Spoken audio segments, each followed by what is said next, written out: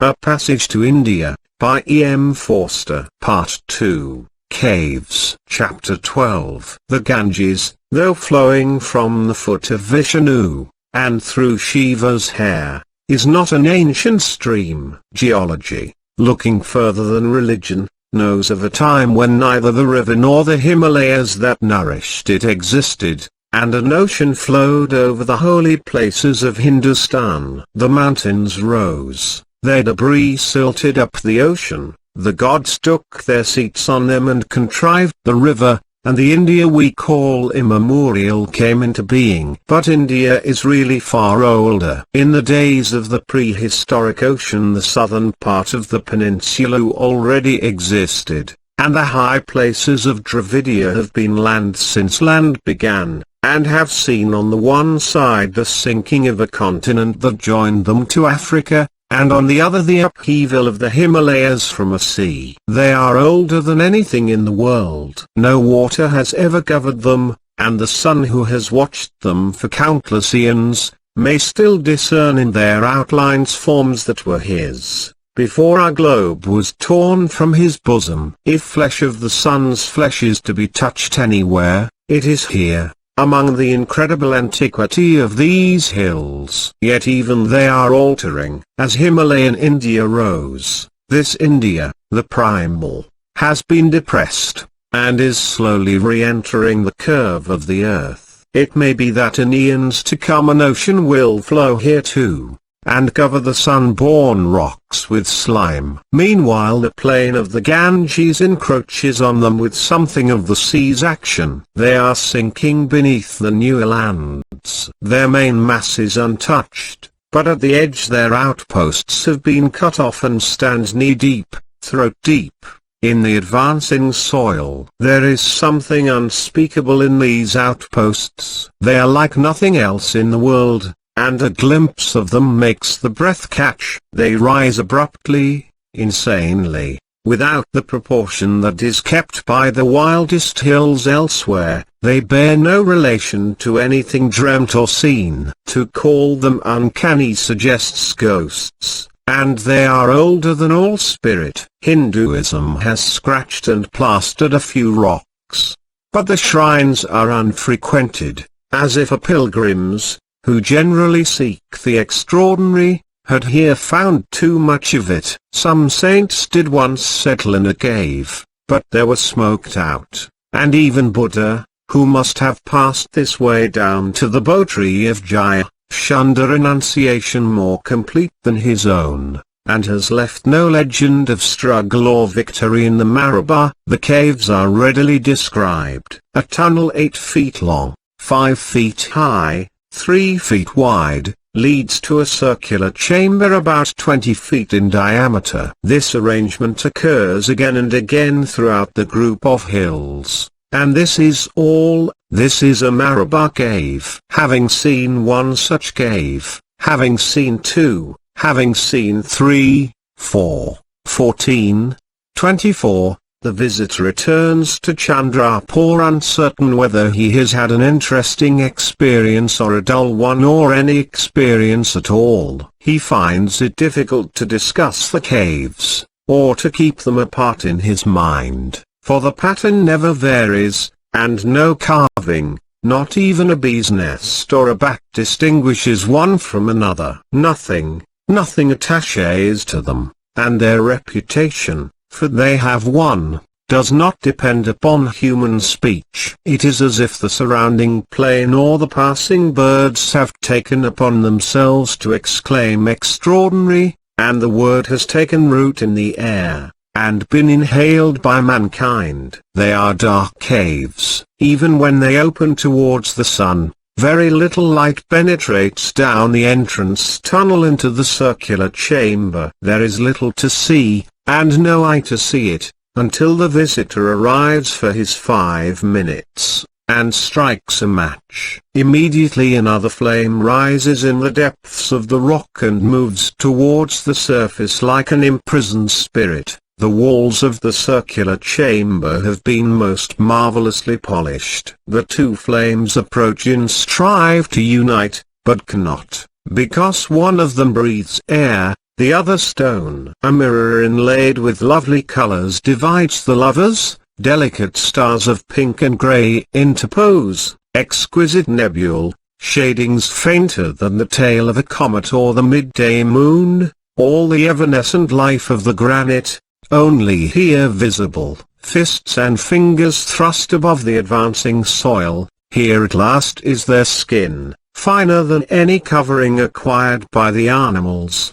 smoother than windless water, more voluptuous than love. The radiance increases, the flames touch one another, kiss, expire. The cave is dark again, like all the caves. Only the wall of the circular chamber has been polished. Thus, the sides of the tunnel are left rough. They impinge as an afterthought upon the internal perfection. An entrance was necessary, so mankind made one. But elsewhere, deeper in the granite, are there certain chambers that have no entrances? Chambers never unsealed since the arrival of the gods. Local report declares that these exceed in number those that can be visited, as the dead exceed the living, 400 of them. 4,000 or million. Nothing is inside them. They were sealed up before the creation of pestilence or treasure. If mankind grew curious and excavated, nothing would be added to the sum of good or evil. One of them is rumored within the boulder that swings on the summit of the highest of the hills, a bubble-shaped cave that has neither ceiling nor floor, and mirrors its own darkness in every direction infinitely. If the boulder falls and smashes, the cave will smash too, empty as an Easter egg. The boulder, because of its hollowness, sways in the wind, and even moves when a crow perches upon it, hence its name and the name of its stupendous pedestal, the Kawadol.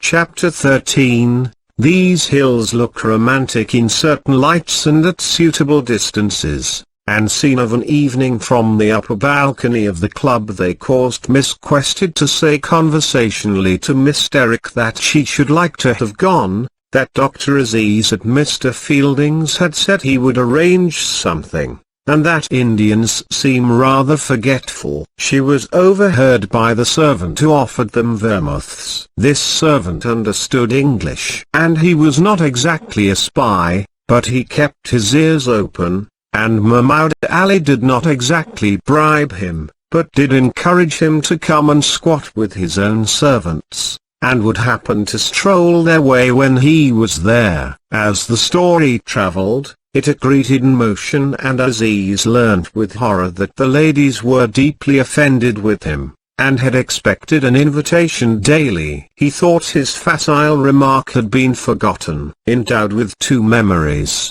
a temporary and a permanent, he had hitherto relegated the caves to the former. Now he transferred them once for all, and pushed the matter through. They were to be a stupendous replica of the tea party. He began by securing Fielding and old God Bowl, and then commissioned Fielding to approach Mrs. Moore and Miss Quested when they were alone. By this device Ronnie, their official protector, could be circumvented. Fielding didn't like the job much. He was busy, caves bored him, he foresaw friction and expense, but he would not refuse the first favor his friend had asked from him, and did as required. The ladies accepted. It was a little inconvenient in the present press of their engagements, still, they hoped to manage it after consulting Mr. Heaslop. Consulted, Ronnie raised no objection, provided Fielding undertook full responsibility for their comfort. He was not enthusiastic about the picnic, but,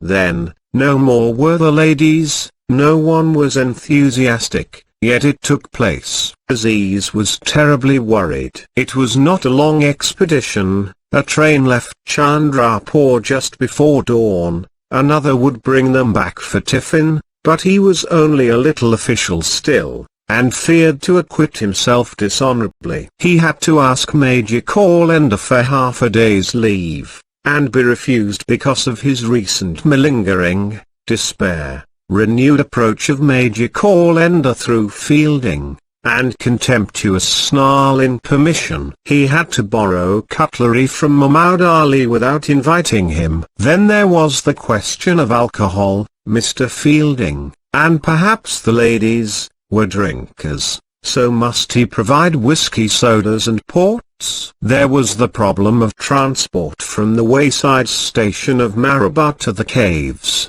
There was the problem of Professor Godbowl and his food, and of Professor Godbowl and other people's food. Two problems, not one problem. The professor was not a very strict Hindu. He would take tea, fruit, soda water and sweets, whoever cooked them, and vegetables and rice if cooked by a Brahmin, but not meat, not cakes lest they contained eggs, and he would not allow anyone else to eat beef. A slice of beef upon a distant plate would wreck his happiness. Other people might eat mutton, they might eat ham. But over Hamaz's own religion raised its voice. He did not fancy other people eating ham. Trouble after trouble encountered him, because he had challenged the spirit of the Indian earth, which tries to keep men in compartments. At last the moment arrived. His friends thought him most unwise to mix himself up with English ladies, and warned him to take every precaution against unpunctuality. Consequently he spent the previous night at the station. The servants were huddled on the platform, enjoined not to stray. He himself walked up and down with old Muhammad Latif, who was to act as major domo. He felt insecure and also unreal. A car drove up, and he hoped Fielding would get out of it, to lend him solidity. But it contained Mrs. Moore, Miss Quested, and their Guernese servant. He rushed to meet them, suddenly happy. "But you've come, after all. Oh, how very, very kind of you," he cried. "This is the happiest moment in all my life." The ladies were civil. It was not the happiest moment in their lives, still, they looked forward to enjoying themselves as soon as the bother of the early start was over. They had not seen him since the expedition was arranged, and they thanked him adequately. "You don't require tickets, please." "Stop your servant. There are no tickets on the Marabah branch line. It is its peculiarity. You come to the carriage and rest till Mr. Fielding joins us. Did you know you are to travel veiled? Will you like that?"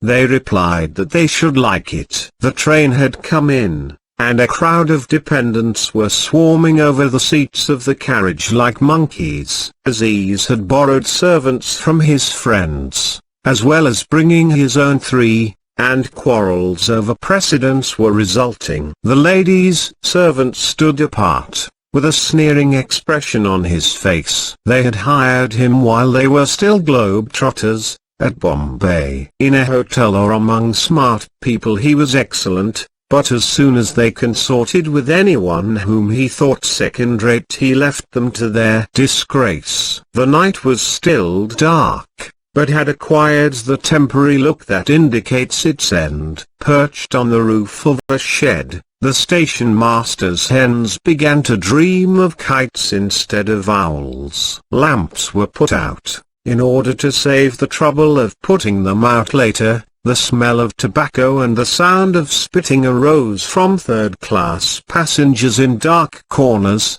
Heads were unshrouded, teeth cleaned on the twigs of a tree. So convinced was a junior official that another sun would rise, that he rang a bell with enthusiasm. This upset the servants. They shrieked that the train was starting, and ran to both ends of it to intercede. Much had still to enter the veiled carriage: a box bound with brass, a melon wearing a fez, a towel containing guavas, a step-ladder and a gun. The guests played up all right. They had no race consciousness. Mrs. Moore was too old, Miss Quested too new, and they behaved to Aziz as to any young man who had been kind to them in the country. This moved him deeply. He had expected them to arrive with Mr. Fielding, instead of which they trusted themselves to be with him a few moments alone. "Send back your servant," he suggested. "He is unnecessary. Then we shall all be Muslims together.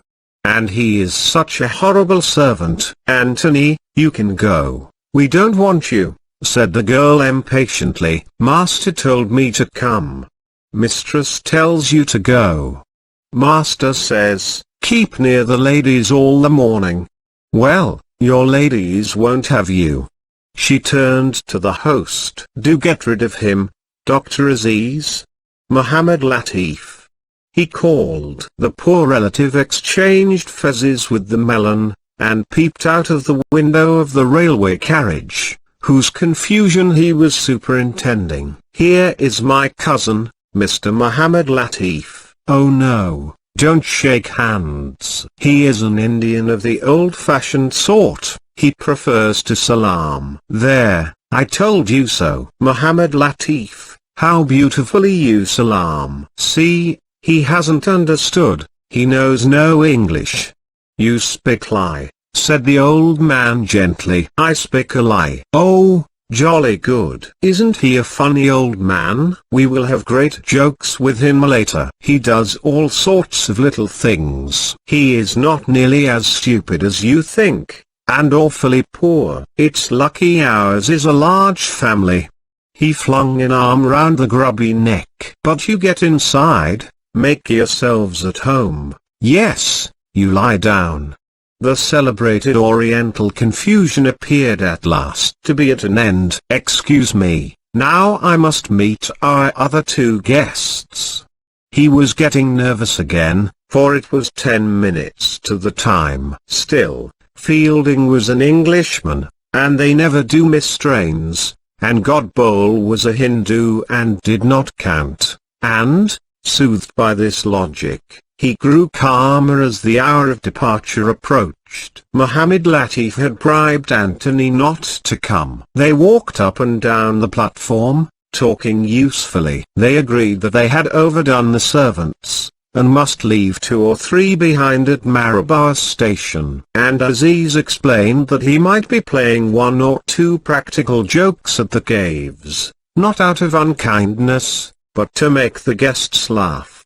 The old man assented with slight sideway motions of the head. He was always willing to be ridiculed, and he bade Aziz not spare him. Elated by his importance, he began an indecent anecdote. "Tell me another time, brother, when I have more leisure. For now, as I have already explained, we have to give pleasure to non-Muslims. 3 will be Europeans, 1 a Hindu, which must not be forgotten. Every attention must be paid to Professor Godbowl, lest he feel that he is inferior to my other guests.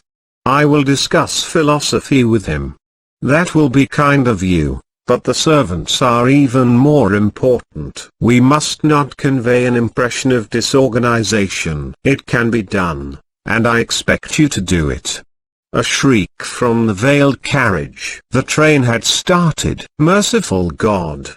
cried Mohammed Latif. He flung himself at the train, and leapt onto the footboard of a carriage. Aziz did likewise. It was an easy feat, for a branch line train is slow to assume special airs. "We're monkeys, don't worry," he called, hanging on to a bar and laughing. Then he howled, "Mr. Fielding! Mr. Fielding!" There were Fielding and old Godbowl, held up at the level crossing. Appalling catastrophe. The gates had been closed earlier than usual. They leapt from their horse-cart, they gesticulated, but what was the good? So near and yet so far. As the train joggled past over the points, there was time for agonized words. "Bad. Bad. You have destroyed me."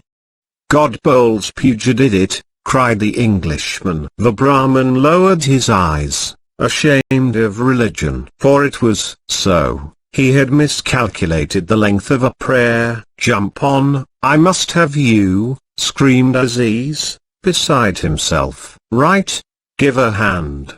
"He's not to, he'll kill himself," Mrs. Moore protested. He jumped, he failed, missed his friend's hand, and fell back onto the line. The train rumbled past. He scrambled onto his feet, and bawled after them, "I'm all right, you're all right, don't worry," and then they passed beyond range of his voice. Mrs. Moore, misquested, "Our expedition is a ruin." He swung himself along the footboard, almost in tears. Get in, you'll kill yourself as well as Mr. Fielding." "I see no ruin." "How is that?" "Oh, explain to me," he said piteously, like a child. "We shall be all Muslims together now, as you promised." She was perfect as always, his dear Mrs. Moore. All the love for her he had felt at the mosque welled up again, the fresher for forgetfulness. There was nothing he would not do for her. He would die to make her happy. "Get in, Dr. Aziz, you make us giddy," the other lady called. "If they're so foolish as to miss the train, that's their loss, not ours. I am to blame. I am the host." "Nonsense. Go to your carriage. We're going to have a delightful time without them." Not perfect like Mrs. Moore, but very sincere and kind. Wonderful ladies, both of them, and for one precious morning his guests. He felt important and competent. Fielding was a loss personally, being a friend, increasingly dear, yet if Fielding had come, he himself would have remained in leading strings. "Indians are incapable of responsibility," said the officials, and Hamidullah sometimes said so too. He would show those pessimists that they were wrong. Smiling proudly, he glanced outward at the country, which was still invisible except as a dark movement in the darkness, then upwards at the sky, where the stars of the sprawling Scorpion had begun to pale. Then he dived through a window into a second-class carriage. "Muhammad Latif, by the way, what is in these caves, brother? Why are we all going to see them?" Such a question was beyond the poor relative's scope. He could only reply that God and the local villagers knew, and that the latter would gladly act as guides. Chapter 14. Most of life is so dull that there is nothing to be said about it, and the books and talk that would describe it as interesting are obliged to exaggerate, in the hope of justifying their own existence. Inside its cocoon of work or social obligation, the human spirit slumbers for the most part, registering the distinction between pleasure and pain, but not nearly as alert as we pretend. There are periods in the most thrilling day during which nothing happens, and though we continue to exclaim, "I do enjoy myself," or "I am horrified," we are insincere. As far as I feel anything, it is enjoyment. Horror it's no more than that really, and a perfectly adjusted organism would be silent. It so happened that Mrs. Moore and Ms. Quested had felt nothing acutely for a fortnight. Ever since Professor Godpole had sung his queer little song, they had lived more or less inside cocoons, and the difference between them was that the elder lady accepted her own apathy, while the younger resented hers. It was Adela's faith that the whole stream of events is important and interesting, and if she grew bored she blamed herself severely and compelled her lips to utter enthusiasms. This was the only insincerity, in a character, otherwise sincere, and it was indeed the intellectual protest of her youth. She was particularly vexed now because she was both in India and engaged to be married, which double event should have made every instant sublime. India was certainly dim this morning, though seen under the auspices of Indians. Her wish had been granted, but too late. She could not get excited over Aziz and his arrangements. She was not the least unhappy or depressed, and the various odd objects that surrounded her, the comic veiled carriage, the piles of rugs and bolsters, the rolling melons, the scent of sweet oils, the ladder, the brass-bound box, the sudden eruption of Mahmoud Ali's butler from the lavatory with tea and poached eggs upon a tray, they were all new and amusing, and led her to comment appropriately, but they wouldn't bite into her mind. So she tried to find comfort by reflecting that her main interest would henceforward be Ronnie. What a nice cheerful servant. What a relief after Anthony. They startle one rather. A strange place to make tea in, said Mrs. Moore, who had hoped for a nap. I want to sack Anthony. His behavior on the platform has decided me. Mrs. Moore thought that Anthony's better self would come to the front at Simla. Miss Quested was to be married at Simla. Some cousins, with a house looking straight onto Tibet, had invited her. Anyhow, we must get a second servant, because at Simla you will be at the hotel, and I don't think Ronnie's ball day. She loved plans. Very well, you get another servant, and I'll keep Anthony with me. I am used to his unappetizing ways. He will see me through the hot weather. I don't believe in the hot weather. People like Major Callender who always talk about it. It's in the hope of making one feel inexperienced and small, like they're everlasting. I've been 20 years in this country. I believe in the hot weather, but never did I suppose it would bottle me up as it will. For owing to the sage leisureliness of Ronnie and Adela, they could not be married till May, and consequently Mrs. Moore could not return to England immediately after the wedding, which was what she had hoped to do. By May a barrier of fire would have fallen across India and the adjoining sea, and she would have to remain perched up in the Himalayas waiting for the world to get cooler. I won't be bottled up, announced the girl. I've no patience with these women here who leave their husbands grilling in the plains. Mrs. McBride hasn't stopped down once since she married. She leaves her quite intelligent husband alone half the year, and then's surprised she's out of touch with him. She has children, you see. Oh yes, that's true, said Miss Quested, disconcerted. It is the children who are the first consideration, until they are grown up, and married off. When that happens one has again the right to live for oneself, in the plains or the hills, as suits. Oh yes, you're perfectly right. I never thought it out. If one has not become too stupid and old. She handed her empty cup to the servant. My idea now is that my cousins shall find me a servant in Simla, at all events to see me through the wedding, after which Ronnie means to reorganize his staff entirely. He does it very well for a bachelor. Still, when he is married no doubt various changes will have to be made. His old servants won't want to take their orders from me, and I don't blame them. Mrs. Moore pushed up the shutters and looked out. She had brought Ronnie and Adela together by their mutual wish, but really she could not advise them further. She felt increasingly, vision or nightmare, that, though people are important, the relations between them are not, and that in particular too much fuss has been made over marriage, centuries of carnal embracement, yet man is no nearer to understanding man. And today she felt this with such force that it seemed itself a relationship, itself a person who was trying to take hold of her hand. Anything to be seen of the hills? Only various shades of the dark. We can't be far from the place where my hyena was.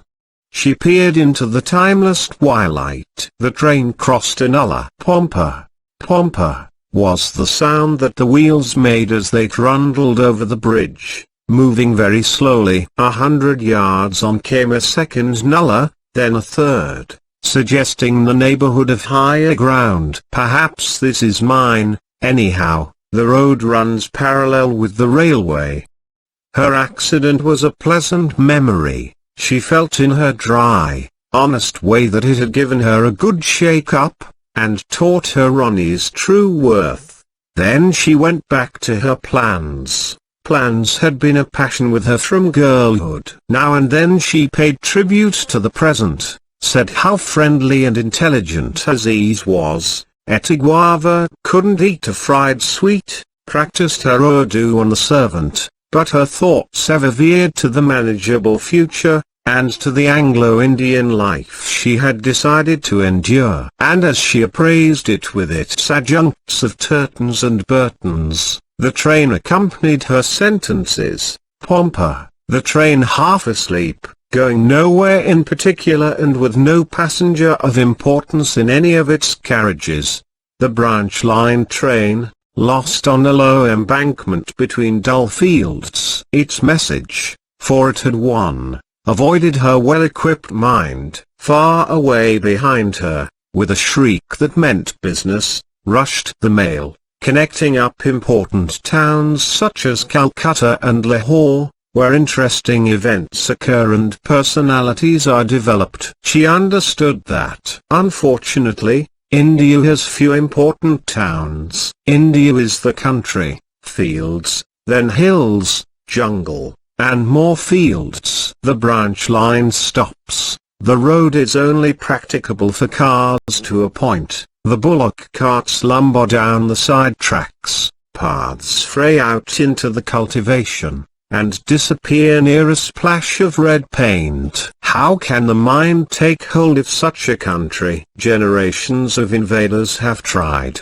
but they remain in exile. The important towns they build are only retreats, their quarrels the malaise of men who cannot find their way home. India knows of their trouble. She knows of the whole world's trouble, to its uttermost depth. She calls come through her 100 mouths, through objects ridiculous and august. But come to what? She has never defined. She is not a promise, only an appeal. I will fetch you from Simla when it's cool enough. I will unbottle you in fact, continued the reliable girl. We then see some of the Mughal stuff. How appalling if we let you miss the Taj Mahal, and then I will see you off at Bombay. Your last glimpse of this country really shall be interesting. But Mrs. Moore had fallen asleep, exhausted by the early start. She was in rather low health, and ought not to have attempted the expedition, but had pulled herself together in case the pleasure of the others should suffer. Her dreams were of the same texture. But there it was her other children who were wanting something, Stella and Ralph, and she was explaining to them that she could not be in two families at once. When she awoke, Adela had ceased to plan, and leant out of a window, saying, "They're rather wonderful. Astonishing even from the rise of the civil station. Here the Marabar were gods to whom earth is a ghost." Kawadol was nearest. It shot up in a single slab, on whose summit one rock was poised, if a mass so great can be called one rock. Behind it, recumbent, were the hills that contained the other caves, isolated each from his neighbor by broad channels of the plain.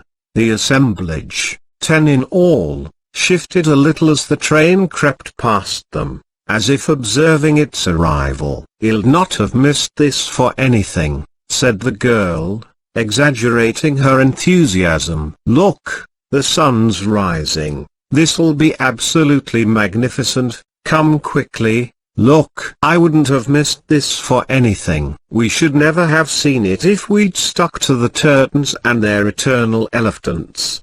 As she spoke, the sky to the left turned angry orange. Color throbbed and mounted behind a pattern of trees, grew in intensity, was yet brighter, incredibly brighter, strained from without against the globe of the air. They awaited the miracle. But at the supreme moment, when night should have died and day lived, nothing occurred. It was as if virtue had failed in the celestial fount. The hues in the east decayed. The hills seemed dimmer though in fact better lit, and a profound disappointment entered with the morning breeze. Why, when the chamber was prepared, did the bridegroom not enter with trumpets and shawms, as humanity expects? The sun rose without splendor. He was presently observed trailing yellowish behind the trees, or against insipid sky, and touching the bodies already at work in the fields. Ah, that must be the false dawn. Isn't it caused by dust in the upper layers of the atmosphere that couldn't fall down during the night? I think Mr. McBride said so. Well, I must admit that England has it as regards sunrises. Do you remember Grasmere? Ah, dearest Grasmere. Its little lakes and mountains were beloved by them all. Romantic yet manageable, it sprang from a kindlier planet. Here an untidy plain stretched to the knees of the Maraba. Good morning, put on your caps, shouted Aziz from farther down the train. Put on your caps at once. The early sun is highly dangerous for heads. I speak as a doctor. Good morning, put on your own.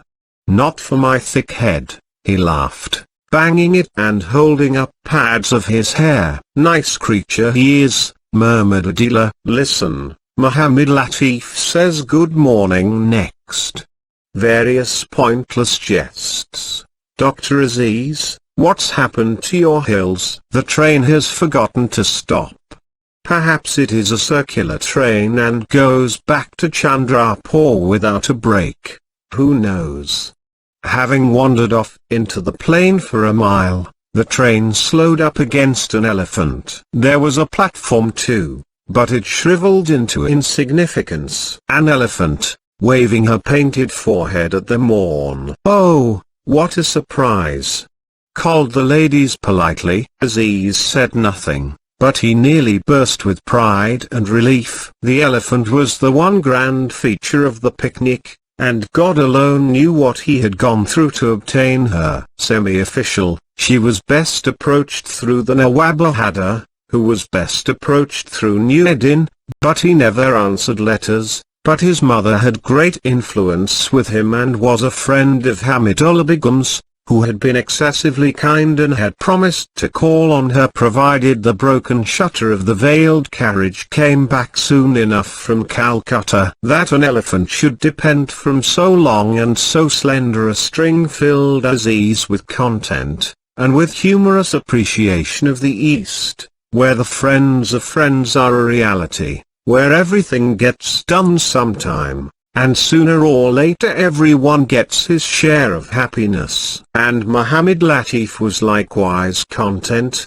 because two of the guests had missed the train, and consequently he could ride on the howdah instead of following in a cart, and the servants were content because an elephant increased their self-esteem, and they tumbled out the luggage into the dust with shouts and bangs, issuing orders to one another, and convulsed with goodwill. It takes an hour to get there, an hour to get back, and 2 hours for the caves, which we will call 3, said Aziz, smiling charmingly. There was suddenly something regal about him. The train back is at 11:30, and you will be sitting down to your tiffin in Chandrapur with Mr. Heslop at exactly your usual hour, namely, 1:15. I know everything about you. 4 hours, quite a small expedition, and an hour extra for misfortunes, which occur somewhat frequently among my people. My idea is to plan everything without consulting you,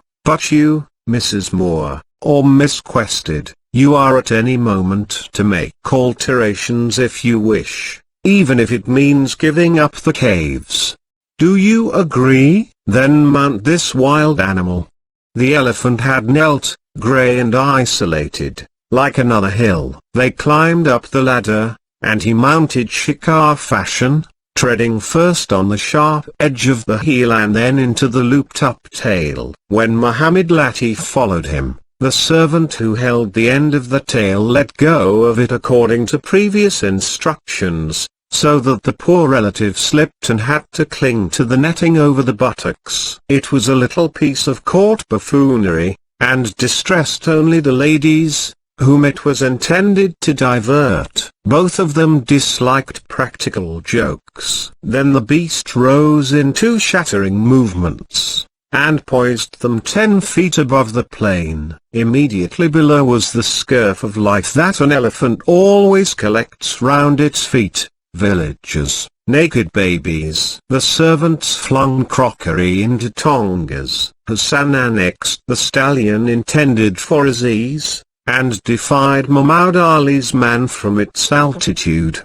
The Brahmin who had been hired to cook for Professor Godbowl was planted under an acacia tree, to await their return. The train, also hoping to return, wobbled away through the fields, turning its head this way and that like a centipede. And the only other movement to be seen was a movement as of antennae, really the counterpoises of the wells which rose and fell on their pivots of mud all over the plain and dispersed a feeble flow of water. The scene was agreeable rather than not in the mild morning air, but there was little color in it, and no vitality. As the elephant moved towards the hills, the pale sun had by this time saluted them to the base, and penciled shadows down their creases. A new quality occurred, a spiritual silence which invaded more senses than the ear. Life went on as usual, but had no consequences, that is to say, sounds did not echo or thoughts develop. Everything seemed cut off at its root, and therefore infected with illusion. For instance, there were some mounds by the edge of the track, low, serrated, and touched with whitewash. What were these mounds? Graves, breasts of the goddess Parvati. The villagers beneath gave both replies. Again, there was a confusion about a snake which was never cleared up. Miss Quested saw a thin, dark object reared on end at the farther side of a watercourse, and said, "A snake." The villagers agreed, and Aziz explained, "Yes, a black cobra, very venomous, who had reared himself up to watch the passing of the elephant, but when she looked through Ronnie's field glasses, she found it wasn't a snake, but the withered and twisted stump of a toddy palm. So she said, 'It isn't a snake.'"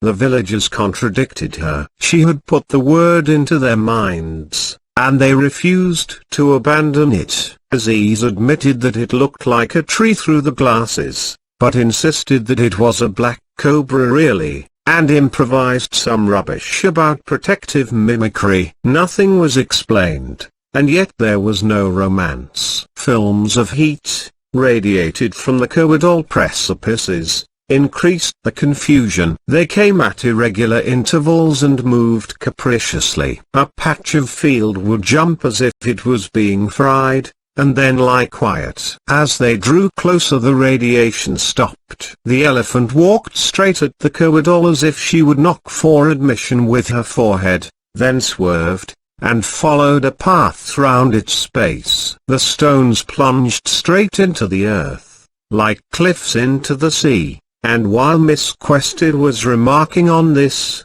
and saying that it was striking, the plane quietly disappeared, peeled off, so to speak, and nothing was to be seen on either side but the granite, very dead and quiet. The sky dominated as usual, but seemed unhealthily near, adhering like a ceiling to the summits of the precipices. It was as if the contents of the corridor had never been changed. Occupied by his own munificence, Aziz noticed nothing.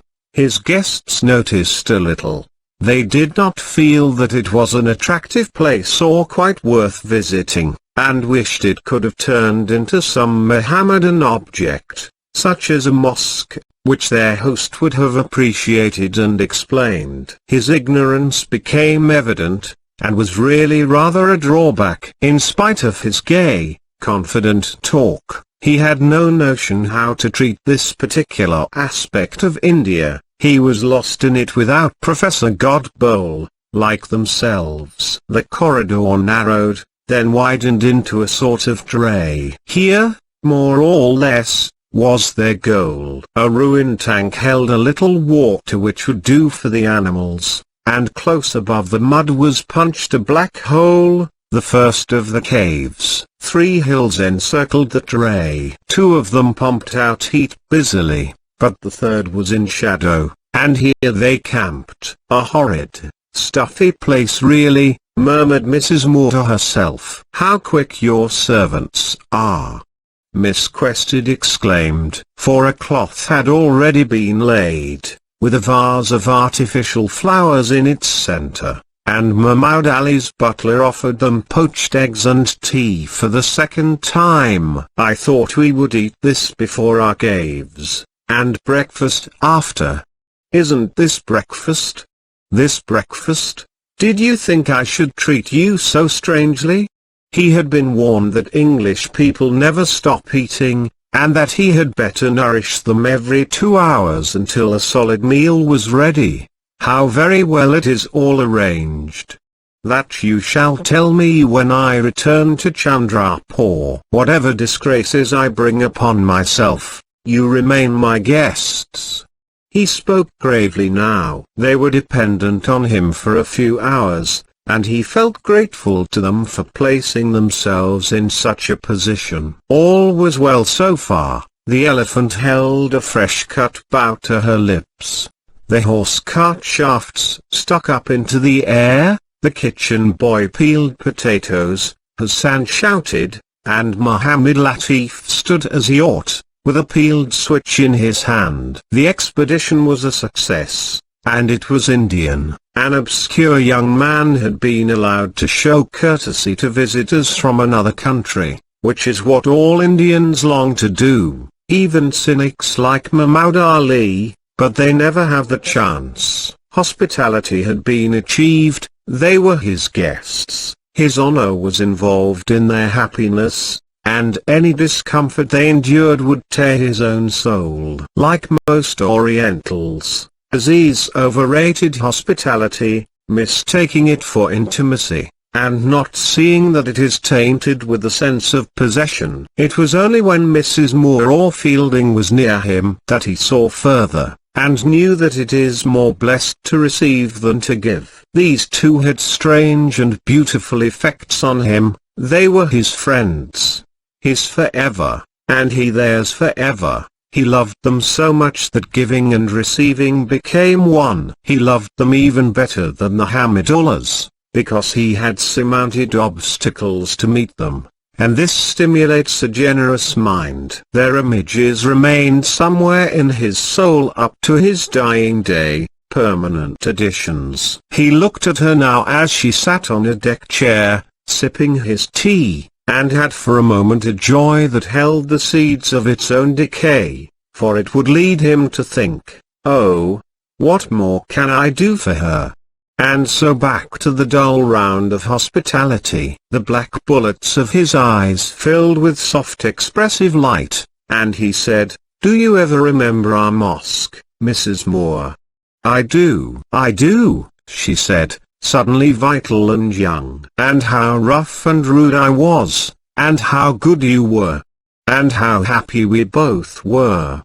Friendships last longest that begin like that, I think. Shall I ever entertain your other children?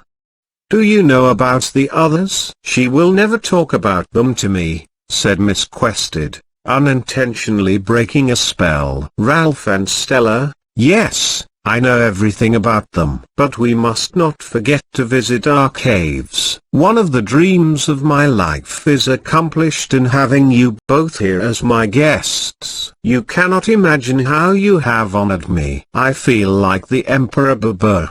Why like him? She inquired, rising.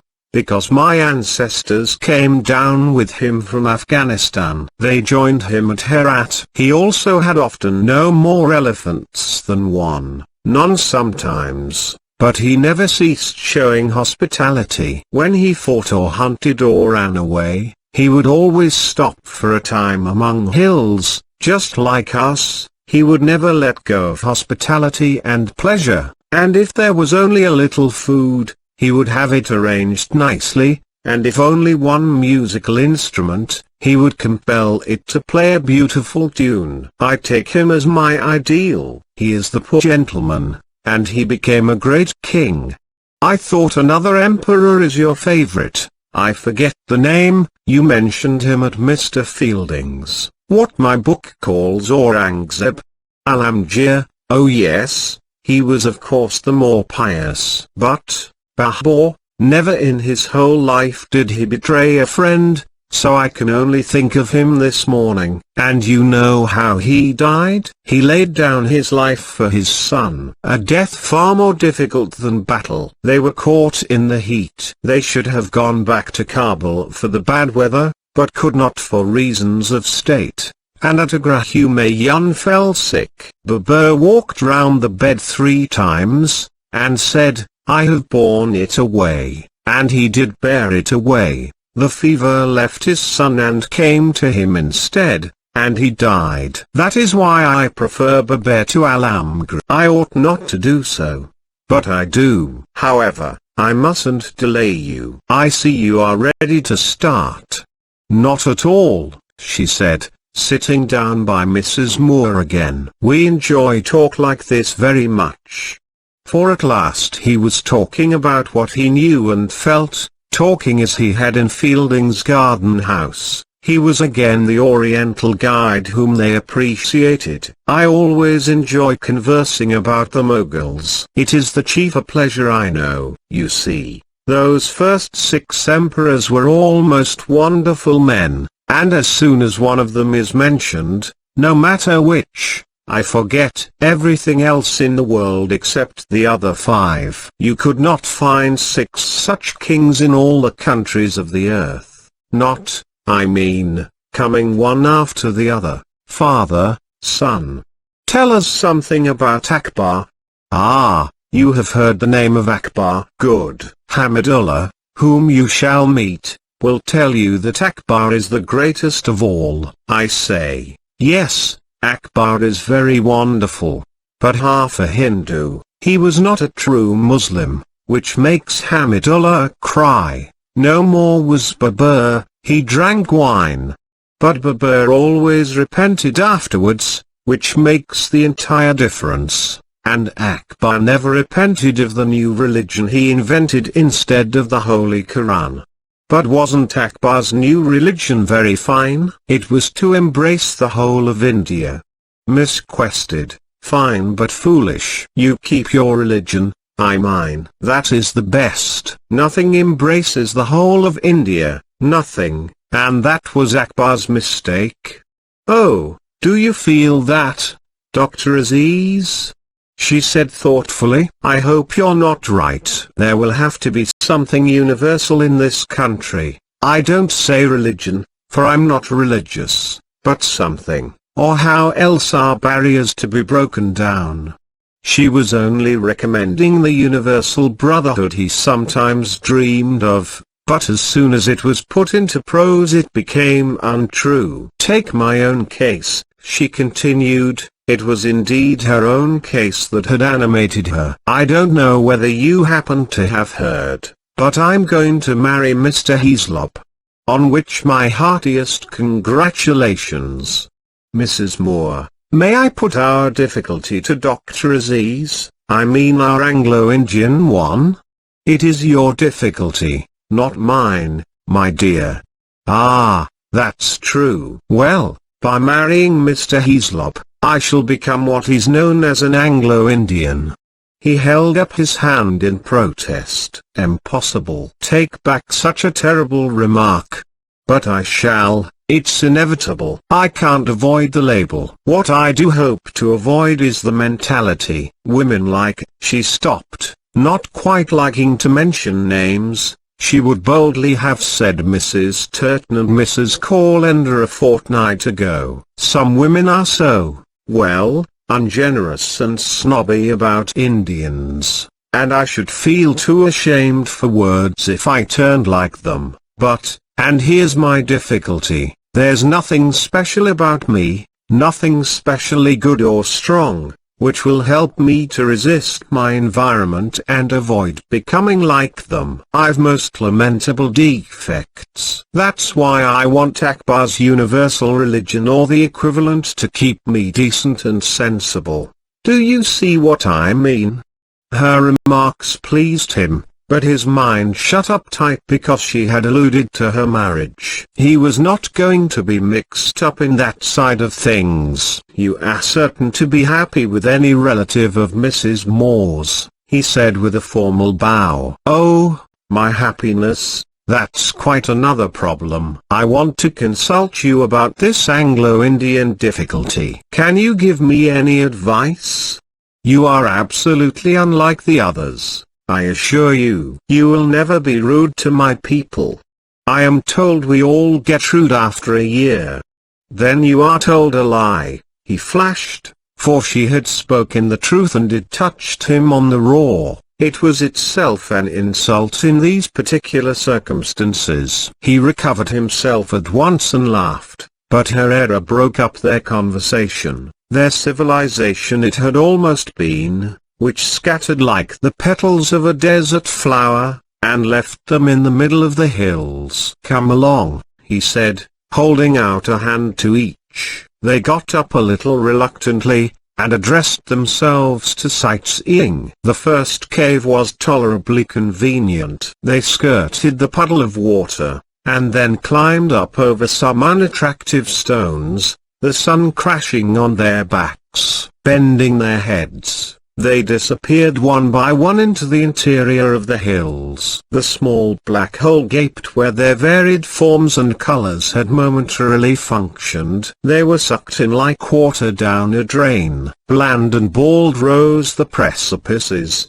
bland and glutinous the sky that connected the precipices, solid and white. A Brahmini kite flapped between the rocks with a clumsiness that seemed intentional. Before man, with his itch for the seemly, had been born, the planet must have looked thus. The kite flapped away. Before birds, perhaps. And then the whole belched and humanity returned. A Marabar cave had been horrid as far as Mrs. Moore was concerned, for she had nearly fainted in it, and had some difficulty in preventing herself from saying so as soon as she got into the air again. It was natural enough. She had always suffered from faintness, and the cave had become too full, because all their retinue followed them. Crammed with villagers and servants, the circular chamber began to smell. She lost Aziz and Adila in the dark, didn't know who touched her, couldn't breathe, and some vile naked thing struck her face and settled on her mouth like a pad. She tried to regain the entrance tunnel, but an influx of villagers swept her back. She hit her head. For an instant she went mad, hitting and gasping like a fanatic. For not only did the crush and stench alarm her, there was also a terrifying echo. Professor Godpole had never mentioned an echo, it never impressed him, perhaps. There are some exquisite echoes in India. There is the whisper round the dome at Bijapur, there are their long, solid sentences that voyage through the air at Mandu, and return unbroken to their creator.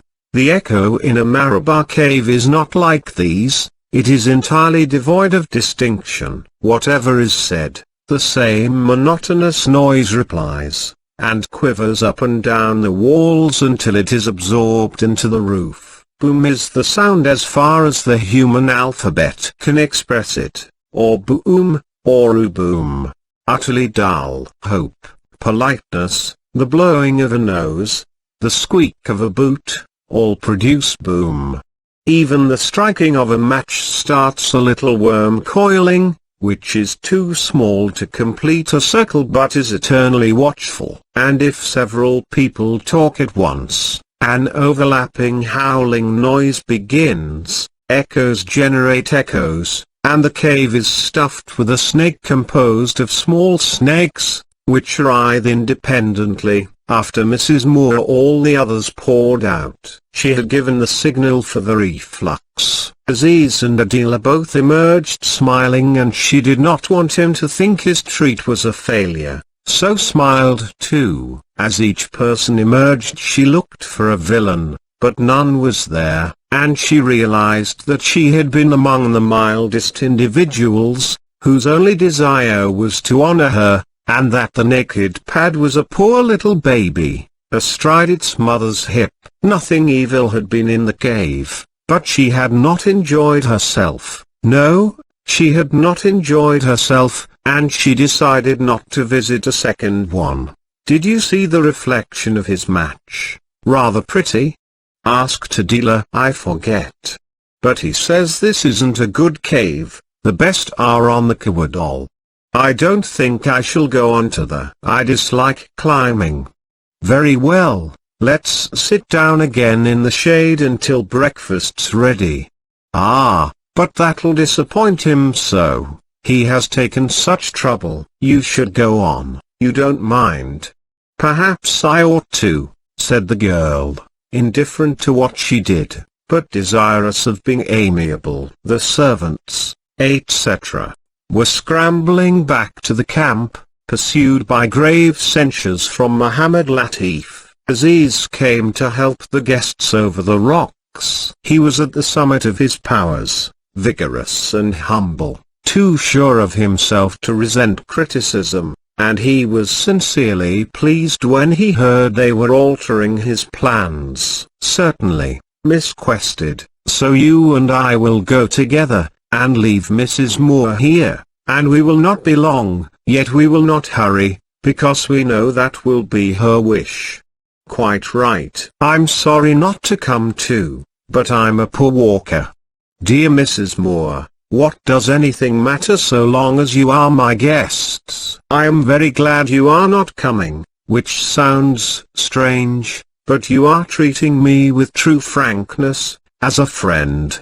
"Yes, I am your friend," she said, laying her hand on his sleeve, and thinking, despite her fatigue, how very charming, how very good he was, and how deeply she desired his happiness. "So may I make another suggestion? Don't let so many people come with you this time. I think you may find it more convenient." "Exactly," he cried, and, rushing to the other extreme, forbade all except one guide to accompany Miss Quested and him to the Kawadol. "Is that all right?" he inquired. "Quite right. Now enjoy yourselves, and when you come back tell me all about it." And she sank into the deck chair. If they reached the big pocket of caves, they would be away nearly an hour. She took out her writing pad, and began, "Dear Stella, dear Ralph," then stopped, and looked at the queer valley and their feeble invasion of it. Even the elephant had become a nobody. Her eye rose from it to the entrance tunnel. No, she did not wish to repeat that experience. The more she thought over it, the more disagreeable and frightening it became. She minded it much more now than at the time. The crush and the smells she could forget. But the echo began in some indescribable way to undermine her hold on life. Coming at a moment when she chanced to be fatigued, it had managed to murmur, "Pathos, piety, courage, they exist, but are identical, and so is filth. Everything exists, nothing has value." If one had spoken vileness in that place, or quoted lofty poetry, the comment would have been the same, boom. If one had spoken with the tongues of angels and pleaded for all the unhappiness and misunderstanding in the world, past, present, and to come, for all the misery men must undergo whatever their opinion and position, and however much they dodge or bluff, it would amount to the same. The serpent would descend and return to the ceiling. Devils are of the north, and poems can be written about them, but no one could romanticize the Marabah because it robbed infinity and eternity of their vastness, the only quality that accommodates them to mankind. She tried to go on with her letter, reminding herself that she was only an elderly woman who had got up too early in the morning and journeyed too far, that the despair creeping over her was merely her despair, her personal weakness, and that even if she got a sunstroke and went mad, the rest of the world would go on. But suddenly, at the edge of her mind, religion appeared, poor little talkative Christianity, and she knew that all its divine words from "let there be light" to "it is finished" only amounted to boom. Then she was terrified over an area larger than usual. The universe, never comprehensible to her intellect, offered no repose to her soul. The mood of the last 2 months took definite form at last, and she realized that she didn't want to write to her children, didn't want to communicate with anyone, not even with God. She sat motionless with horror, and, when old Mohammed Latif came up to her, thought he would notice a difference. For a time she thought, "I am going to be ill," to comfort herself. Then she surrendered to the vision. She lost all interest, even in Aziz, and the affectionate and sincere words that she had spoken to him seemed no longer hers but the air's. Chapter 15. Miss Quested and Aziz and a guide continued the slightly tedious expedition. They did not talk much, for the sun was getting high. The air felt like a warm bath into which hotter water is trickling constantly. The temperature rose and rose. The boulders said, "I am alive." The small stones answered, "I am almost alive." Between the chinks lay the ashes of little plants. They meant to climb to the rocking stone on the summit, but it was too far, and they contented themselves with the big group of caves. En route for these, they encountered several isolated caves, which the guide persuaded them to visit, but really there was nothing to see. They lit a match, admired its reflection in the polish, tested the echo and came out again. Aziz was pretty sure they should come on some interesting old carvings soon, but only meant he wished there were some carvings. His deeper thoughts were about the breakfast. Symptoms of disorganization had appeared as he left the camp. He ran over the menu: an English breakfast, porridge and mutton chops, but some Indian dishes to cause conversation, and pan afterwards. He had never liked Miss Quested as much as Mrs. Moore, and had little to say to her, less than ever now that she would marry a British official. Nor had Adela much to say to him. If his mind was with the breakfast, hers was mainly with her marriage. Simla next week, get rid of Anthony, a view of Tibet, tiresome wedding bells, Agra in October, see Mrs. Moore comfortably off from Bombay. The procession passed before her again, blurred by the heat. And then she turned to the more serious business of her life at Chandrapur. There were real difficulties here, Ronnie's limitations and her own, but she enjoyed facing difficulties, and decided that if she could control her peevishness, always her weak point, and neither rail against Anglo-India nor succumb to it, their married life ought to be happy and profitable. She mustn't be too theoretical. She would deal with each problem as it came up, and trust to Ronnie's common sense and her own. Luckily, each had abundance of common sense and goodwill. But as she toiled over a rock that resembled an inverted saucer, she thought, what about love? The rock was nicked by a double row of footholds, and somehow the question was suggested by them. Where had she seen footholds before? Oh yes. They were the pattern traced in the dust by the wheels of the Nawab Bahadir's car. She and Ronnie, no, they did not love each other. "Do I take you too fast?" inquired Aziz, for she had paused. a doubtful expression on her face. The discovery had come so suddenly that she felt like a mountaineer whose rope had broken. Not to love the man one's going to marry, not to find it out till this moment, not even to have asked oneself the question until now. Something else to think out. Vexed rather than appalled, she stood still, her eyes on the sparkling rock. There was esteem and animal contact at dusk, but the emotion that links them was absent. Ought she to break her engagement off? She was inclined to think not, it would cause so much trouble to others. Besides, she wasn't convinced that love is necessary to a successful union. If love is everything, few marriages would survive the honeymoon. "No, I'm all right, thanks," she said, and, her emotions well under control, resumed the climb, though she felt a bit dashed. Aziz held her hand. The guide adhered to the surface like a lizard and scampered about as if governed by a personal center of gravity. "Are you married, Dr. Aziz?"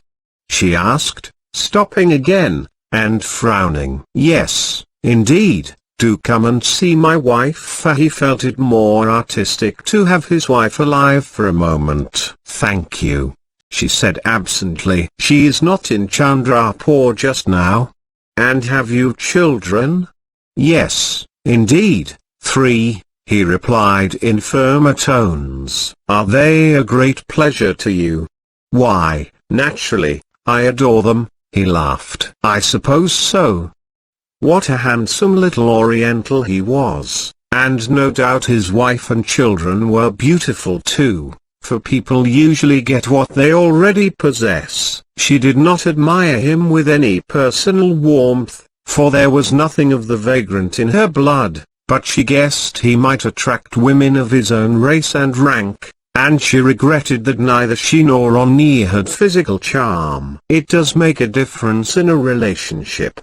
Beauty, thick hair, a fine skin. Probably this man had several wives. Mohammedans always insist on their full 4, according to Mrs. Tait.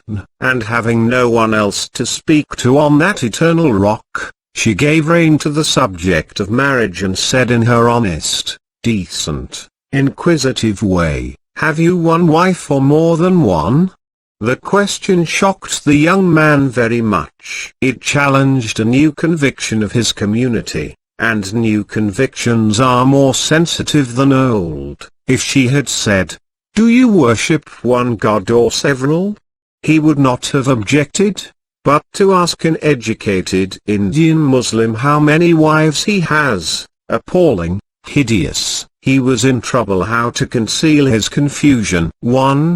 One in my own particular case," he sputtered, and let go of her hand. Quite a number of caves were at the top of the track, and thinking, damn the English even at their best, he plunged into one of them to recover his balance. She followed at her leisure, quite unconscious that she had said the wrong thing, and not seeing him, she also went into a cave, thinking with half her mind sightseeing bores me, and wondering with the other half about marriage.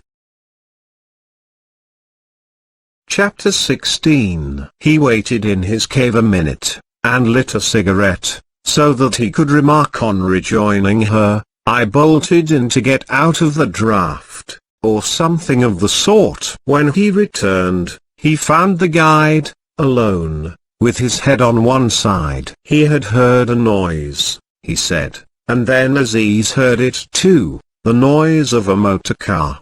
They were now on the outer shoulder of the corridor, and by scrambling 20 yards they got a glimpse of the plain. A car was coming towards the hills down the Chandrapur road, but they could not get a good view of it, because the precipitous bastion curved at the top, so that the base was not easily seen, and the car disappeared as it came nearer. No doubt it would stop almost exactly beneath them, at the place where the pucker road degenerated into a path, and the elephant had turned to sidle into the hills. He ran back, to tell the strange news to his guest. The guide explained that she had gone into a cave. Which cave?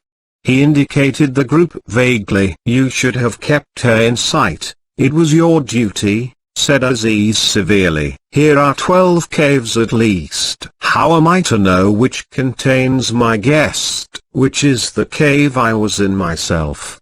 The same vague gesture. And Aziz, looking again, could not even be sure he had returned to the same group. Caves appeared in every direction. It seemed their original spawning place, and the orifices were always the same size. He thought, merciful heavens, Miss Quested is lost, then pulled himself together, and began to look for her calmly. Shout, he commanded. When they had done this for a while, the guide explained that to shout is useless, because a Marabah cave can hear no sound but its own. Aziz wiped his head, and sweat began to stream inside his clothes. The place was so confusing. It was partly a terrace, partly a zigzag, and full of grooves that led this way and that like snake tracks. He tried to go into every one, but he never knew where he had started. Caves got behind caves or confabulated in pairs,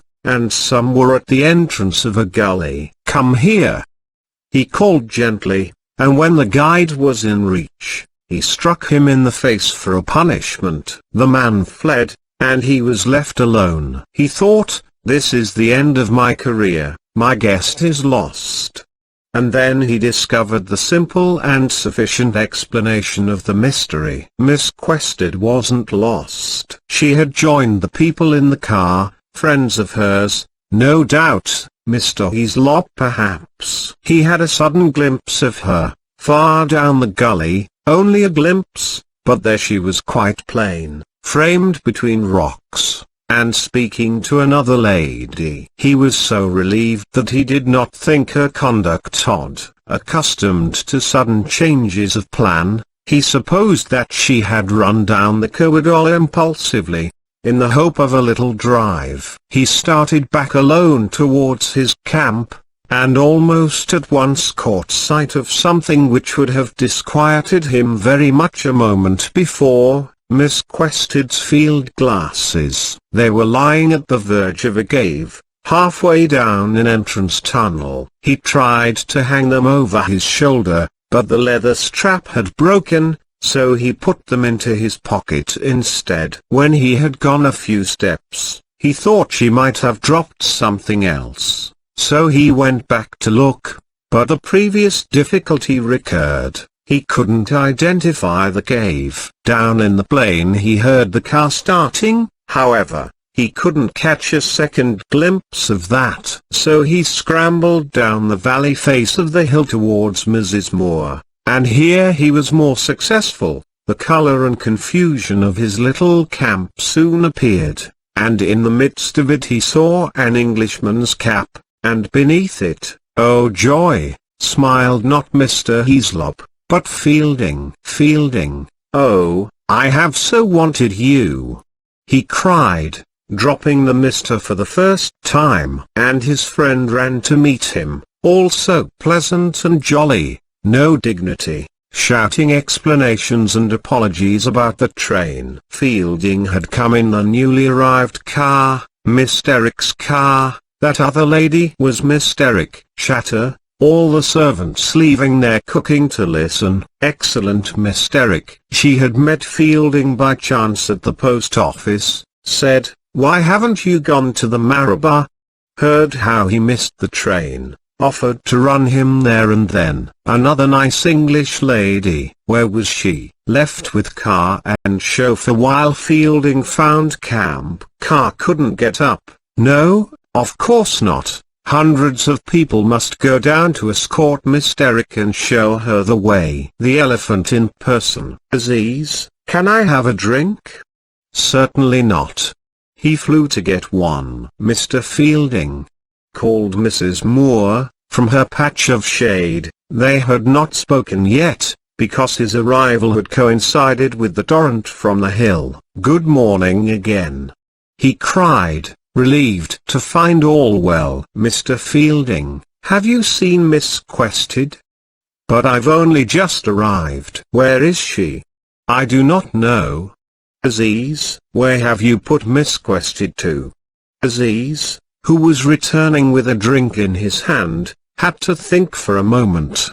His heart was full of new happiness. The picnic, after a nasty shock or two, had developed into something beyond his dreams, for Fielding had not only come, but brought an uninvited guest. "Oh, she's all right," he said. "She went down to see Miss Derrick." "Well, here's luck, Chin Chin." "Here's luck, but Chin Chin I do refuse," laughed Fielding, who detested the phrase. "Here's to India. Here's luck, and here's to England." Miss Derrick's chauffeur stopped the cavalcade which was starting to escort his mistress up, and informed it that she had gone back with the other young lady to Chandrapur. She had sent him to say so. She was driving herself. "Oh yes, that's quite likely," said Aziz. "I knew they'd gone for a spin." "Chandrapur?" "The man's made a mistake," Fielding exclaimed. "Oh no, why?" He was disappointed, but made light of it. No doubt the two young ladies were great friends. He would prefer to give breakfast to all four. Still, guests must do as they wish, or they become prisoners. He went away cheerfully to inspect the porridge and the ice. "What's happened?" asked Fielding, who felt at once that something had gone queer. All the way out Miss Derrick had chattered about the picnic, called it an unexpected treat, and said that she preferred Indians who didn't invite her to their entertainments to those who did it. Mrs. Moore sat swinging her foot, and appeared sulky and stupid. She said, "Miss Derrick is most unsatisfactory and restless, always in a hurry, always wanting something new. She will do anything in the world except go back to the Indian lady who pays her." Fielding, who didn't dislike Miss Derrick, replied, "She wasn't in a hurry when I left her. There was no question of returning to Chandrapur. It looks to me as if Miss Quested's in the hurry." "Adela?" "She's never been in a hurry in her life," said the old lady sharply. "I say it'll prove to be Miss Quested's wish. In fact I know it is," persisted the schoolmaster. He was annoyed, chiefly with himself. He had begun by missing a train, a sin he was never guilty of, and now that he did arrive it was to upset Aziz's arrangements for the second time. He wanted someone to share the blame, and frowned at Mrs. Moore rather magisterially. "Aziz is a charming fellow," he announced. "I know," she answered, with a yawn. "He has taken endless trouble to make a success of our picnic." They knew one another very little, and felt rather awkward at being drawn together by an Indian. The racial problem can take subtle forms. In their case it had induced a sort of jealousy, a mutual suspicion. He tried to goad her enthusiasm. She scarcely spoke. Aziz fetched them to breakfast. "It is quite natural about Miss Quested," he remarked, for he had been working the incident a little in his mind, to get rid of its roughnesses. "We were having an interesting talk with our guide, then the car was seen, so she decided to go down to her friend." Incurably inaccurate, he already thought that this was what had occurred. He was inaccurate because he was sensitive. He did not like to remember Miss Quested's remark about polygamy, because it was unworthy of a guest, so he put it from his mind, and with it the knowledge that he had bolted into a cave to get away from her. He was inaccurate because he desired to honor her, and, facts being entangled, he had to arrange them in her vicinity, as one tidies the ground after extracting a weed. Before breakfast was over, he had told a good many lies. She ran to her friend. "I to mine," he went on, smiling. "And now I am with my friends and they are with me and each other, which is happiness." loving them both. He expected them to love each other. They didn't want to. Fielding thought with hostility, I knew these women would make trouble, and Mrs. Moore thought, this man, having missed the train, tries to blame us, but her thoughts were feeble. Since her faintness in the cave she was sunk in apathy and cynicism.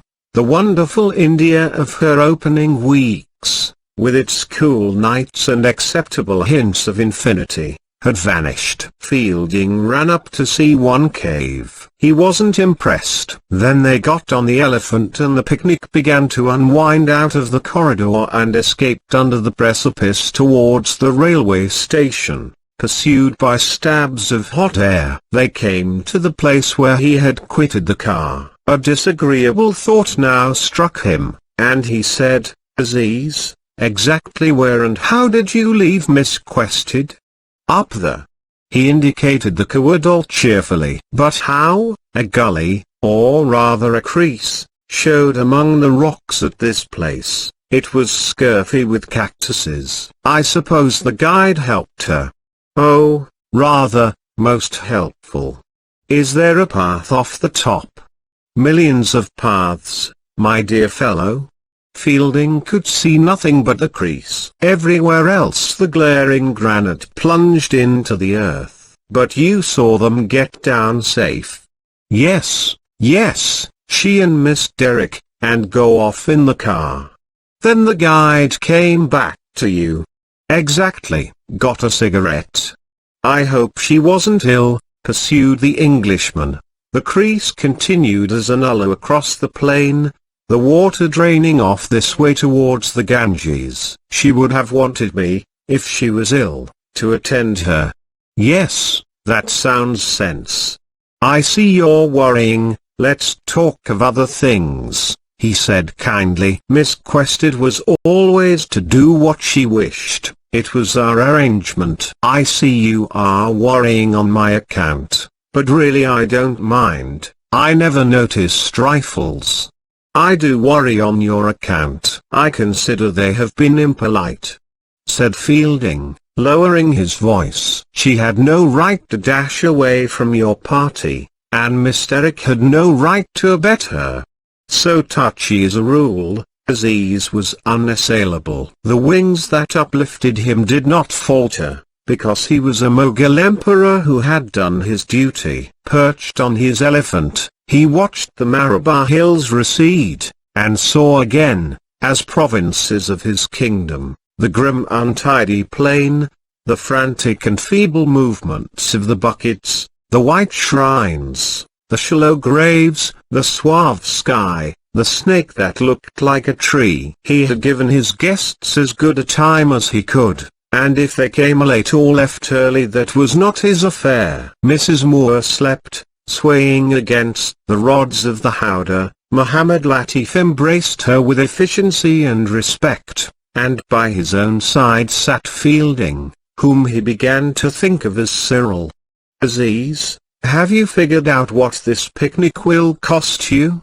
Silent, my dear chap, don't mention that part. Hundreds and hundreds of rupees. The completed account will be too awful. My friend's servants have robbed me right and left, and as for an elephant, she apparently eats gold. I can trust you not to repeat this. And M.L.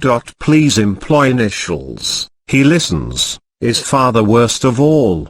I told you he's no good. He is plenty of good for himself. His dishonesty will ruin me. Aziz, how monstrous.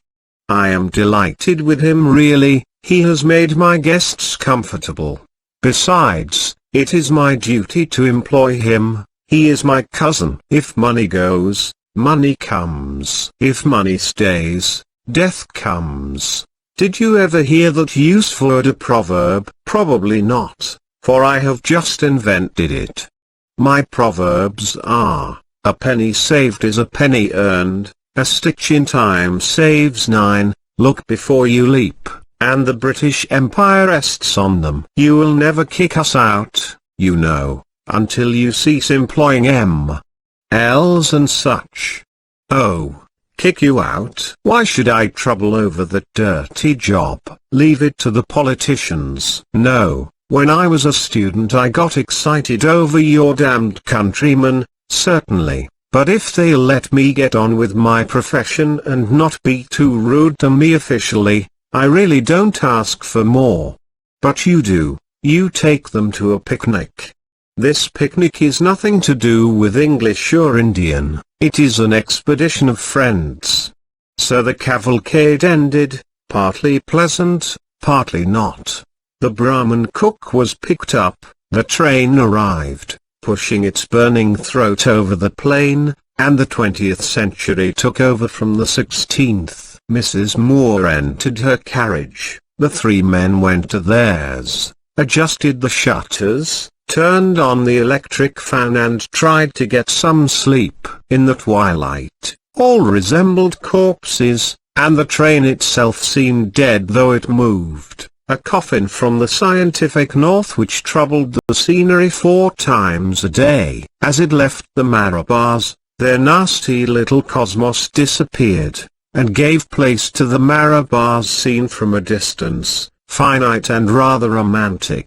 The train halted once under a pump, to drench the stock of coal in its tender. Then it caught sight of the main line in the distance, took courage, and bumped forward, rounded the civil station, surmounted the level crossing, the rails were scorching now, and clanked to a standstill. Chandrapur. The expedition was over, and as it ended, as they sat up in the gloom and prepared to enter ordinary life, suddenly the long-drawn strangeness of the morning snapped. Mr. Hack, the inspector of police, flung open the door of their carriage and said in shrill tones, "Dr. Aziz, it is my highly painful duty to arrest you." "Hello, some mistake?" said Fielding, at once taking charge of the situation. "Sir, they are my instructions. I know nothing." "On what charge do you arrest him?" "I am under instructions not to say." "Don't answer me like that. Produce your warrant." "Sir, excuse me, no warrant is required under these particular circumstances. Refer to Mr. McBride." "Very well, so we will." "Come along, Aziz, old man, nothing to fuss about, some blunder." "Dr. Aziz, will you kindly come?" A closed conveyance stands in readiness. The young man sobbed, his first sound, and tried to escape out of the opposite door onto the line. "That will compel me to use force," Mr. Hack wailed. "Oh, for God's sake," cried Fielding, his own nerves breaking under the contagion, and pulled him back before a scandal started, and shook him like a baby. A second later, and he would have been out, whistles blowing, a manhunt. "Dear fellow, we're coming to McBride together, and inquire what's gone wrong. He's a decent fellow, it's all unintentional, he'll apologize." "Never, never act the criminal. My children and my name," he gasped, his wings broken. "Nothing of the sort. Put your hat straight and take my arm. I'll see you through." "Ah, thank God.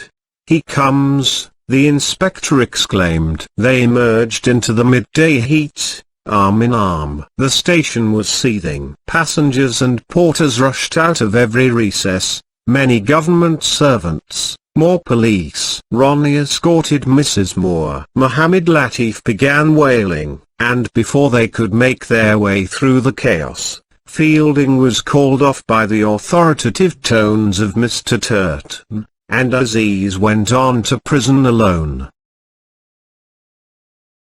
Chapter 17. The collector had watched the arrest from the interior of the waiting room, and throwing open its perforated doors of zinc, he was now revealed like a god in a shrine. When Fielding entered, the doors clapped to, and were guarded by a servant, while a punka, to mark the importance of the moment, flapped dirty petticoats over their heads. The collector could not speak at first. His face was white, fanatical, and rather beautiful, the expression that all English faces were to wear at Chandrapur for many days. Always brave and unselfish, he was now fused by some white and generous heat. He would have killed himself, obviously, if he had thought it right to do so. He spoke at last. "The worst thing in my whole career has happened," he said. "Miss Quested has been insulted in one of the Marabar caves."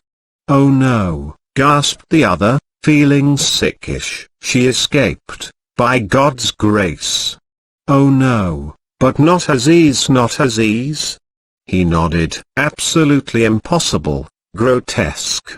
I called you to preserve you from the odium that would attach to you if you were seen accompanying him to the police station," said Turton, paying no attention to his protest, indeed scarcely hearing it. He repeated "oh no," like a fool. He couldn't frame other words. He felt that a mass of madness had arisen and tried to overwhelm them all. It had to be shoved back into its pit somehow. And he didn't know how to do it, because he did not understand madness. He had always gone about sensibly and quietly until a difficulty came. "Right, who lodges this infamous charge?" he asked, pulling himself together. "Miss Derrick and the victim herself." He nearly broke down, unable to repeat the girl's name. "Miss Quested herself definitely accuses him of—" He nodded and turned his face away. "Then she's mad." "I cannot pass that last remark," said the collector, waking up to the knowledge that they differed, and trembling with fury. "You will withdraw it instantly." "It is the type of remark you have permitted yourself to make ever since you came to Chandrapur."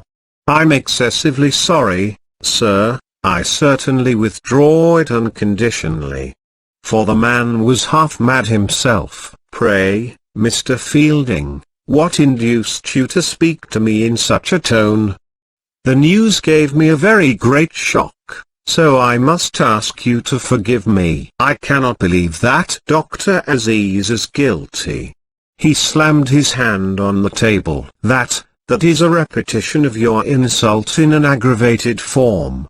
If I may venture to say so." "No," said Fielding, also going white, but sticking to his point. "I make no reflection on the good faith of the two ladies, but the charge they are bringing against Aziz rests upon some mistake, and 5 minutes will clear it up. The man's manner is perfectly natural.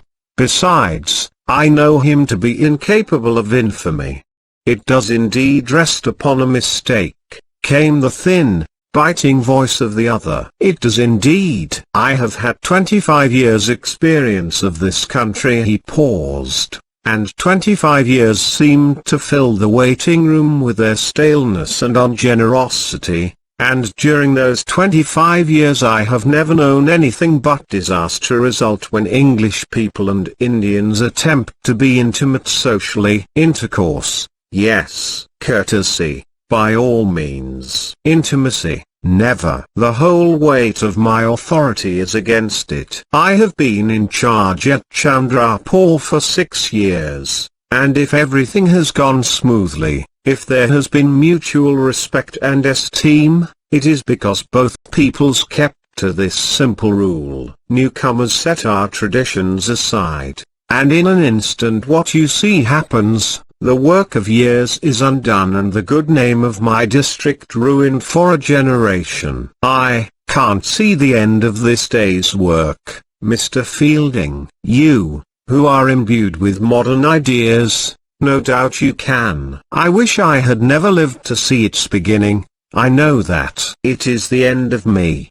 That a young lady engaged to my most valued subordinate, that she, an English girl fresh from England, that I should have lived, involved in his own emotions. He broke down. What he had said was both dignified and pathetic, but had it anything to do with Aziz? Nothing at all. If Fielding was right, it is impossible to regard a tragedy from two points of view, and whereas Turton had decided to avenge the girl, he hoped to save the man. He wanted to get away and talk to McBride, who had always been friendly to him, was on the whole sensible, and could, anyhow, be trusted to keep cool. I came down particularly on your account. While poor Heaslop got his mother away, I regarded it as the most friendly thing I could do. I meant to tell you that there will be an informal meeting at the club this evening to discuss the situation,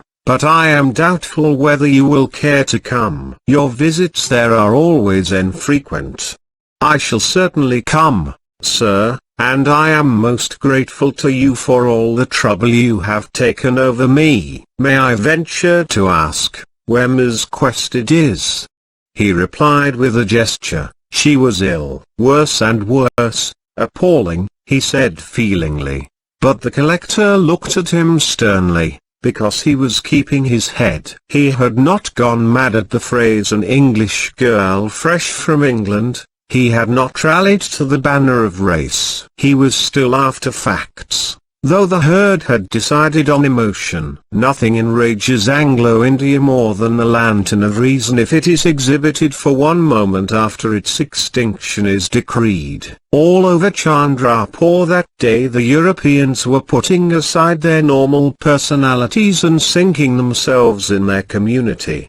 Pity, wrath, heroism, filled them. But the power of putting two and two together was annihilated. Terminating the interview, the collector walked on to the platform. The confusion there was revolting. A servant of Ronnie's had been told to bring up some trifles belonging to the ladies, and was appropriating for himself various articles to which he had no right. He was a camp follower of the angry English. Mohammed Latif made no attempt to resist him. Hassan flung off his turban, and wept. All the comforts that had been provided so liberally were rolled about and wasted in the sun. The collector took in the situation at a glance, and his sense of justice functioned though he was insane with rage. He spoke the necessary word, and the looting stopped. Then he drove off to his bungalow and gave rein to his passions again. When he saw the coolies asleep in the ditches or the shopkeepers rising to salute him on their little platforms, he said to himself, I know what you're like at last. You shall pay for this. You shall squeal. Chapter 18. Mr. McBride, the district superintendent of police, was the most reflective and best educated of the Chandrapur officials. He had read and thought a good deal, and, owing to a somewhat unhappy marriage, had evolved a complete philosophy of life. There was much of the cynic about him, but nothing of the bully. He never lost his temper or grew rough, and he received Aziz with courtesy, was almost reassuring. I have to detain you until you get bail, he said, but no doubt your friends will be applying for it, and of course they will be allowed to visit you, under regulations. I am given certain information, and have to act on it. I'm not your judge. Aziz was led off weeping. Mr. McBride was shocked at his downfall, but no Indian ever surprised him, because he had a theory about climatic zones.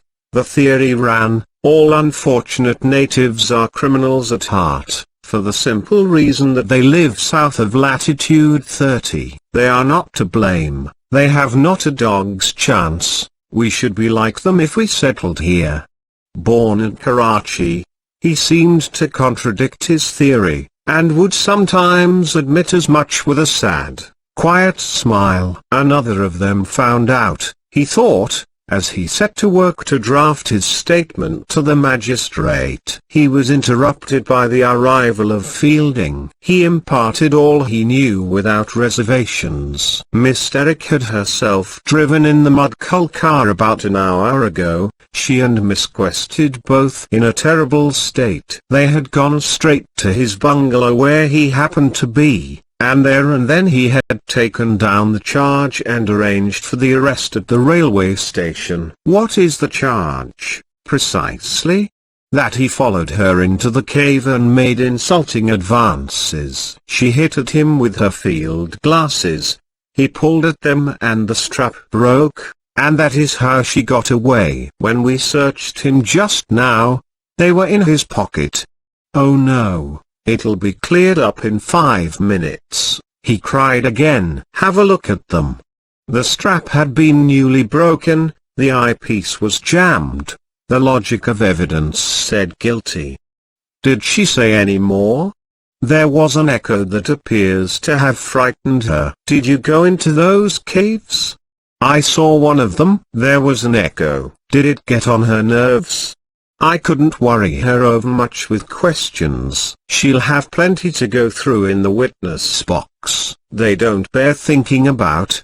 These next weeks. I wish the Maraba Hills and all they contain were at the bottom of the sea. Evening after evening one saw them from the club, and they were just a harmless name. Yes, we start already. For a visiting card was brought. Vakil Mahmoud Ali, legal advisor to the prisoner, asked to be allowed to see him. McBride sighed, gave permission, and continued. I heard some more from Miss Derrick. She is an old friend of us both and talks freely. Well, her account is that you went off to locate the camp, and almost at once she heard stones falling on the Kawadol and saw Miss Quested running straight down the face of a precipice. Well, she climbed up a sort of gully to her, and found her practically done for, her helmet off. Was a guide not with her? Interrupted Fielding. Number. She had got among some cactuses. Miss Derrick saved her life coming just then. She was beginning to fling herself about. She helped her down to the car. Miss Quested couldn't stand the Indian driver, cried, keep him away, and it was that put our friend on the track of what had happened. They made straight for our bungalow, and are there now. That's the story as far as I know it yet. She sent the driver to join you. I think she behaved with great sense. I suppose there's no possibility of my seeing Miss Quested? He asked suddenly. I hardly think that would do. Surely? I was afraid you'd say that. I should very much like to. She is in no state to see anyone. Besides, you don't know her well. Hardly at all. But you see, I believe she's under some hideous delusion, and that wretched boy is innocent. The policeman started in surprise, and a shadow passed over his face, for he could not bear his dispositions to be upset. I had no idea that was in your mind, he said, and looked for support at the signed deposition, which lay before him. Those field glasses upset me for a minute, but I've thought since, it's impossible that, having attempted to assault her, he would put her glasses into his pocket. Quite possible, I'm afraid. When an Indian goes bad, he goes not only very bad, but very queer. I don't follow. How should you? When you think of crime you think of English crime. The psychology here is different. I dare say you'll tell me next that he was quite normal when he came down from the hill to greet you. No reason he should not be. Read any of the mutiny records, which, rather than a Bhagavad Gita, should be your Bible in this country, though I'm not sure that the one and the other are not closely connected. Am I not being beastly? But, you see, Fielding, as I've said to you once before, you're a schoolmaster, and consequently you come across these people at their best. That's what puts you wrong. They can be charming as boys, but I know them as they really are, after they have developed into men. Look at this, for instance.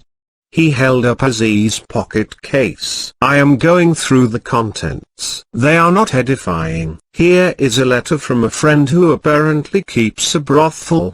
I don't want to hear his private letters. It'll have to be quoted in court, as bearing on his morals. He was fixing up to see women at Calcutta. Oh, that'll do, that'll do. McBride stopped, naively puzzled. It was obvious to him that any two sahibs ought to pool all they knew about any Indian, and he could not think where the objection came in. I dare say you have the right to throw stones at a young man for doing that, but I haven't. I did the same at his age. So had the superintendent of police, but he considered that the conversation had taken a turn that was undesirable. He did not like Fielding's next remark either. Miss Quested really cannot be seen. You do know that for a certainty? You have never explained to me what's in your mind here. Why on earth do you want to see her? On the off chance of her recanting before you send in that report and he's committed for trial, and the whole thing goes to blazes. Old man, don't argue about this, but do of your goodness just ring up your wife or Miss Derrick and inquire. It'll cost you nothing. It's no use ringing up them, he replied, stretching out for the telephone. Callender settles a question like that. Of course, you haven't grasped that she's seriously ill. He's sure to refuse. It's all he exists for, said the other desperately. The expected answer came back. The major would not hear of the patient being troubled. I only wanted to ask her whether she is certain, dead certain, that it was Aziz who followed her into the cave. Possibly my wife might ask her that much. But I wanted to ask her. I want someone who believes in him to ask her. What difference does that make? She is among people who disbelieve in Indians. Well, she tells her own story, doesn't she? I know, but she tells it to you. McBride raised his eyebrows, murmuring, a bit too fin-spun. Anyhow, Callender won't hear of you seeing her. I'm sorry to say he gave a bad account just now. He says that she is by no means out of danger. They were silent. Another card was brought into the office. Hamidullah's. The opposite army was gathering. I must put this report through now, Fielding. I wish you wouldn't. How can I not? I feel that things are rather unsatisfactory as well as most disastrous. We are heading for a most awful smash. I can see your prisoner, I suppose. He hesitated. His own people seem in touch with him all right. Well, when he's done with them. I wouldn't keep you waiting. Good heavens, you take precedence of any Indian visitor. Of course, I meant what's the good? Why mix yourself up with pitch? I say he's innocent, innocence or guilt. Why mix yourself up? What's the good? Oh, good, he cried, feeling that every earth was being stopped. One's got to breathe occasionally, at least I have. I mayn't see her, and now I mayn't see him. I promised him to come up here with him to you, but Turton called me off before I could get 2 steps. Sort of all-white thing the head sahib would do, he muttered sentimentally. And trying not to sound patronizing, he stretched his hand over the table, and said, we shall all have to hang together, old man. I'm afraid I'm your junior in years, I know, but very much your senior in service. You don't happen to know this poisonous country as well as I do, and you must take it from me that the general situation is going to be nasty at Chandrapur during the next few weeks, very nasty indeed. So I have just told you. But at a time like this there's no room for, well, personal views. The man who doesn't toe the line is lost. I see what you mean. No, you don't see entirely. He not only loses himself, he weakens his friends. If you leave the line, you leave a gap in the line. These jackals, he pointed at the lawyer's cards, are looking with all their eyes for a gap. "Can I visit Aziz?" was his answer. "No." Now that he knew of Turton's attitude, the policeman had no doubts. "You may see him on a magistrate's order, but on my own responsibility I don't feel justified. It might lead to more complications." He paused, reflecting that if he had been either 10 years younger or 10 years longer in India, he would have responded to McBride's appeal. The bit between his teeth, he then said, "To whom do I apply for an order?" "City magistrate." That sounds comfortable. Yes, one can't very well worry poor Heaslop. More evidence appeared at this moment. The table drawer from Aziz's bungalow, borne with triumph in a corporal's arms. Photographs of women. "Ah, that's his wife," said Fielding, wincing. "How do you know that?" "He told me." McBride gave a faint, incredulous smile, and started rummaging in the drawer. His face became inquisitive and slightly bestial. "Wife indeed, I know those wives." He was thinking. Aloud he said, "Well, you must trot off now, old man, and the Lord help us, the Lord help us all." As if his prayer had been heard, there was a sudden rackety-dacket on a temple bell. Chapter 19. Hamidullah was the next stage. He was waiting outside the superintendent's office, and sprang up respectfully when he saw Fielding. To the Englishman's passionate "It's all a mistake," he answered, "Ah, has some evidence come?" "It will come," said Fielding, holding his hand. "Ah, yes, Mr. Fielding, but when once an Indian has been arrested, we do not know where it will stop." His manner was deferential. "You are very good to greet me in this public fashion, I appreciate it, but, Mr. Fielding, nothing convinces a magistrate except evidence.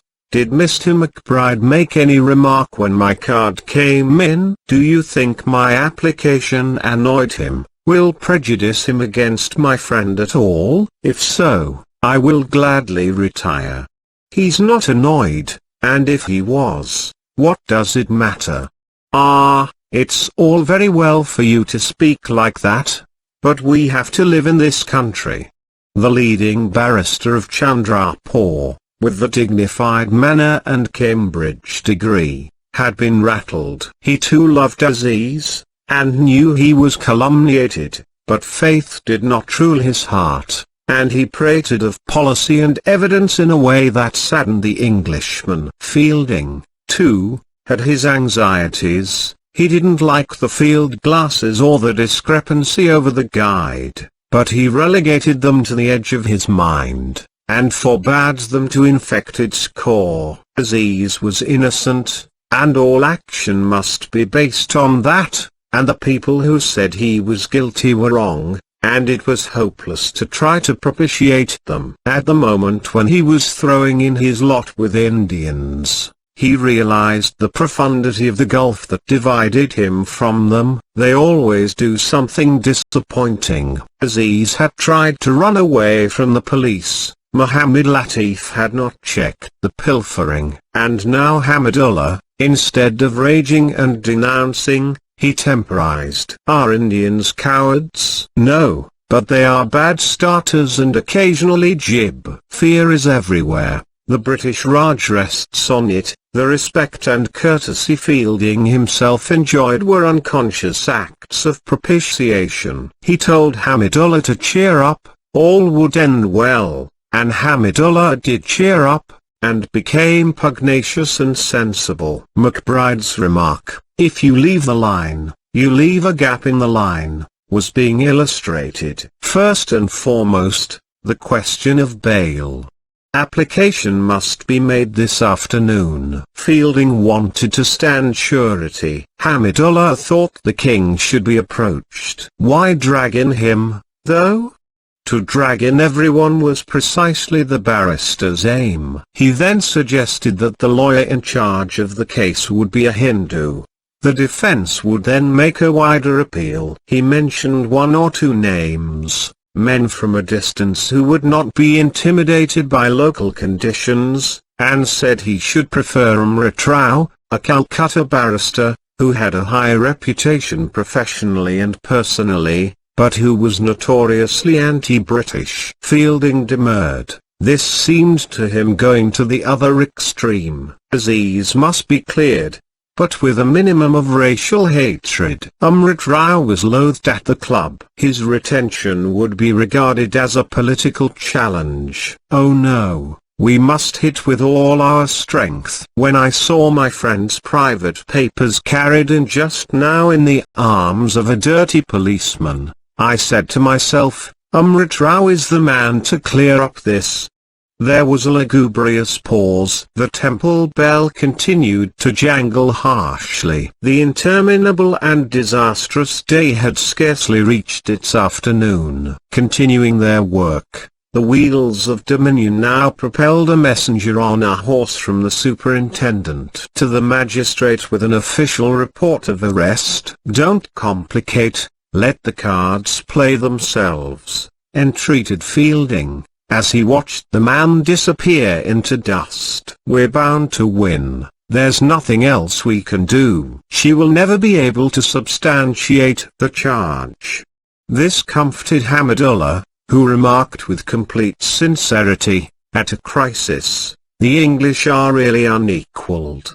Goodbye, then, my dear Hamidullah, we must drop the mister now. Give Aziz my love when you see him, and tell him to keep calm. I shall go back to the college now. If you want me, ring me up. If you don't, then don't, for I shall be very busy. Goodbye, my dear Fielding. And you actually are on our side against your own people? Yes, definitely.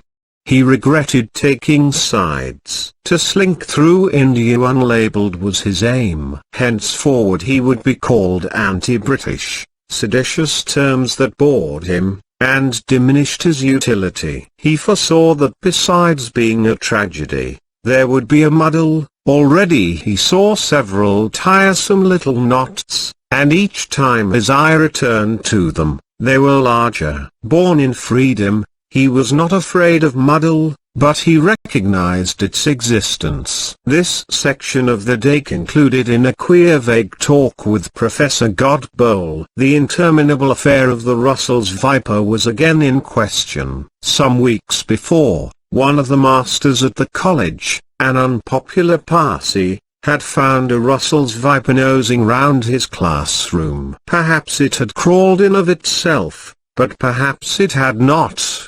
And the staff still continued to interview their principal about it, and to take up his time with their theories. The reptile is so poisonous that he did not like to cut them short, and this they knew. Thus when his mind was bursting with other troubles and he was debating whether he should compose a letter of appeal to Miss Quested, he was obliged to listen to a speech which lacked both basis and conclusion, and floated through air. At the end of it Godbowl said, "May I now take my leave?" Always an indication that he had not come to his point yet. "Now I take my leave. I must tell you how glad I am to hear that after all you succeeded in reaching the Maraba. I feared my unpunctuality had prevented you, but you went, a far pleasanter method, in Miss Derrick's car. I hope the expedition was a successful one. The news has not reached you yet, I can see." "Oh yes. No, there has been a terrible catastrophe about Aziz." "Oh yes. That is all round the college." "Well, the expedition where that occurs can scarcely be called a successful one," said Fielding, with an amazed stare. "I cannot say. I was not present."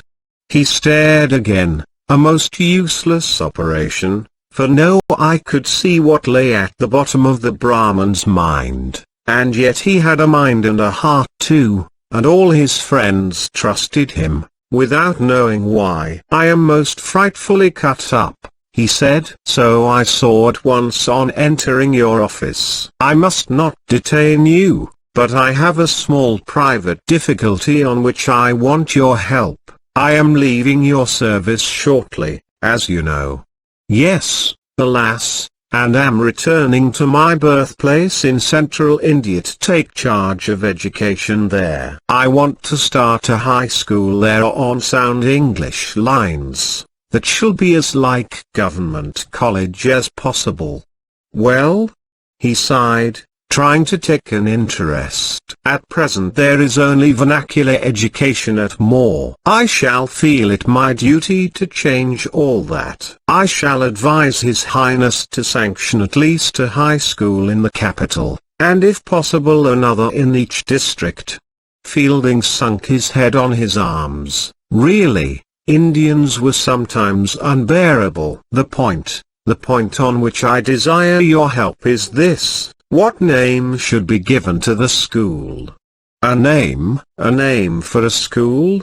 He said, feeling sickish suddenly, as he had done in the waiting room. Yes, a name, a suitable title, by which it can be called, by which it may be generally known. Really, I have no names for schools in my head. I can think of nothing but our poor Aziz. Have you grasped that at the present moment he is in prison? Oh yes. Oh no, I do not expect an answer to my question now. I only meant that when you are at leisure, you might think the matter over, and suggest 2 or 3 alternative titles for schools. I had thought of the Mr. Fielding High School, but failing that, the King Emperor George V. God Bowl. The old fellow put his hands together, and looked sly and charming. Is Aziz innocent or guilty? That is for the court to decide. The verdict will be in strict accordance with the evidence, I make no doubt.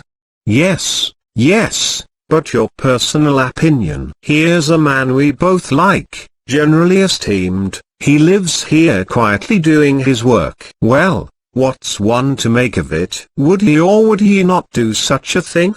Ah, that is rather a different question from your previous one, and also more difficult, I mean difficult in our philosophy. Dr. Aziz is a most worthy young man. I have a great regard for him, but I think you are asking me whether the individual can commit good actions or evil actions, and that is rather difficult for us. He spoke without emotion and in short tripping syllables. I ask you, did he do it or not? Is that plain? I know he didn't, and from that I start. I mean to get at the true explanation in a couple of days. My last notion is that it's the guide who went round with them. Malice on Miss Quested's part. It couldn't be that, though Hamidullah thinks so. She has certainly had some appalling experience. But you tell me, oh no, because good and evil are the same.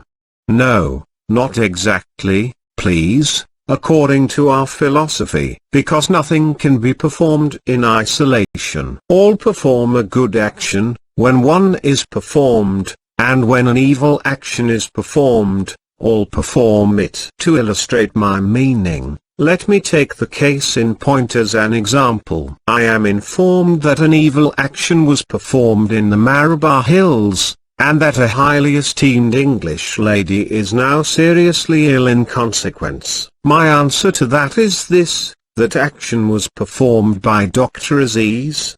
He stopped and sucked in his thin cheeks. It was performed by the guide. He stopped again. It was performed by you. Now he had an air of daring and of coyness. It was performed by me.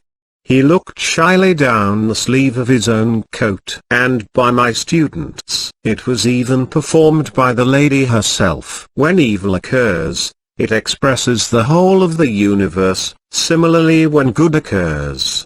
And similarly when suffering occurs, and so on and so forth. And everything is anything and nothing something, he muttered in his irritation, for he needed the solid ground. Excuse me, You are now again changing the basis of our discussion. We were discussing good and evil. Suffering is merely a matter for the individual. If a young lady has sunstroke, that is a matter of no significance to the universe. Oh no, not at all. Not the least. It is an isolated matter. It only concerns herself. If she thought her head did not ache, she would not be ill, and that would end it. But it is far otherwise in the case of good and evil. They are not what we think them, they are what they are, and each of us has contributed to both.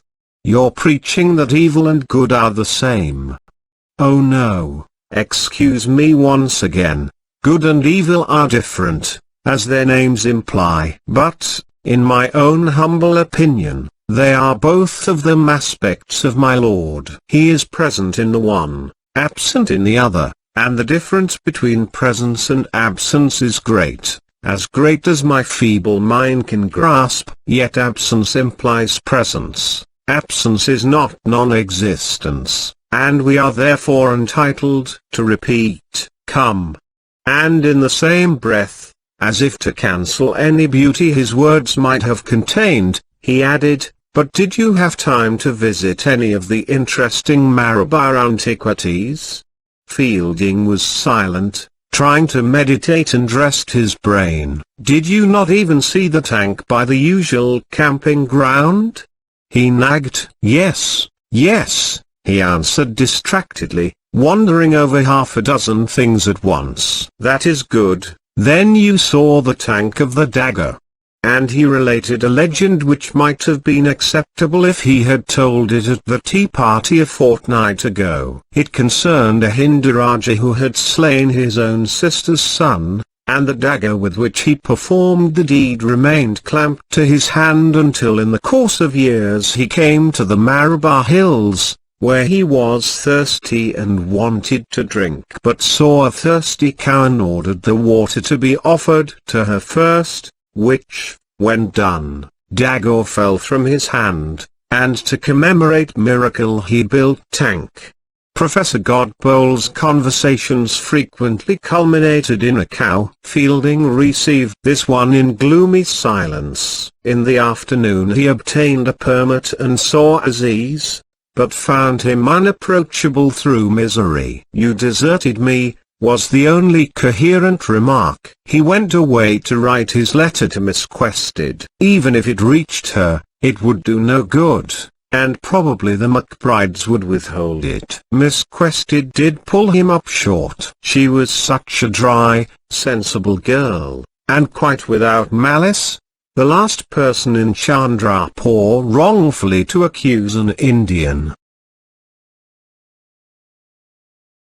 Chapter 20. Although Miss Quested had not made herself popular with the English, she brought out all that was fine in their character. For a few hours an exalted emotion gushed forth, which the women felt even more keenly than the men. If not for so long, what can we do for our sister? Was the only thought of Madame Calendar and Leslie, as they drove through the pelting heat to inquire. Mrs. Turton was the only visitor admitted to the sick room. She came out ennobled by an unselfish sorrow. "She is my own darling girl," were the words she spoke, and then, remembering that she had called her not Pucker and resented her engagement to young Heaslop, she began to cry. No one had ever seen the collector's wife cry. Capable of tears, yes, but always reserving them for some adequate occasion, and now it had come. Ah, why had they not all been kinder to the stranger, more patient, given her not only hospitality but their hearts, the tender core of the heart that is so seldom used? They employed it for a little, under the stimulus of remorse. If all is over, as Major Calendar implied, well, all is over, and nothing can be done. But they retained some responsibility in her grievous wrong that they couldn't define. If she wasn't one of them, they ought to have made her one, and they could never do that now. She had passed beyond their invitation. "Why don't one think more of other people?" sighed pleasure-loving Miss Derrick. These regrets only lasted in their pure form for a few hours. Before sunset, other considerations adulterated them, and the sense of guilt, so strangely connected with our first sight of any suffering, had begun to wear away. People drove into the club with studious calm.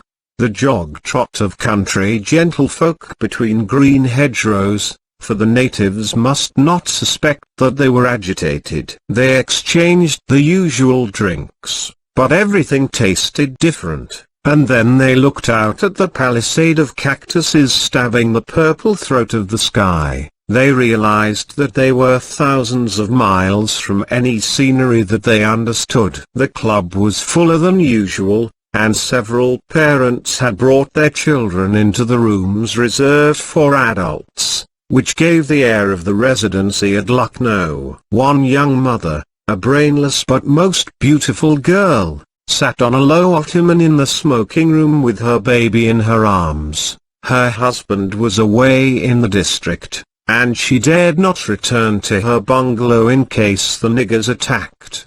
The wife of a small railway official, she was generally snubbed, but this evening, with her abundant figure and masses of corn-gold hair, she symbolized all that is worth fighting and dying for, more permanent a symbol, perhaps, than poor Adela. "Don't worry, Mrs. Blackiston, those drums are only Moharam," the men would tell her. "Then they've started," she moaned, clasping the infant and rather wishing he would not blow bubbles down his chin at such a moment as this. "No, of course not, and anyhow, they're not coming to the club.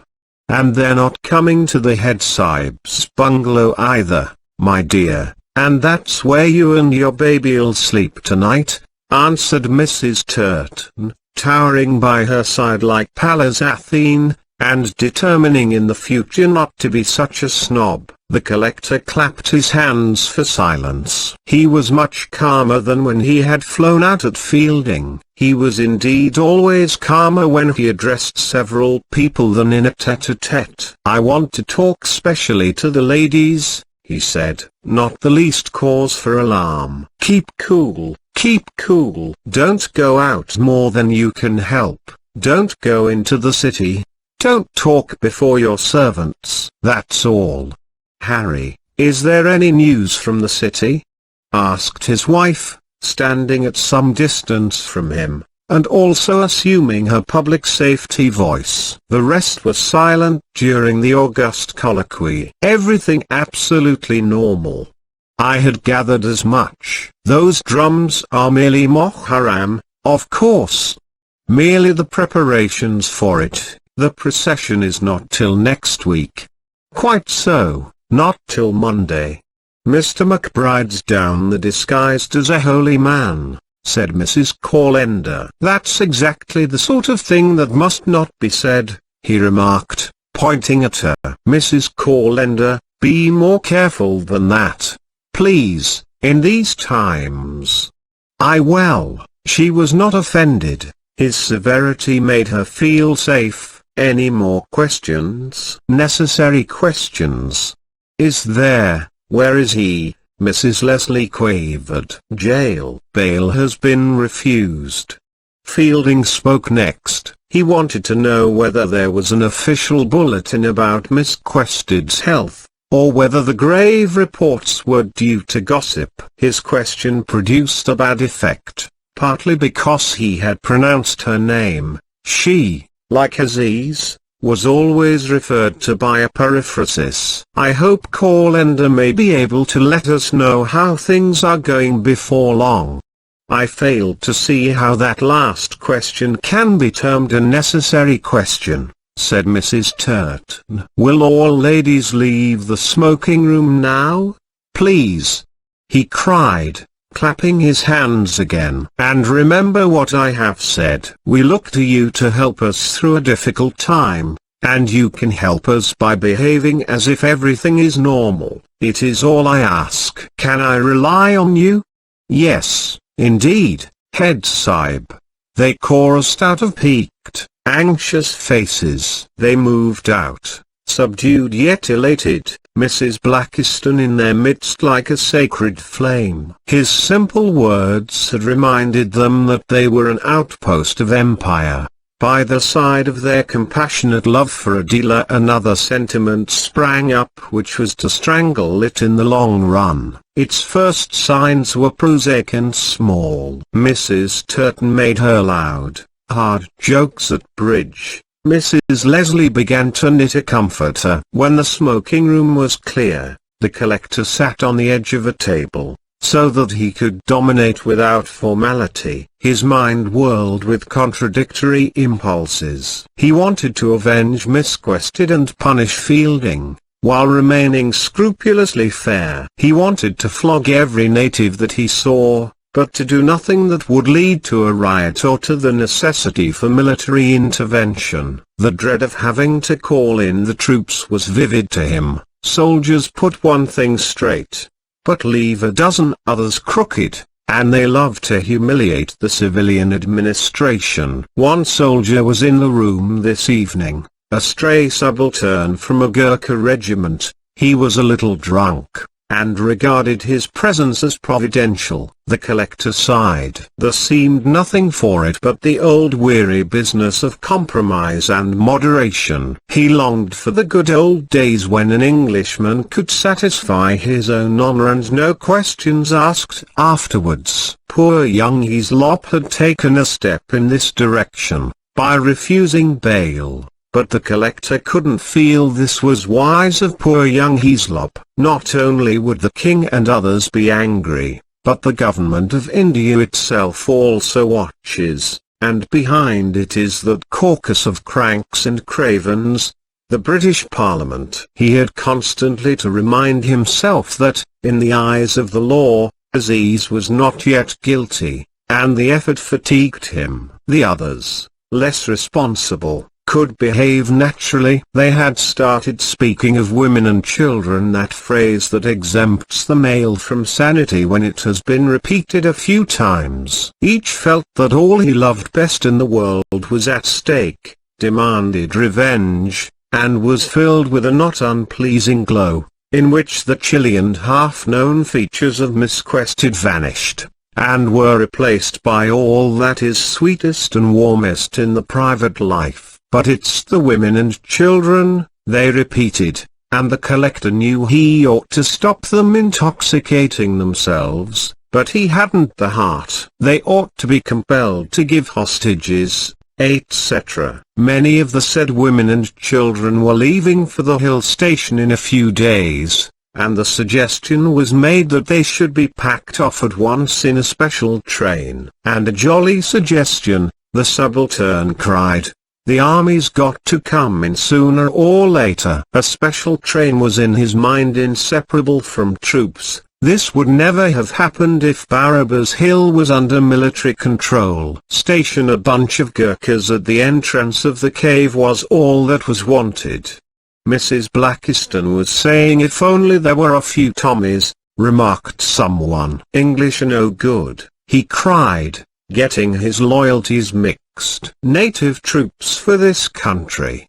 Give me the sporting type of native, give me Gurkhas, give me Rajputs, give me Jats, give me the Punjabi, give me Sikhs, give me Marathas, Bills, Afridis and Pathans, and really if it comes to that, I don't mind if you give me the scums of the bazaars, properly led, mind, I'd lead them anywhere. The collector nodded at him pleasantly, and said to his own people, don't start carrying arms about. I want everything to go on precisely as usual, until there's cause for the contrary. Get the women folk off to the hills, but do it quietly, and for heaven's sake no more talk of special trains. Never mind what you think or feel. Possibly I have feelings too. One isolated Indian is charged with an attempted crime. He flipped his forehead hard with his fingernail, and they all realized that he felt as deeply as they did, and they loved him. and determined not to increase his difficulties. Act upon that fact until there are more facts, he concluded. Assume every Indian is an angel. They murmured, right you are, Head Sahib. Angels. Exactly. From the subaltern, exactly what I said. The native's all right if you get him alone. Leslie, you remember the one I had a knock with on your Maiden last month? Well, he was all right. Any native who plays polo is all right. What you've got to stamp on is these educated classes. And, mind, I do know what I'm talking about this time. The smoking room door opened, and let in a feminine buzz. Mrs. Turton called out, she's better, and from both sections of the community a sigh of joy and relief rose. The civil surgeon, who had brought the good news, came in.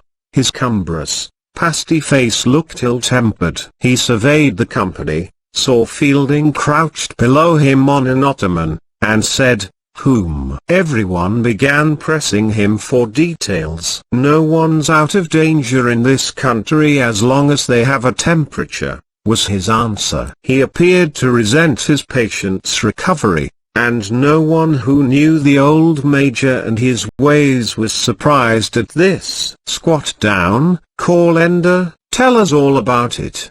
Take me some time to do that. How's the old lady? Temperature. My wife heard she was sinking. So she may be. I guarantee nothing. I really can't be plagued with questions, Leslie. Sorry, old man. Heslop's just behind me. At the name of Heslop a fine and beautiful expression was renewed on every face. Miss Quested was only a victim, but young Heslop was a martyr. He was the recipient of all the evil intended against them by the country they had tried to serve. He was bearing the Sahib's cross, and they fretted because they could do nothing for him in return. They felt so craven sitting on softness and attending the course of the law. I wish to God I hadn't given my jewel of an assistant leave. He'll cut my tongue out first. To feel I'm responsible, that's what hits me. To refuse, and then give in under pressure. That is what I did, my sons, that is what I did. Fielding took his pipe from his mouth and looked at it thoughtfully. Thinking him afraid, the other went on, I understood an Englishman was to accompany the expedition. That is why I gave in. No one blames you, my dear Calendar, said the collector, looking down. We are all to blame in the sense that we ought to have seen the expedition was insufficiently guaranteed, and stopped it. I knew about it myself. We lent our car this morning to take the ladies to the station. We are all implicated in that sense, but not an atom of blame attaches to you personally. I don't feel that. I wish I could. Responsibility is a very awful thing, and I've no use for the man who shirks it. His eyes were directed on Fielding. Those who knew that Fielding had undertaken to accompany and missed the early train were sorry for him. It was what is to be expected when a man mixes himself up with natives, always ends in some indignity. The collector, who knew more, kept silent, for the official in him still hoped that Fielding would toe the line. The conversation turned to women and children again, and under its cover Major Calendar got hold of the subaltern, and set him on to bait the schoolmaster. Pretending to be more drunk than he really was, he began to make semi-offensive remarks. Heard about Miss Quested's servant? Reinforced the major. No, what about him? Heslop warned Miss Quested's servant last night never to lose sight of her. Prisoner got hold of this and managed to leave him behind. Bribed him. Heslop has just found out the whole story, with names and sums. A well-known pimp to those people gave the money, Mohammed Latif by name. So much for the servant. What about the Englishman? Our friend here. How did they get rid of him? Money again. Fielding rose to his feet, supported by murmurs and exclamations, for no one yet suspected his integrity. "Oh, I'm being misunderstood, apologies," said the Major offensively. "I didn't mean they bribed Mr. Fielding." "Then what do you mean?" "They paid the other Indian to make you late, God Bowl." "He was saying his prayers." "I know those prayers." "That's ridiculous." He sat down again, trembling with rage. Person after person was being dragged into the mud. Having shot this bolt, the Major prepared the next. Hislop also found out something from his mother. Aziz paid a herd of natives to suffocate her in a cave. That was the end of her, or would have been only she got out. Nicely planned, wasn't it? Neat. Then he could go on with the girl. He and she and a guide, provided by the same Muhammad Latif. Guide now can't be found. Pretty. His voice broke into a roar. "It's not the time for sitting down. It's the time for action. Call in the troops and clear the bazaars." The Major's outbursts were always discounted, but he made everyone uneasy on this occasion. The crime was even worse than they had supposed. The unspeakable limit of cynicism, untouched since 1857. Fielding forgot his anger on poor old Godbol's behalf, and became thoughtful. The evil was propagating in every direction. It seemed to have an existence of its own, apart from anything that was done or said by individuals, and he understood better why both Aziz and Hamidullah had been inclined to lie down and die. His adversary saw that he was in trouble, and now ventured to say, "I suppose nothing that's said inside the club will go outside the club?" Winking the while at Leslie. "Why should it?" responded Leslie. "Oh, nothing. I only heard a rumor that a certain member here present has been seeing the prisoner this afternoon. You can't run with the hare and hunt with the hounds, at least not in this country. Does anyone here present want to?" Fielding was determined not to be drawn again. He had something to say, but it should be at his own moment. The attack failed to mature, because the collector did not support it. Attention shifted from him for a time. Then the buzz of women broke out again. The door had been opened by Ronnie. The young man looked exhausted and tragic, also gentler than usual. He always showed deference to his superiors, but now it came straight from his heart. He seemed to appeal for their protection in the insults that had befallen him, and they, in instinctive homage, rose to their feet. But every human act in the East is tainted with officialism, and while honoring him they condemned Aziz and India. Fielding realized this, and he remained seated. It was an ungracious, a caddish thing to do, perhaps an unsound thing to do, but he felt he had been passive long enough, and that he might be drawn into the wrong current if he did not make a stand. Ronnie, who had not seen him, said in husky tones, "Oh please, please all sit down. I only want to listen what has been decided." "Hislop, I'm telling them I'm against any show of force," said the collector apologetically. "I don't know whether you will feel as I do, but that is how I am situated. When the verdict is obtained, it will be another matter. You are sure to know best. I have no experience." "Head Sahib. How is your mother, old boy?" "Better, thank you." "I wish everyone would sit down. Some have never got up," the young soldier said. "And the Major brings us an excellent report of Miss Quested," Turton went on. I do, I'm satisfied." "You thought badly of her earlier, did you not, Major?" "That's why I refused bail." Calender laughed with friendly inwardness, and said, "Hislop, next time bail's wanted, ring up the old doctor before giving it. His shoulders are broad, and, speaking in the strictest confidence, Don't take the old doctor's opinion too seriously. He's a blithering idiot. We can always leave it at that, but he'll do the little he can towards keeping in quad air." He broke off with affected politeness. "Oh, but he has one of his friends here." The subaltern called, "Stand up, you swine." "Mr. Fielding, what has prevented you from standing up?" said the collector, entering the fray at last. It was the attack for which Fielding had waited, and to which he must reply. "May I make a statement, sir?" "Certainly." Seasoned and self-contained, devoid of the fervours of nationality or youth, the schoolmaster did what was for him a comparatively easy thing. He stood up and said, "I believe Dr. Aziz to be innocent.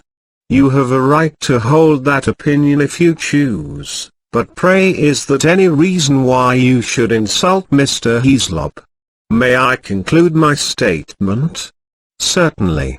I am waiting for the verdict of the courts. If he is guilty, I resign from my service, and leave India." "I resign from the club now." "Here," said voices, not entirely hostile, for they liked the fellow for speaking out. "You have not answered my question. Why did you not stand when Mr. Hislop entered?" "With all deference, sir, I am not here to answer questions, but to make a personal statement, and I have concluded it. May I ask whether you have taken over charge of this district?" Fielding moved towards the door. "One moment, Mr. Fielding. You are not to go yet. Please, before you leave the club, from which you do very well to resign, you will express some detestation of the crime, and you will apologize to Mr. Hislop." "Are you speaking to me officially, sir?" The collector, who never spoke otherwise, was so infuriated that he lost his head. He cried, "Leave this room at once, and I deeply regret that I didn't mean myself to meet you at the station. You have sunk to the level of your associates. You are weak, that is what is wrong with you. I want to leave the room, but cannot while this gentleman prevents me," said Fielding lightly. The subaltern had got across his path. "Let him go," said Ronnie, almost in tears. It was the only appeal that could have saved the situation. Whatever Hislop wished must be done. There was a slight scuffle at the door, from which Fielding was propelled, a little more quickly than is natural, into the room where the ladies were playing cards. "Fancy if I'd fallen or got angry," he thought. Of course he was a little angry. His peers had never offered him violence or called him weak before. Besides, Hislop had heaped coals of fire on his head. He wished he had not picked the quarrel over poor suffering Hislop, when there were cleaner issues at hand. However, there it was, done, muddled through, and to cool himself and regain mental balance he went on to the upper balcony for a moment, where the first object he saw was the Malabar Hills. At this distance and hour they leapt into beauty. They were Montsalvat, Walhalla, the towers of a cathedral, peopled with saints and heroes, and covered with flowers. What miscreant lurked in them, presently to be detected by the activities of the law? Who was the guide, and had he been found yet? What was the echo of which the girl complained? He did not know, but presently he would know. Great is information, and she shall prevail. It was the last moment of the light, and as he gazed at the Malabar Hills they seemed to move graciously towards him like a queen, and their charm became the skies. At the moment they vanished they were everywhere. The cool benediction of the night descended, the stars sparkled, and the whole universe was a hill. Lovely, exquisite moment, but passing the Englishman with averted face and on swift wings. He experienced nothing himself. It was as if someone had told him there was such a moment, and he was obliged to believe. And he felt dubious and discontented suddenly, and wondered whether he was really and truly successful as a human being. After 40 years' experience, he had learned to manage his life and make the best of it on advanced European lines, had developed his personality, explored his limitations, controlled his passions, and he had done it all without becoming either pedantic or worldly. A creditable achievement, but as the moment passed, he felt he ought to have been working at something else the whole time. He didn't know at what, never would know, never could know, and that was why he felt sad.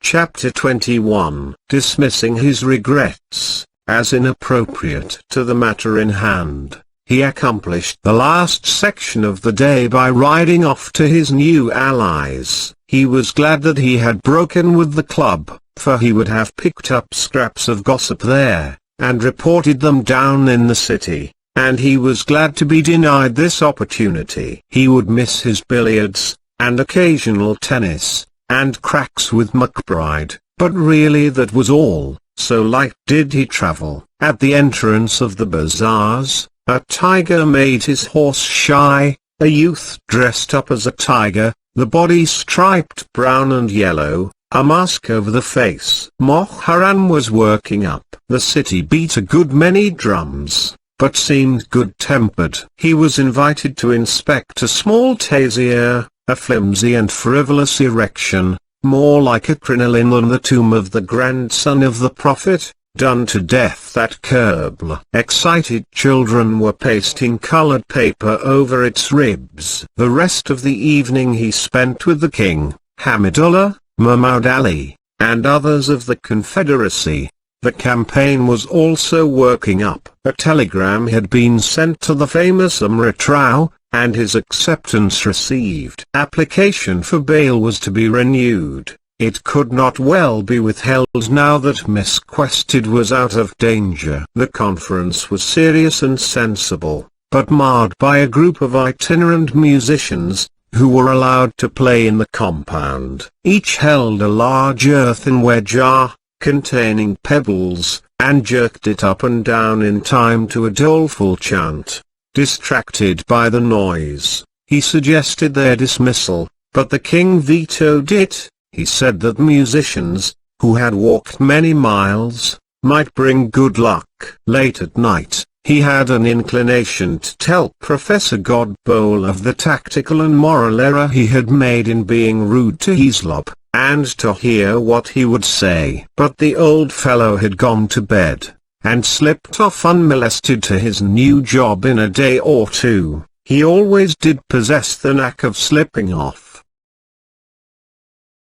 Chapter 22. Adela lay for several days in the McBride's bungalow. She had been touched by the sun, also hundreds of cactus spines had to be picked out of her flesh. Hour after hour Mr. Eric and Mrs. McBride examined her through magnifying glasses, always coming on fresh colonies, tiny hairs that might snap off and be drawn into the blood if they were neglected. She lay passive beneath their fingers, which developed the shock that had begun in the cave. Hitherto she had not much minded whether she was touched or not. Her senses were abnormally inert and the only contact she anticipated was that of mind. Everything now was transferred to the surface of her body, which began to avenge itself, and feed unhealthily. People seemed very much alike, except that some would come close while others kept away. In space things touch,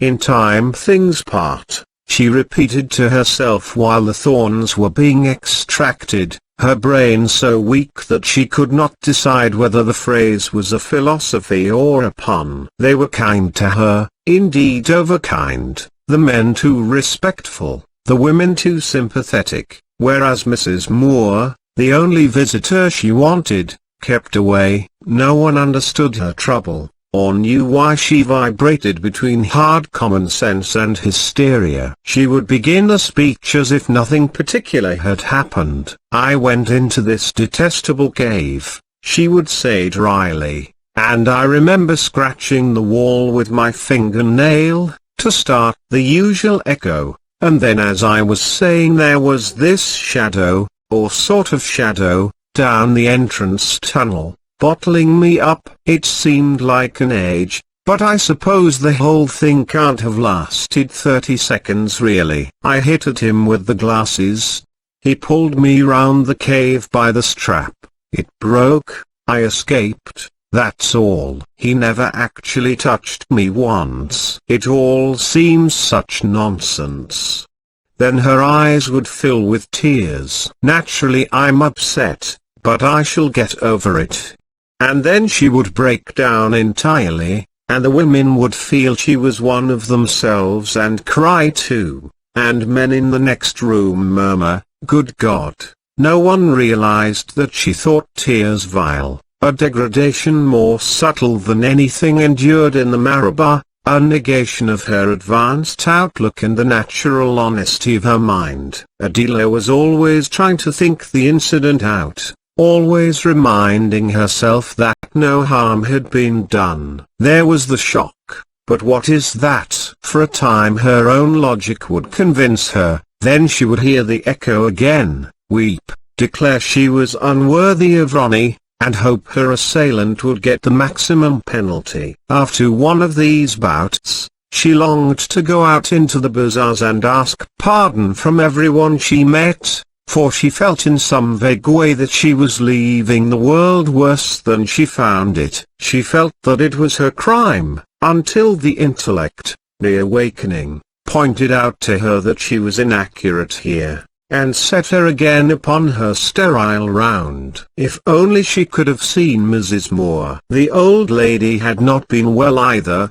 and was disinclined to come out, Ronnie reported, and consequently the echo flourished, raging up and down like a nerve in the faculty of her hearing, and the noise in the cave, so unimportant intellectually, was prolonged over the surface of her life. She had struck the polished wall, for no reason, and before the comment had died away, he followed her, and the climax was the falling of her field glasses. The sound had spouted after her when she escaped, and was going on still like a river that gradually floods the plain. Only Mrs. Moore could drive it back to its source and seal the broken reservoir. Evil was loose. She could even hear it entering the lives of others. And Adela spent days in this atmosphere of grief and depression.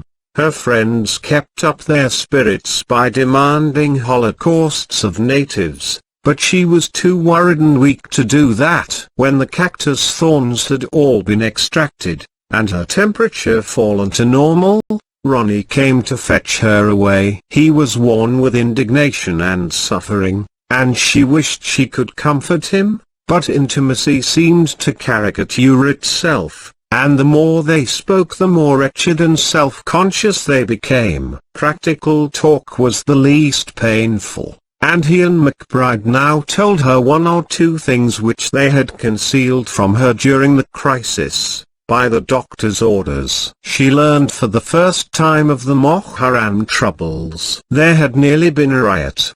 The last day of the festival, the great procession left its official route, and tried to enter the civil station, and a telephone had been cut because it interrupted the advance of one of the larger paper towers. McBride and his police had pulled the thing straight. A fine piece of work. They passed on to another and very painful subject, the trial. She would have to appear in court, identify the prisoner, and submit to cross-examination by an Indian lawyer. "Can Mrs. Moore be with me?"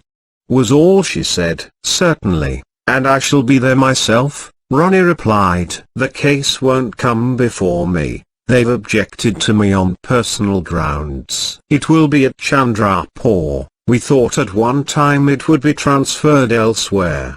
Miss Quested realizes what all that means, though, said McBride sadly. "The case will come before Das." Das was Ronnie's assistant, own brother to the Mrs. Bhattacharya whose carriage had played them false last month. He was courteous and intelligent, and with the evidence before him could only come to one conclusion, but that he should be judge over an English girl had convulsed the station with wrath, and some of the women had sent a telegram about it to Lady Mellanby, the wife of the Lieutenant Governor. "I must come before someone. That's the way to face it." "You have the pluck," Miss quested. He grew very bitter over the arrangements, and called them the fruits of democracy. In the old days an English woman would not have had to appear, nor would any Indian have dared to discuss her private affairs. She would have made her deposition, and judgment would have followed. He apologized to her for the condition of the country, with the result that she gave one of her sudden little shoots of tears. Ronnie wandered miserably about the room while she cried, treading upon the flowers of the cashmere carpet that so inevitably covered it, or drumming on the brass Benares bowls. "I do this less every day. I shall soon be quite well," she said, blowing her nose and feeling hideous. "What I need is something to do. That is why I keep on with this ridiculous crying." "It's not ridiculous. We think you wonderful," said the policeman very sincerely. "It only bothers us that we can't help you more. Your stopping here, at such a time, is the greatest honor this house." He too was overcome with emotion. "By the way, our letter came here for you while you were ill," he continued. "I opened it, which is a strange confession to make. Will you forgive me? The circumstances are peculiar. It is from Fielding. Why should he write to me? A most lamentable thing has happened. The defense got hold of him." "He's a crank," said Ronnie lightly. "That's your way of putting it, but a man can be a crank without being a cad." "Miss Quested had better know how he behaved to you. If you don't tell her, somebody else will." He told her. "He is now the mainstay of the defense. I needn't add. He is the one righteous Englishman in a horde of tyrants. He receives deputations from the bazaar, and they all chew betel nut and smear one another's hands with scent. It is not easy to enter into the mind of such a man. His students are on strike. Out of enthusiasm for him they won't learn their lessons. If it weren't for Fielding one would never have had the Moharam trouble. He has done a very grave disservice to the whole community. The letter lay here a day or two, waiting till you were well enough. Then the situation got so grave that I decided to open it in case it was useful to us." "Is it?" she said feebly. "Not at all. He only has the impertinence to suggest you have made a mistake." "Would that I had." She glanced through the letter, which was careful and formal in its wording. "Dr. Aziz is innocent," she read. Then her voice began to tremble again. "But think of his behavior to you, Ronnie, when you had already to bear so much for my sake. It was shocking of him. My dear, how can I repay you? How can one repay when one has nothing to give? What is the use of personal relationships when everyone brings less and less to them? I feel we ought all to go back into the desert for centuries and try and get good. I want to begin at the beginning. All the things I thought I'd learned are just a hindrance. They're not knowledge at all. I'm not fit for personal relationships. Well, let's go. Let's go." Of course Mr. Fielding's letter doesn't count. He can think and write what he likes, only he shouldn't have been rude to you when you had so much to bear. That's what matters. I don't want your arm. I'm a magnificent walker, so don't touch me, please. Mrs. McBride wished her an affectionate goodbye. A woman with whom she had nothing in common and whose intimacy oppressed her. They would have to meet now, year after year, until one of their husbands was superannuated. Truly Anglo-India had caught her with a vengeance, and perhaps it served her right for having tried to take up a line of her own. Humbled yet repelled, she gave thanks. "Oh, we must help one another, we must take the rough with the smooth," said Mrs. McBride. Miss Derrick was there too, still making jokes about her comic Maharaja and Rani. Required as a witness at the trial, she had refused to send back the Mudcull car. They would be frightfully sick. Both Mrs. McBride and Miss Derrick kissed her, and called her by her Christian name. Then Ronnie drove her back. It was early in the morning, for the day, as the hot weather advanced, swelled like a monster at both ends, and left less and less room for the movements of mortals. As they neared his bungalow, he said, "Mother's looking forward to seeing you, but of course she's old. One mustn't forget that. Old people never take things as one expects, in my opinion." He seemed warning her against approaching disappointment, but she took no notice. Her friendship with Mrs. Moore was so deep and real that she felt sure it would last, whatever else happened. "What can I do to make things easier for you? It's you who matter," she sighed. "Dear old girl to say so. Dear old boy." Then she cried, "Ronnie, she isn't ill too?" He reassured her. Major Callender was not dissatisfied. "But you'll find her irritable. We are an irritable family." "Well, you'll see for yourself." "No doubt my own nerves are out of order, and I expected more from Mother when I came in from the office than she felt able to give. She is sure to make a special effort for you. Still, I don't want your homecoming to be a disappointing one. Don't expect too much." The house came in sight. It was a replica of the bungalow she had left, puffy, red, and curiously severe. Mrs. Moore was revealed upon a sofa. She didn't get up when they entered, and the surprise of this roused Adela from her own troubles. "Here you are both back," was the only greeting. Adela sat down and took her hand. It withdrew, and she felt that just as others repelled her, so did she repel Mrs. Moore. "Are you all right?" "You appeared all right when I left," said Ronnie, trying not to speak crossly, but he had instructed her to give the girl a pleasant welcome, and he could not but feel annoyed. "I am all right," she said heavily. "As a matter of fact, I have been looking at my return ticket. It is interchangeable, so I have a much larger choice of boats home than I thought. We can go into that later, can't we? Ralph and Stella may be wanting to know when I arrive. There is plenty of time for all such plans." "How do you think our Adela looks?" "I am counting on you to help me through. It is such a blessing to be with you again. Everyone else is a stranger," said the girl rapidly. But Mrs. Moore showed no inclination to be helpful. A sort of resentment emanated from her. She seemed to say, "Am I to be bothered forever?"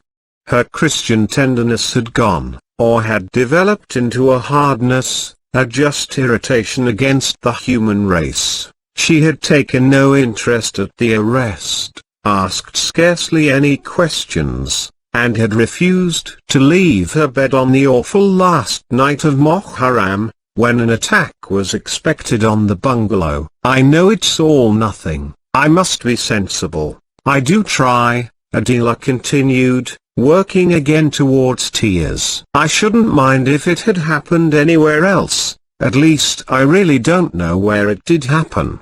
Ronnie supposed that he understood what she meant. She could not identify or describe the particular cave, indeed almost refused to have her mind cleared up about it, and it was recognized that the defense would try to make capital out of this during the trial. He reassured her, the Marabar caves were notoriously like one another. Indeed, in the future they were to be numbered in sequence with white paint. "Yes, I mean that," At least not exactly, but there is this echo that I keep on hearing."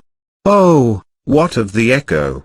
asked Mrs. Moore, paying attention to her for the first time. "I can't get rid of it. I don't suppose you ever will."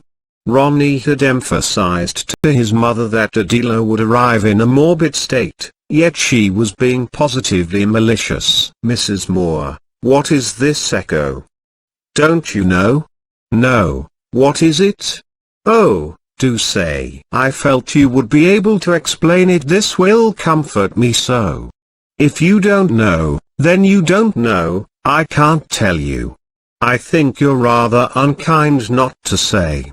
"Say," said the old lady bitterly, "as if anything can be said. I have spent my life in saying or in listening to sayings. I have listened too much. It is time I was left in peace." "Not to die," she added sourly. "No doubt you expect me to die. But when I have seen you and Ronnie married, and seen the other two and whether they want to be married, I'll retire then into a cave of my own." She smiled, to bring down her remark into ordinary life and thus add to its bitterness. "Somewhere where no young people will come asking questions and expecting answers." "Some shelf." "Quite so, but meantime a trial is coming on," said her son hotly. "And the notion of most of us is that we'd better pull together and help one another through, instead of being disagreeable." "Are you going to talk like that in the witness box?" "Why should I be in the witness box?" "To confirm certain points in our evidence." "I have nothing to do with your ludicrous law courts," she said, angry. "I will not be dragged in at all." "I won't have her dragged in, either. I won't have any more trouble on my account," cried Adela, and again took the hand, which was again withdrawn. "Her evidence is not the least essential.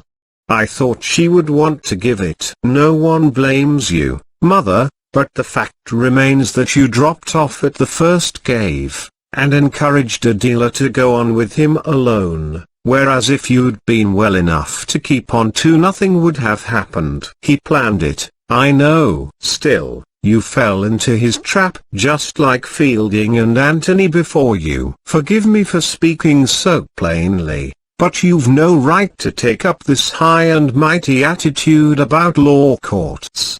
If you're ill, that's different, but you say you're all right and you seem so. In which case I thought you'd want to take your part." "I did really."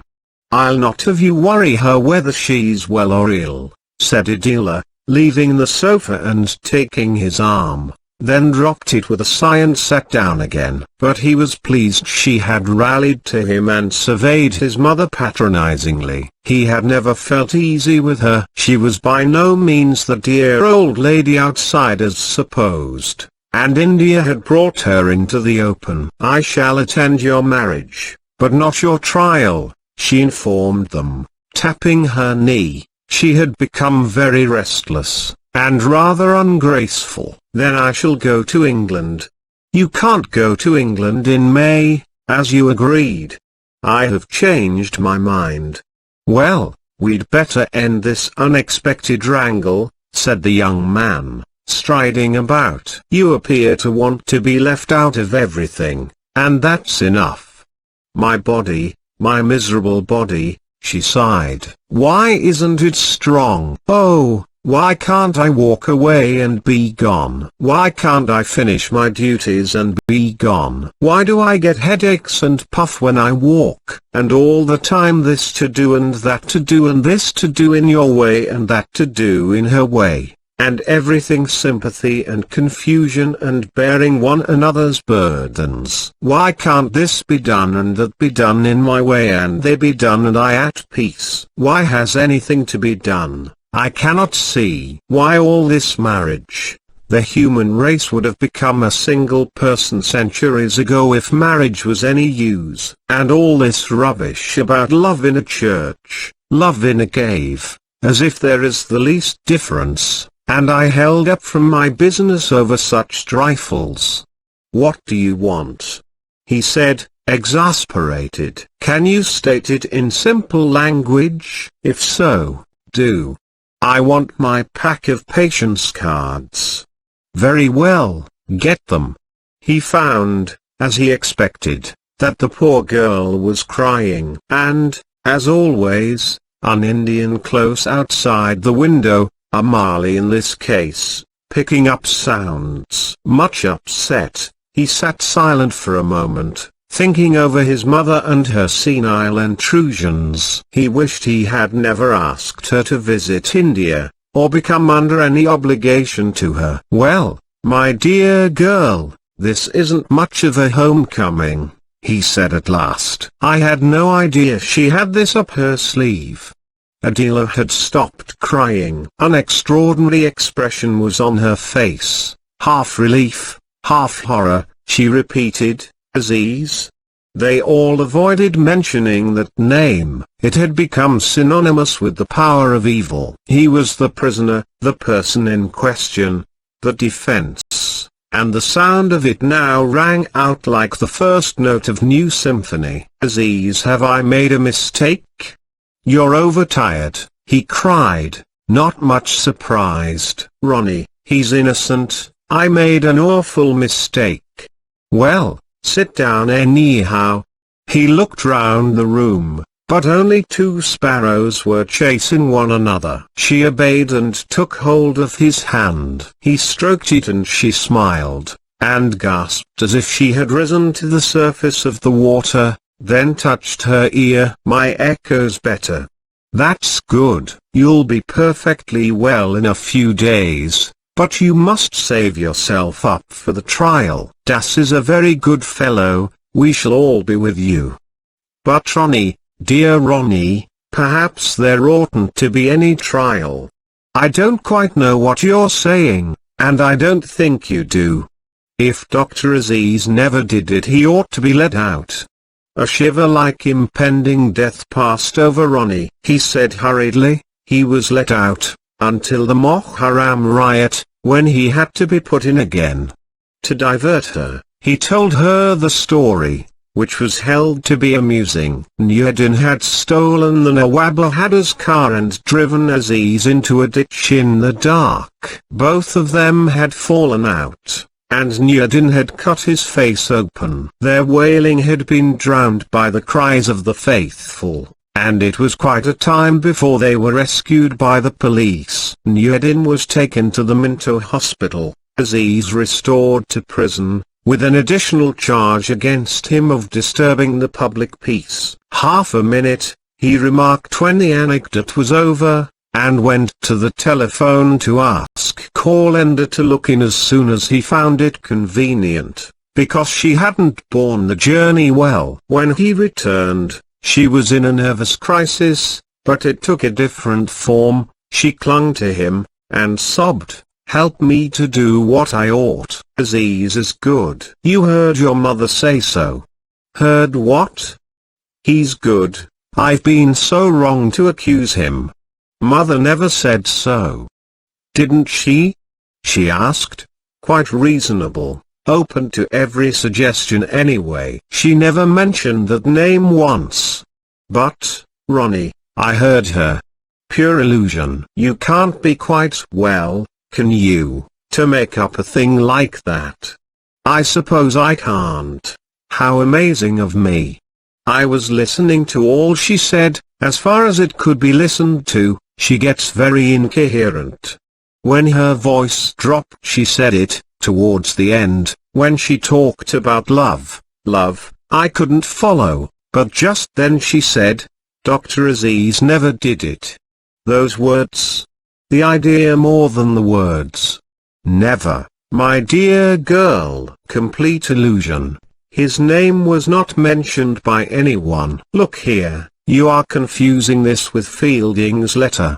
That's it, she cried, greatly relieved. I knew I'd heard his name somewhere. I am so grateful to you for clearing this up. It's the sort of mistake that worries me, and proves I'm neurotic.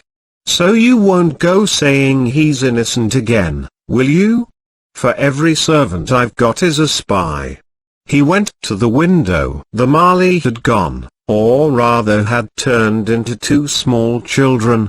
Impossible they should know English, but he sent them packing. They all hate us, he explained. It'll be all right after the verdict, for I will say this for them, they do accept the accomplished fact, but at present they're pouring out money like water to catch us tripping. And a remark like yours is the very thing they look out for. It would enable them to say it was a put-up job on the part of us officials. You see what I mean?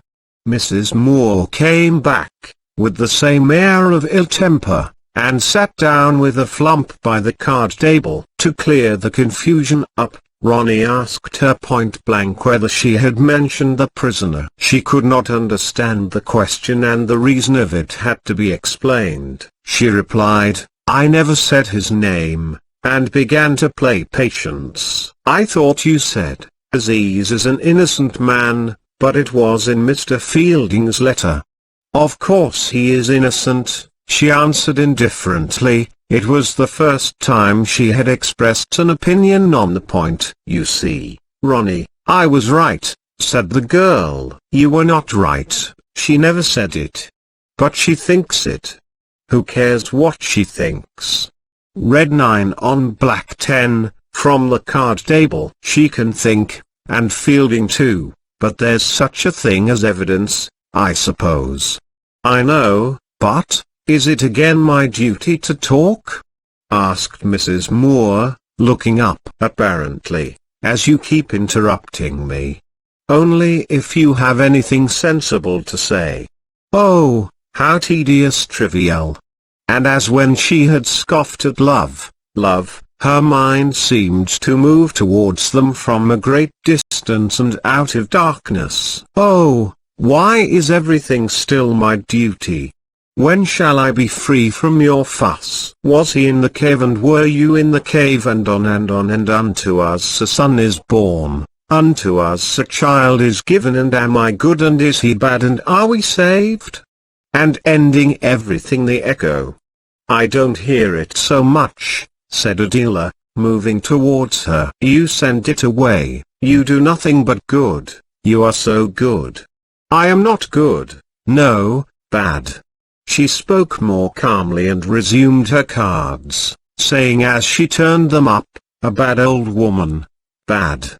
Detestable. I used to be good with the children growing up, also I meet this young man in his mosque. I wanted him to be happy. Good, happy, small people. They do not exist, they were a dream. But I will not help you to torture him for what he never did. There are different ways of evil and I prefer mine to yours." "Have you any evidence in the prisoner's favor?" said Ronnie in the tones of the just official. "If so, it is your bounden duty to go into the witness box for him instead of for us. No one will stop you. One knows people's characters, as you call them," she retorted disdainfully, as if she really knew more than character but could not impart it. "I have heard both English and Indians speak well of him, and I felt it isn't the sort of thing he would do. Feeble, mother, feeble. Most feeble. And most inconsiderate." To Adela. Adela said, "It would be so appalling if I was wrong. I should take my own life." He turned on her with, "What was I warning you just now? You know you're right, and the whole station knows it." "Yes, this is very awful. I'm as certain as ever he followed me only. Wouldn't it be possible to withdraw the case? I dread the idea of giving evidence more and more, and you are all so good to women here and you have so much more power than in England. Look at Miss Eric's motor car." "Oh, of course it's out of the question. I'm ashamed to have mentioned it. Please forgive me." "That's all right," he said inadequately. "Of course I forgive you, as you call it. But the case has to come before a magistrate now. It really must. The machinery has started." "She has started the machinery, it will work to its end." Adela inclined towards tears in consequence of this unkind remark, and Ronnie picked up the list of steamship sailings with an excellent notion in his head. His mother ought to leave India at once. She was doing no good to herself or to anyone else there. Chapter 23. Lady Mellanby, wife to the Lieutenant Governor of the province, had been gratified by the appeal addressed to her by the ladies of Chandrapur. She could not do anything. Besides, she was sailing for England, but she desired to be informed if she could show sympathy in any other way. Mrs. Turton replied that Mr. Heaslop's mother was trying to get a passage, but had delayed too long, and all the boats were full. Could Lady Mellanby use her influence? Not even Lady Mellanby could expand the dimensions of a pea. And oh, but she was a very, very nice woman, and she actually wired offering the unknown and obscure old lady accommodation in her own reserved cabin. It was like a gift from heaven. Humble and grateful, Ronnie could not but reflect that there are compensations for every woe. His name was familiar at Government House owing to poor Adela, and now Mrs. Moore would stamp it on Lady Mellanby's imagination, as they journeyed across the Indian Ocean and up the Red Sea. He had a return of tenderness for his mother, as we do for our relatives when they receive conspicuous and unexpected honor. She was not negligible, she could still arrest the attention of a high official's wife. So Mrs. Moore had all she wished. She escaped the trial, the marriage, and the hot weather. She would return to England in comfort and distinction, and see her other children. At her son's suggestion, and by her own desire, she departed. But she accepted her good luck without enthusiasm. She had come to that state where the horror of the universe and its smallness are both visible at the same time.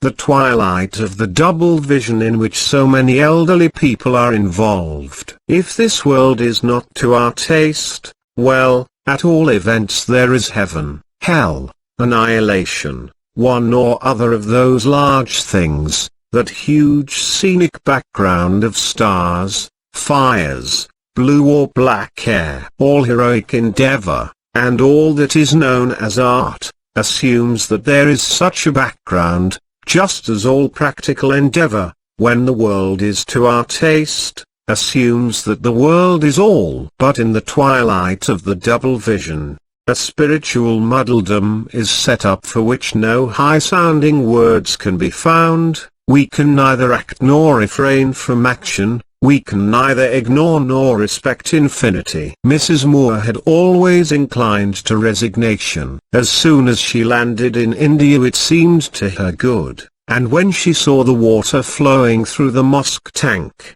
or the Ganges, or the moon, caught in the shawl of night with all the other stars, it seemed a beautiful goal and an easy one. To be one with the universe, so dignified and simple. But there was always some little duty to be performed first, some new card to be turned up from the diminishing pack and placed, and while she was pottering about, the marabou struck its gong. What had spoken to her in that scoured-out cavity of the granite? What dwelt in the first of the caves? Something very old and very small. Before time, it was before space also. Something snub-nosed, incapable of generosity, the undying worm itself. Since hearing its voice, she had not entertained one large thought. She was actually envious of Adela. All this fuss over a frightened girl. Nothing had happened,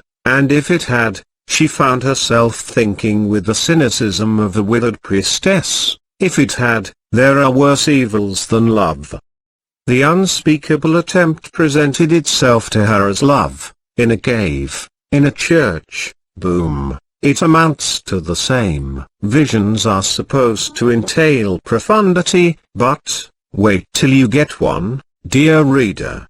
The abyss also may be petty. The serpent of eternity made of maggots, her constant thought was, less attention should be paid to my future daughter-in-law, and more to me. There is no sorrow like my sorrow, although when the attention was paid she rejected it irritably. Her son couldn't escort her to Bombay, for the local situation continued acute, and all officials had to remain at their posts. Anthony couldn't come either, in case he never returned to give his evidence. So she travelled with no one who could remind her of the past. This was a relief. The heat had drawn back a little before its next advance, and the journey was not unpleasant. As she left Chandrapur, the moon, full again, shone over the Ganges and touched the shrinking channels into threads of silver, then veered and looked into her window. The swift and comfortable mail train slid with her through the night,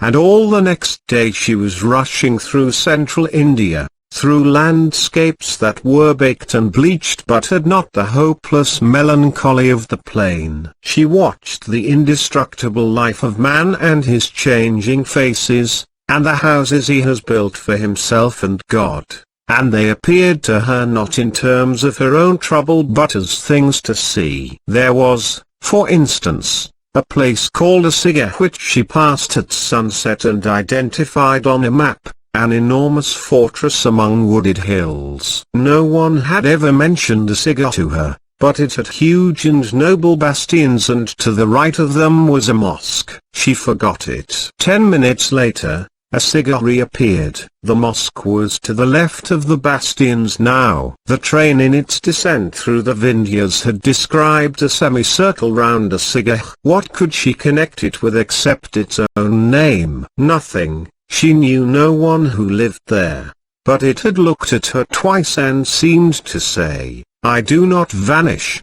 She woke in the middle of the night with a start, for the train was falling over the western cliff. Moonlit pinnacles rushed up at her like the fringes of a sea, then a brief episode of plain, the real sea, and the soupy dawn of Bombay. I have not seen the right places, she thought, as she saw embayed in the platforms of the Victoria terminus the end of the rails that had carried her over a continent and could never carry her back. She would never visit Asiga or the other untouched places, neither Delhi nor Agra nor the Rajputana cities nor Kashmir, nor the obscure marvels that had sometimes shone through men's speech, the bilingual rock of Gurna, the statue of Sri Belgola, the ruins of Mandu and Hampi, temples of Kajrihar, gardens of Shalimar. As she drove through the huge city which the West has built and abandoned with a gesture of despair,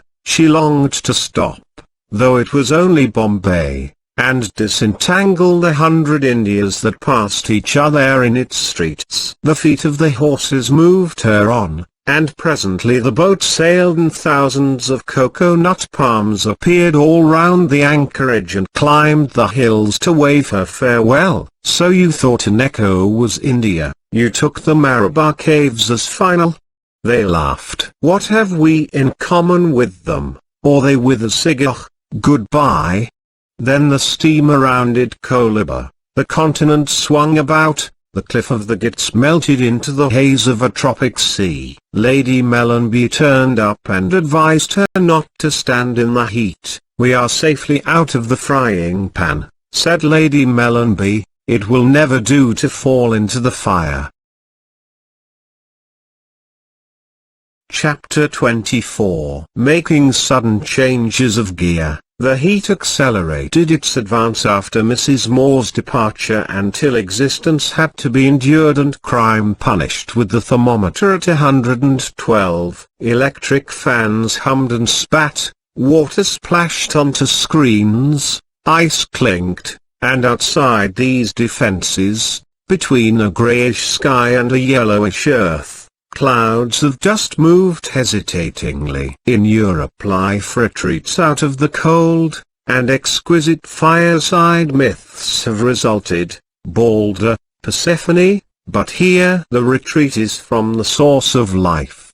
The treacherous sun, and no poetry adorns it because disillusionment cannot be beautiful. Men yearn for poetry though they may not confess it. They desire that joy shall be graceful and sorrow august and infinity have a form, and India fails to accommodate them.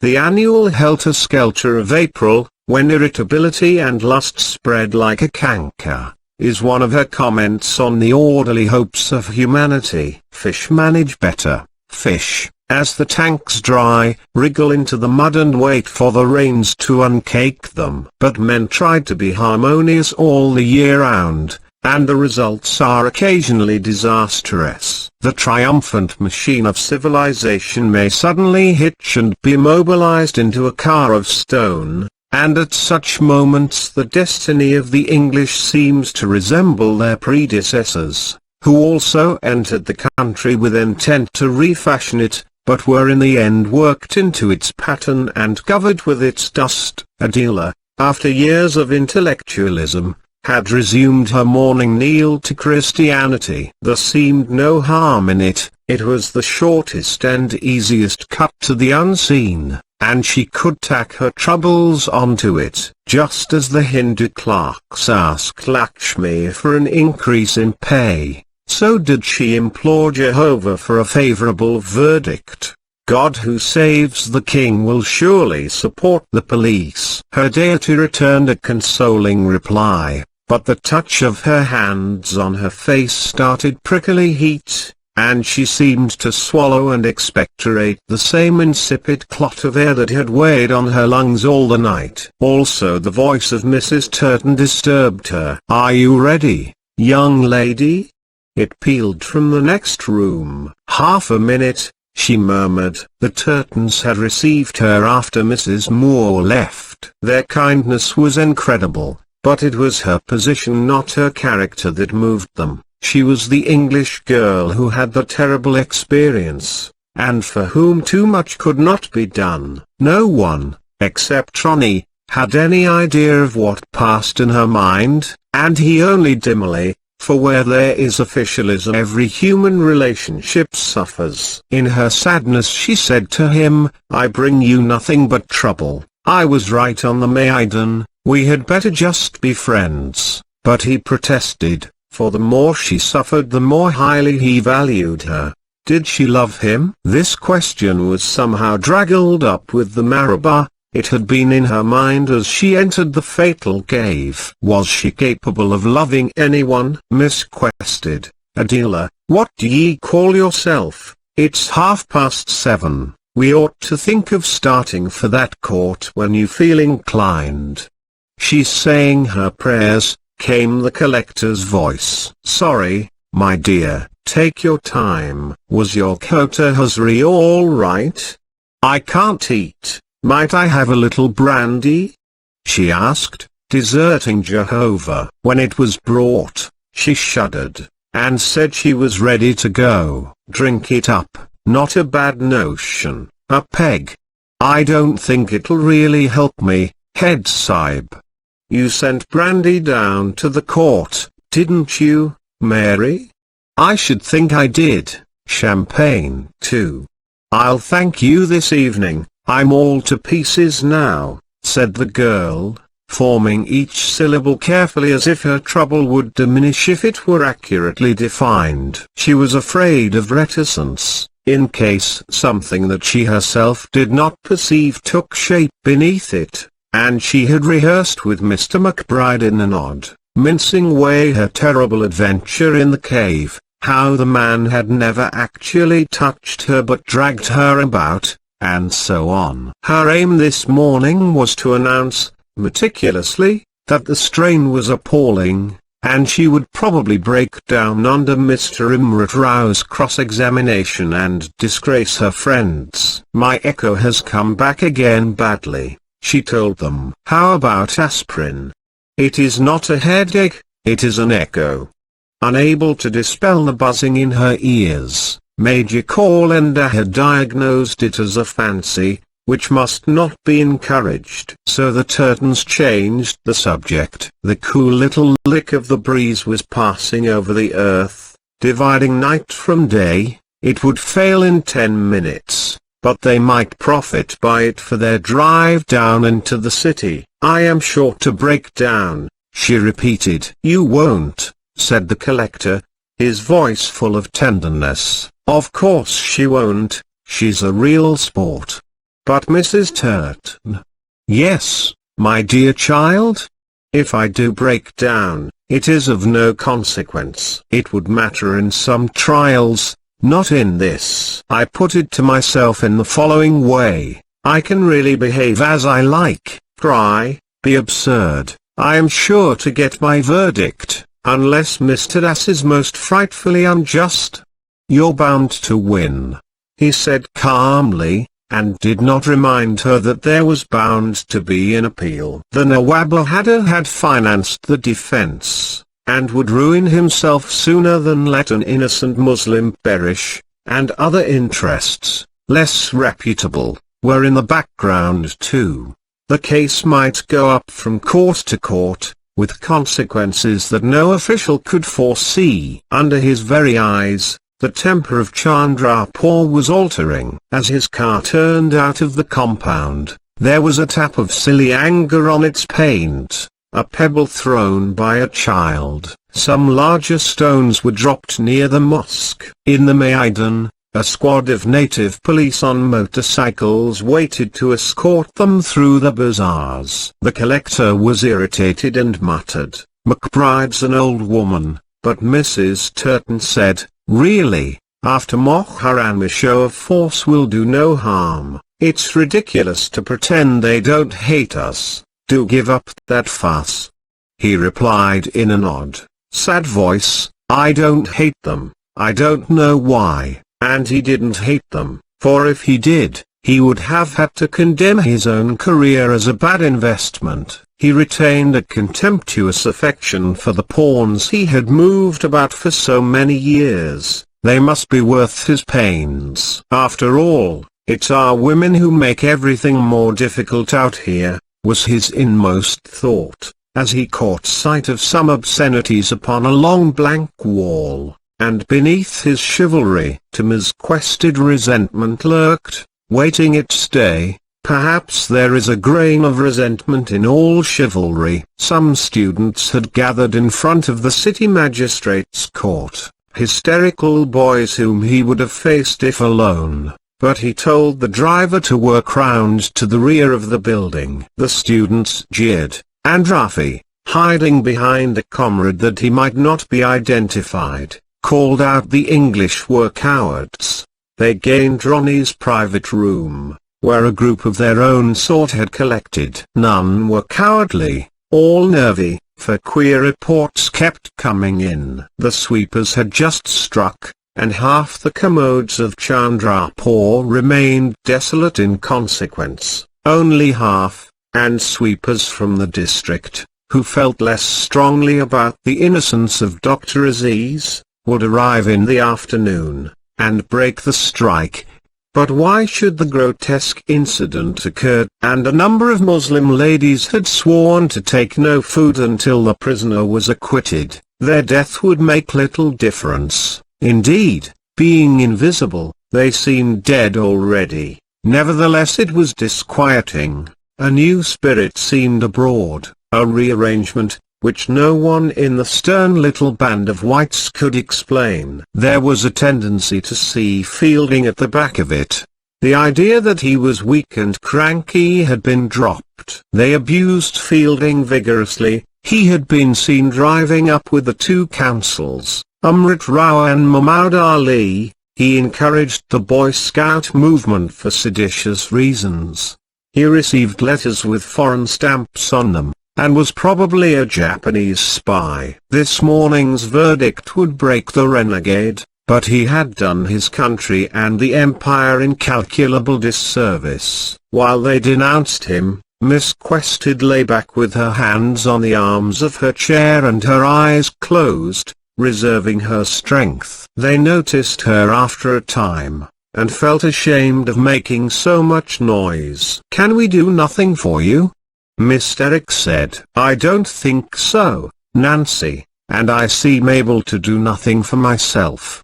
But you're strictly forbidden to talk like that. You're wonderful. Yes indeed, came the reverent chorus. My old Das is all right, said Ronnie, starting a new subject in low tones. Not one of them's all right, contradicted Major Callender. Das is, really? You mean he's more frightened of acquitting than convicting, because if he acquits he'll lose his job, said Leslie with a clever little laugh. Ronnie did mean that, but he cherished illusions about his own subordinates, following the finer traditions of his service here, and he liked to maintain that his old Das really did possess moral courage of the public school brand. He pointed out that, from one point of view, it was good that an Indian was taking the case. Conviction was inevitable, so better let an Indian pronounce it. There would be less fuss in the long run. Interested in the argument, he let a dealer become dim in his mind. In fact, you disapprove of the appeal I forwarded to Lady Mellanby, said Mrs. Turton with considerable heat. Pray don't apologize, Mr. Heaslop. I am accustomed to being in the wrong. I didn't mean that. All right, I said don't apologize. Those swine are always on the lookout for a grievance, said Leslie, to propitiate her. Swine? I should think so, the Major echoed. And what's more, I'll tell you what's happened is a damn good thing really. Barring of course its application to present company. It'll make them squeal, and it's time they did squeal. I've put the fear of God into them at the hospital anyhow. You should see the grandson of our so-called leading loyalist. He tittered brutally as he described poor Nuerin's present appearance. His beauty's gone, 5 upper teeth, 2 lower and a nostril. Old Panalal brought him the looking glass yesterday and he blubbered. I laughed. I tell you, and so would you, that used to be one of these buck niggers, I thought. Now he's all septic, damn him, blast his soul. I believe he was unspeakably immoral. He subsided, nudged in the ribs, but added, I wish I'd had the cutting up of my late assistant too. Nothing's too bad for these people. At last some sense is being talked, Mrs. Turton cried, much to her husband's discomfort. That's what I say there's not such a thing as cruelty after a thing like this. Exactly, and remember it afterwards, you men. You're weak. Why, they ought to crawl from here to the caves on their hands and knees whenever an English woman's in sight. They oughtn't to be spoken to, they ought to be spat at, they ought to be ground into the dust. We've been far too kind with our bridge parties and the rest. She paused, profiting by her wrath. The heat had invaded her. She subsided into a lemon squash, and continued between the sips to murmur, weak, and the process was repeated. The issues Miss Quested had raised were so much more important than she was herself that people inevitably forgot her. Presently the case was called. Their chairs preceded them into the court, for it was important that they should look dignified. And when the servants had made all ready, they filed into the ramshackly room with a condescending air, as if it was a booth at a fair. The collector made a small official joke as he sat down, at which his entourage smiled, and the Indians, who could not hear what he said, felt that some new cruelty was afoot, otherwise the sahibs would not chuckle. The court was crowded and of course very hot, and the first person Adela noticed in it was the humblest of all who were present, a person who had no bearing officially upon the trial. The man who pulled the punkia. Almost naked, and splendidly formed, he sat on a raised platform near the back, in the middle of the central gangway, and he caught her attention as she came in, and he seemed to control the proceedings. He had the strength and beauty that sometimes come to flower in Indians of low birth. When that strange race nears the dust and is condemned as untouchable, then nature remembers the physical perfection that she accomplished elsewhere, and throws out a god, not many, but one here and there, to prove to society how little its categories impress her. This man would have been notable anywhere, among the thin-hammed, flat-chested mediocrities of Chandrapur. He stood out as divine, yet he was of the city. Its garbage had nourished him. He would end on its rubbish heaps, pulling the rope towards him, relaxing it rhythmically, sending swirls of air over others, receiving none himself. He seemed apart from human destinies, a male fate, a winnower of souls. Opposite him, also on a platform, sat the little assistant magistrate, cultivated, self-conscious, and conscientious. The punkawalla was none of these things. He scarcely knew that he existed and did not understand why the court was fuller than usual. Indeed, he did not know that it was fuller than usual, didn't even know he worked a fan, though he thought he pulled a rope. Something in his aloofness impressed the girl from middle-class England, and rebuked the narrowness of her sufferings. In virtue of what had she collected this room full of people together? Her particular brand of opinions, and the suburban Jehovah who sanctified them. By what right did they claim so much importance in the world, and assume the title of civilization? Mrs. Moore. She looked round, but Mrs. Moore's far away on the sea. It was the kind of question they might have discussed on the voyage out before the old lady had turned disagreeable and queer. While thinking of Mrs. Moore, she heard sounds, which gradually grew more distinct. The epoch-making trial had started, and the superintendent of police was opening the case for the prosecution. Mr. McBride was not at pains to be an interesting speaker. He left eloquence to the defense, who would require it. His attitude was, everyone knows the man's guilty, and I am obliged to say so in public before he goes to the Andamans. He made no moral or emotional appeal, and it was only by degrees that the studied negligence of his manner made itself felt, and lashed part of the audience to fury. Laboriously did he describe the genesis of the picnic.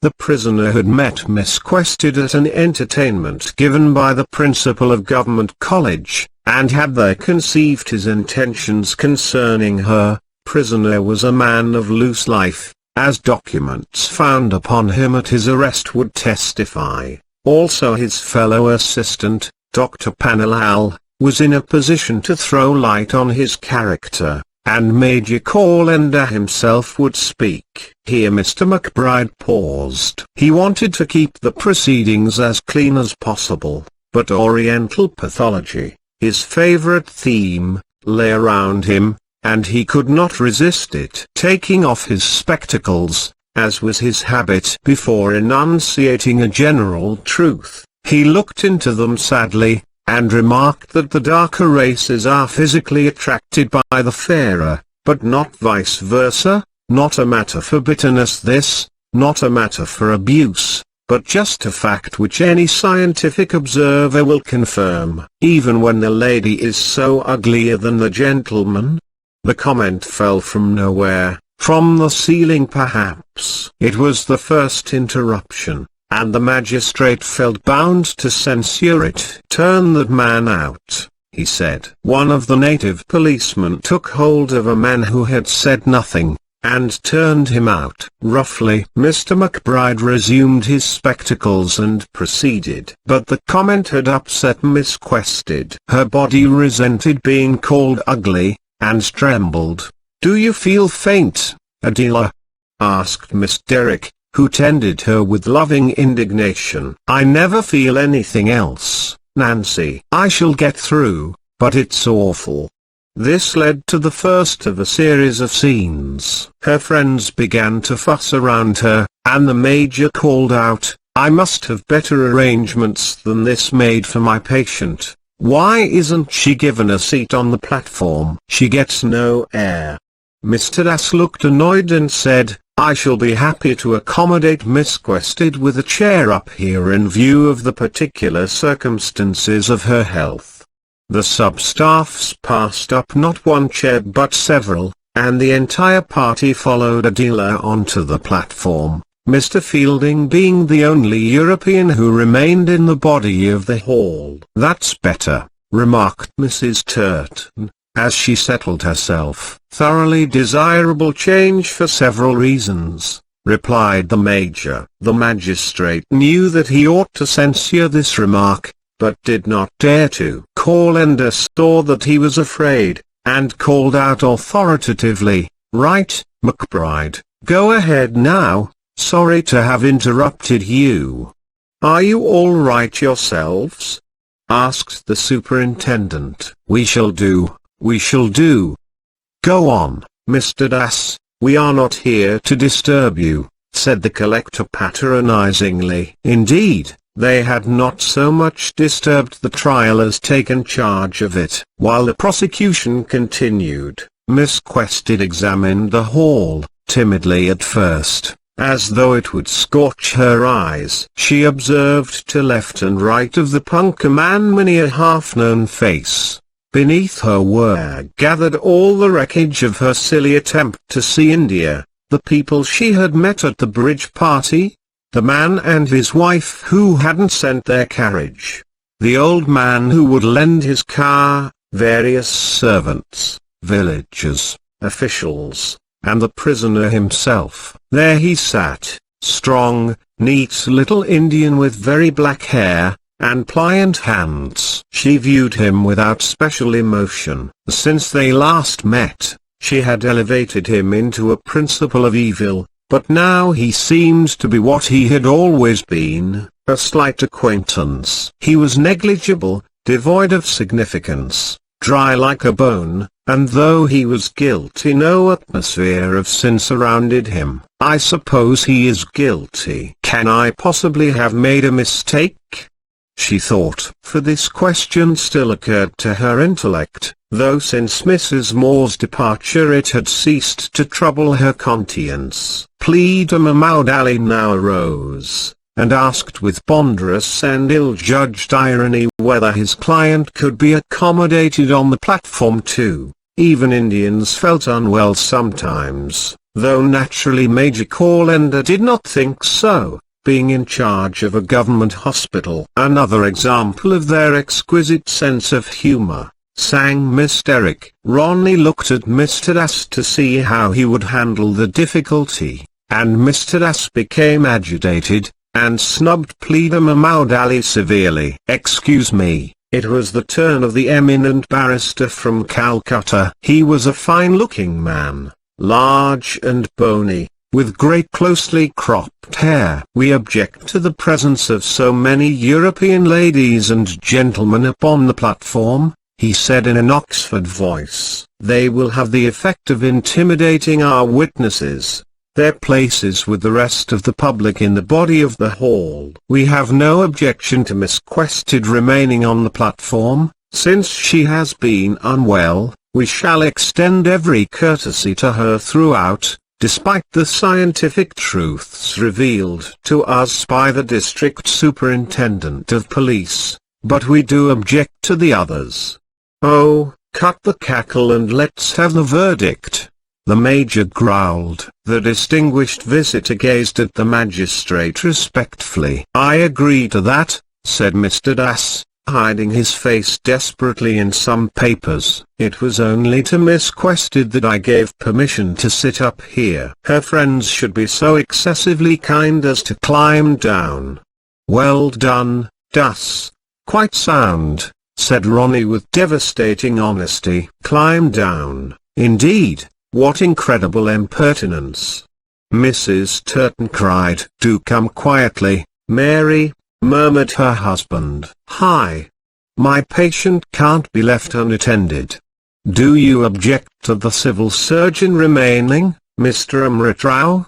"I should object. A platform confers authority, even when it's 1 foot high, so come along all," said the collector, trying to laugh. "Thank you very much, sir," said Mr. Das, greatly relieved. "Thank you, Mr. Heaslop, thank you ladies all." And the party, including Miss Quested, descended from its rash eminence. The news of their humiliation spread quickly, and people jeered outside. Their special chairs followed them. Muhammad Ali, who was quite silly and useless with hatred, objected even to these, by whose authority had special chairs been introduced. Why had the Nawab not been given one? Etc. People began to talk all over the room, about chairs ordinary and special, strips of carpet, platforms 1 foot high.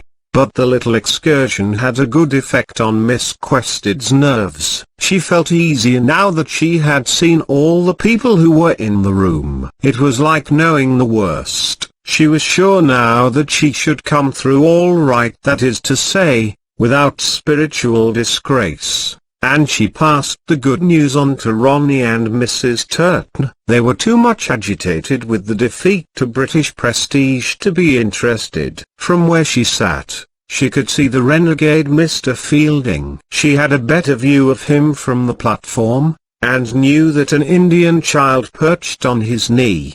He was watching the proceedings, watching her. When their eyes met, he turned his away, as if direct intercourse was of no interest to him. The magistrate was also happier. He had won the battle of the platform, and gained confidence. Intelligent and impartial, he continued to listen to the evidence, and tried to forget that later on he should have to pronounce a verdict in accordance with it. The superintendent trundled steadily forward. He had expected these outbursts of insolence. They are the natural gestures of an inferior race, and he betrayed no hatred of Aziz, merely an abysmal contempt. The speech dealt at length with the prisoners' dupes, as they were called, Fielding, the servant Anthony, the Nawab. This aspect of the case had always seemed dubious to Miss Quested, and she had asked the police not to develop it. But they were playing for a heavy sentence, and wanted to prove that the assault was premeditated, and in order to illustrate the strategy, they produced a plan of the Malabar Hills, showing the route that the party had taken, and the tank of the dagger where they had camped. The magistrate displayed interest in archaeology. An elevation of a specimen cave was produced. It was lettered Buddhist cave. Not Buddhist, I think, Jain. In which cave is the offence alleged, the Buddhist or the Jain? Asked Muhammad Ali, with the air of unmasking a conspiracy. All the Malabar caves are Jain. Yes, sir. Then in which Jain cave? You will have an opportunity of putting such questions later. Mr. McBride smiled faintly at their fatuity. Indians invariably collapse over some such point as this. He knew that the defense had some wild hope of establishing an alibi, that they had tried, unsuccessfully, to identify the guide, and that Fielding and Hamidullah had gone out to the Kawadol and Paste and measured all one moonlit night. Mr. Leslie says they're Buddhist, and he ought to know if anyone does. But may I call attention to the shape? And he described what had occurred there. Then he spoke of Ms. Derrick's arrival, of the scramble down the gully, of the return of the two ladies to Chandrapur, and of the document Miss Quested signed on her arrival, in which mention was made of the field glasses. And then came the culminating evidence, the discovery of the field glasses on the prisoner. I have nothing to add at present, he concluded, removing his spectacles. I will now call my witnesses. The facts will speak for themselves. The prisoner is one of those individuals who have led a double life. I dare say his degeneracy gained upon him gradually. He has been very cunning at concealing, as is usual with a type, and pretending to be a respectable member of society, getting a government position even. He is now entirely vicious and beyond redemption. I am afraid he behaved most cruelly, most brutally, to another of his guests, another English lady. In order to get rid of her, and leave him free for his crime, he crushed her into a cave among his servants. However, that is by the way. But his last words brought on another storm, and suddenly a new name, Mrs. Moore, burst on the court like a whirlwind. Muhammad Ali had been enraged. His nerves snapped. He shrieked like a maniac, and asked whether his client was charged with murder as well as rape, and who was this second English lady. I don't propose to call her. You don't because you can't. You have smuggled her out of the country. She is Mrs. Moore. She would have proved his innocence. She was on our side. She was poor Indian's friend.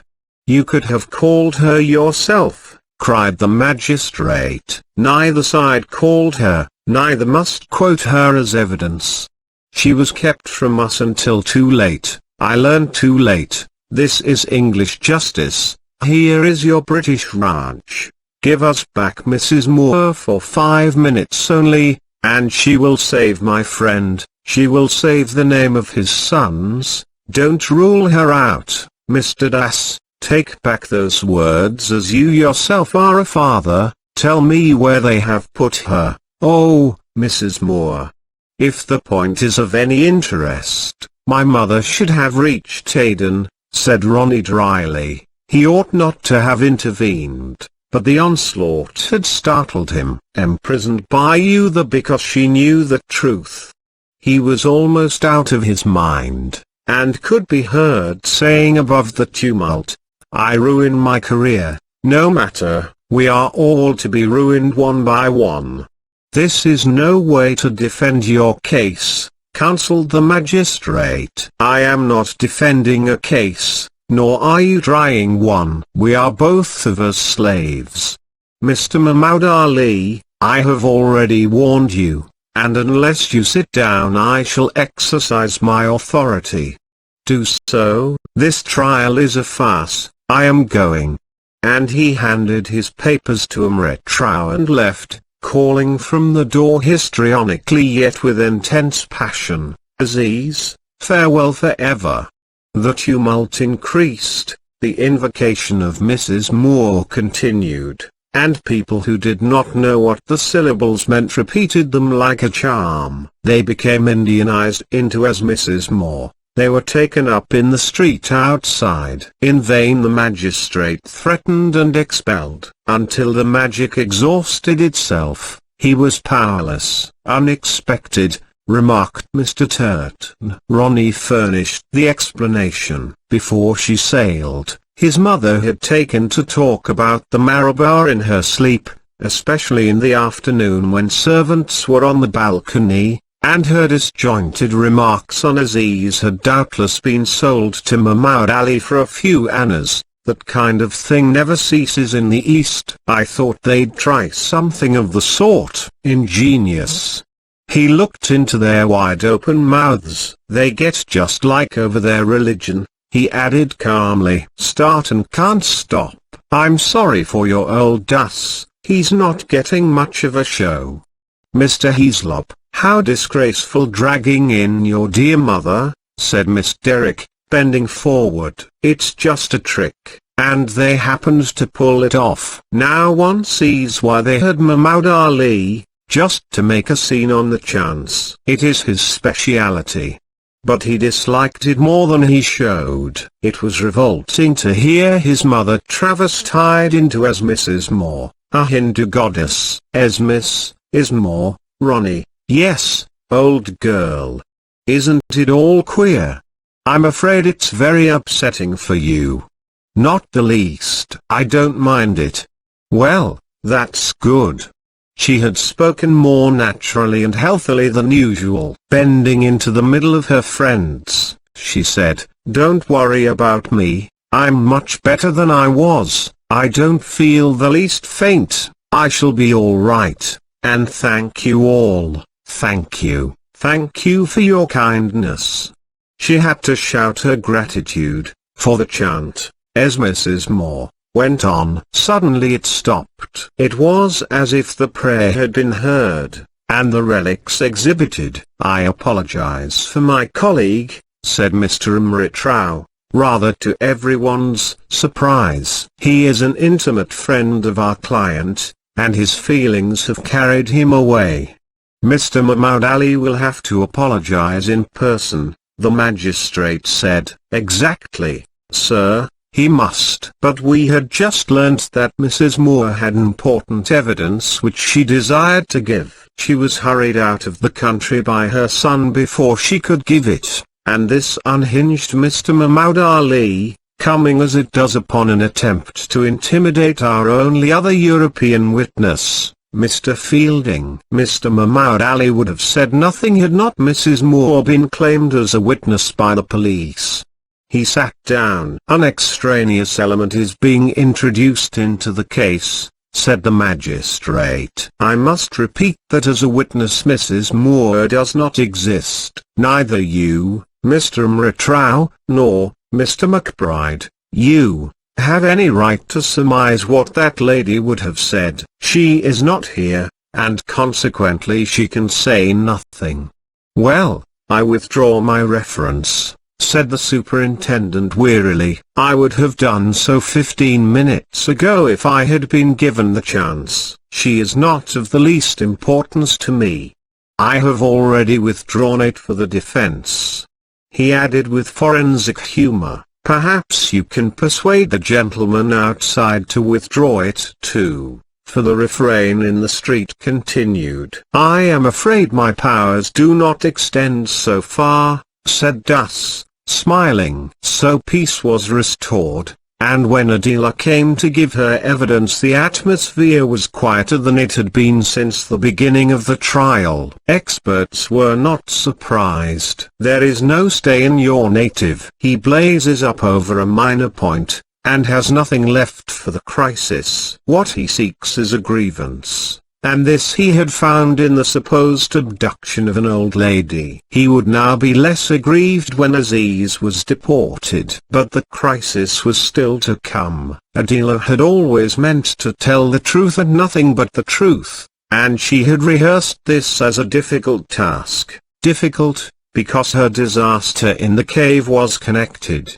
though by a thread, with another part of her life. Her engagement to Ronnie. She had thought of love just before she went in, and had innocently asked Aziz what marriage was like, and she supposed that her question had roused evil in him. To recount this would have been incredibly painful. It was the one point she wanted to keep obscure. She was willing to give details that would have distressed other girls, but this story of her private failure she dared not allude to, and she dreaded being examined in public in case something came out. But as soon as she rose to reply, and heard the sound of her own voice, she feared not even that. A new and unknown sensation protected her, like magnificent armor. She didn't think what had happened, or even remember in the ordinary way of memory, but she returned to the Malabar Hills, and spoke from them across a sort of darkness to Mr. McBride. The fatal day recurred, in every detail, but now she was of it and not of it at the same time, and this double relation gave it indescribable splendor. Why had she thought the expedition dull? Now the sun rose again, the elephant waited, the pale masses of the rock flowed round her and presented the first cave. She entered, and a match was reflected in the polished walls, all beautiful and significant, though she had been blind to it at the time. Questions were asked, and to each she found the exact reply. Yes, she had noticed the tank of the dagger, but not known its name. Yes, Mrs. Moore had been tired after the first cave and sat in the shadow of a great rock, near the dried-up mud. Smoothly the voice in the distance proceeded, leading along the paths of truth, and the airs from the punkah behind her wafted her on. The prisoner and the guide took you on to the Kawadol, no one else being present. The most wonderfully shaped of those hills. Yes. As she spoke, she created the corridor, saw the niches up the curve of the stone, and felt the heat strike her face, and something caused her to add, "No one else was present to my knowledge." We appeared to be alone. "Very well, there is a ledge halfway up the hill, or broken ground rather, with caves scattered near the beginning of a drain. I know where you mean. You went alone into one of those caves?" "That is quite correct. And the prisoner followed you. Now we've got him, from the Major." She was silent. The court, the place of question, awaited her reply. But she could not give it until Aziz entered the place of answer. "The prisoner followed you, didn't he?" he repeated in the monotonous tones that they both used. They were employing agreed words throughout, so that this part of the proceedings held no surprises. "May I have half a minute before I reply to that, Mr. McBride?" "Certainly." Her vision was of several caves. She saw herself in one, and she was also outside it, watching its entrance. For Aziz to pass in, she failed to locate him. It was the doubt that had often visited her, but solid and attractive, like the hills. "I am not." Speech was more difficult than vision. "I am not quite sure." "I beg your pardon?" said the superintendent of police. "I cannot be sure." "I didn't catch that answer."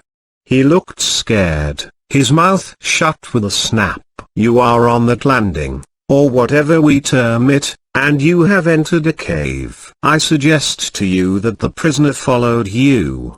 She shook her head. "What do you mean? Please."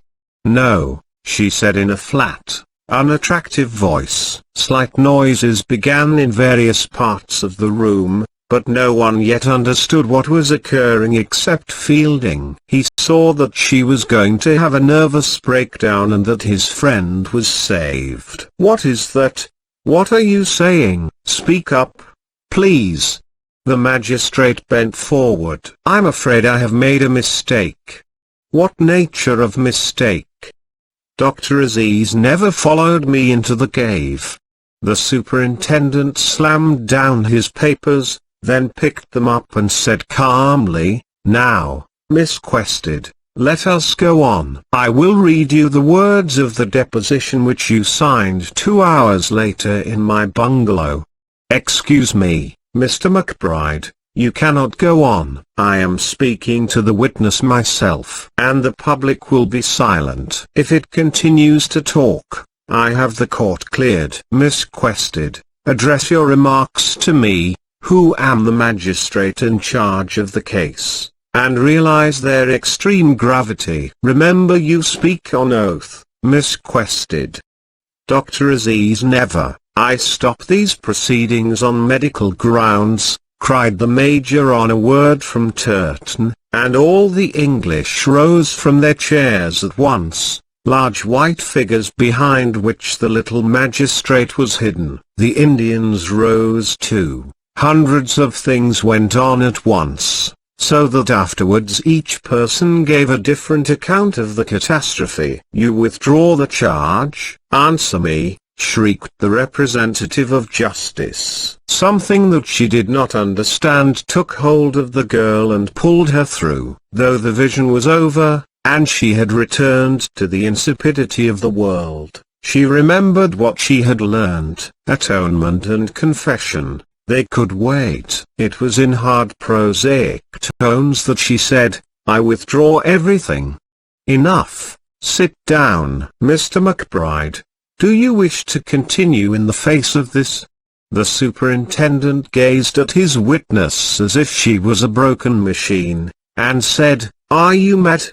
"Don't question her, sir, you have no longer the right."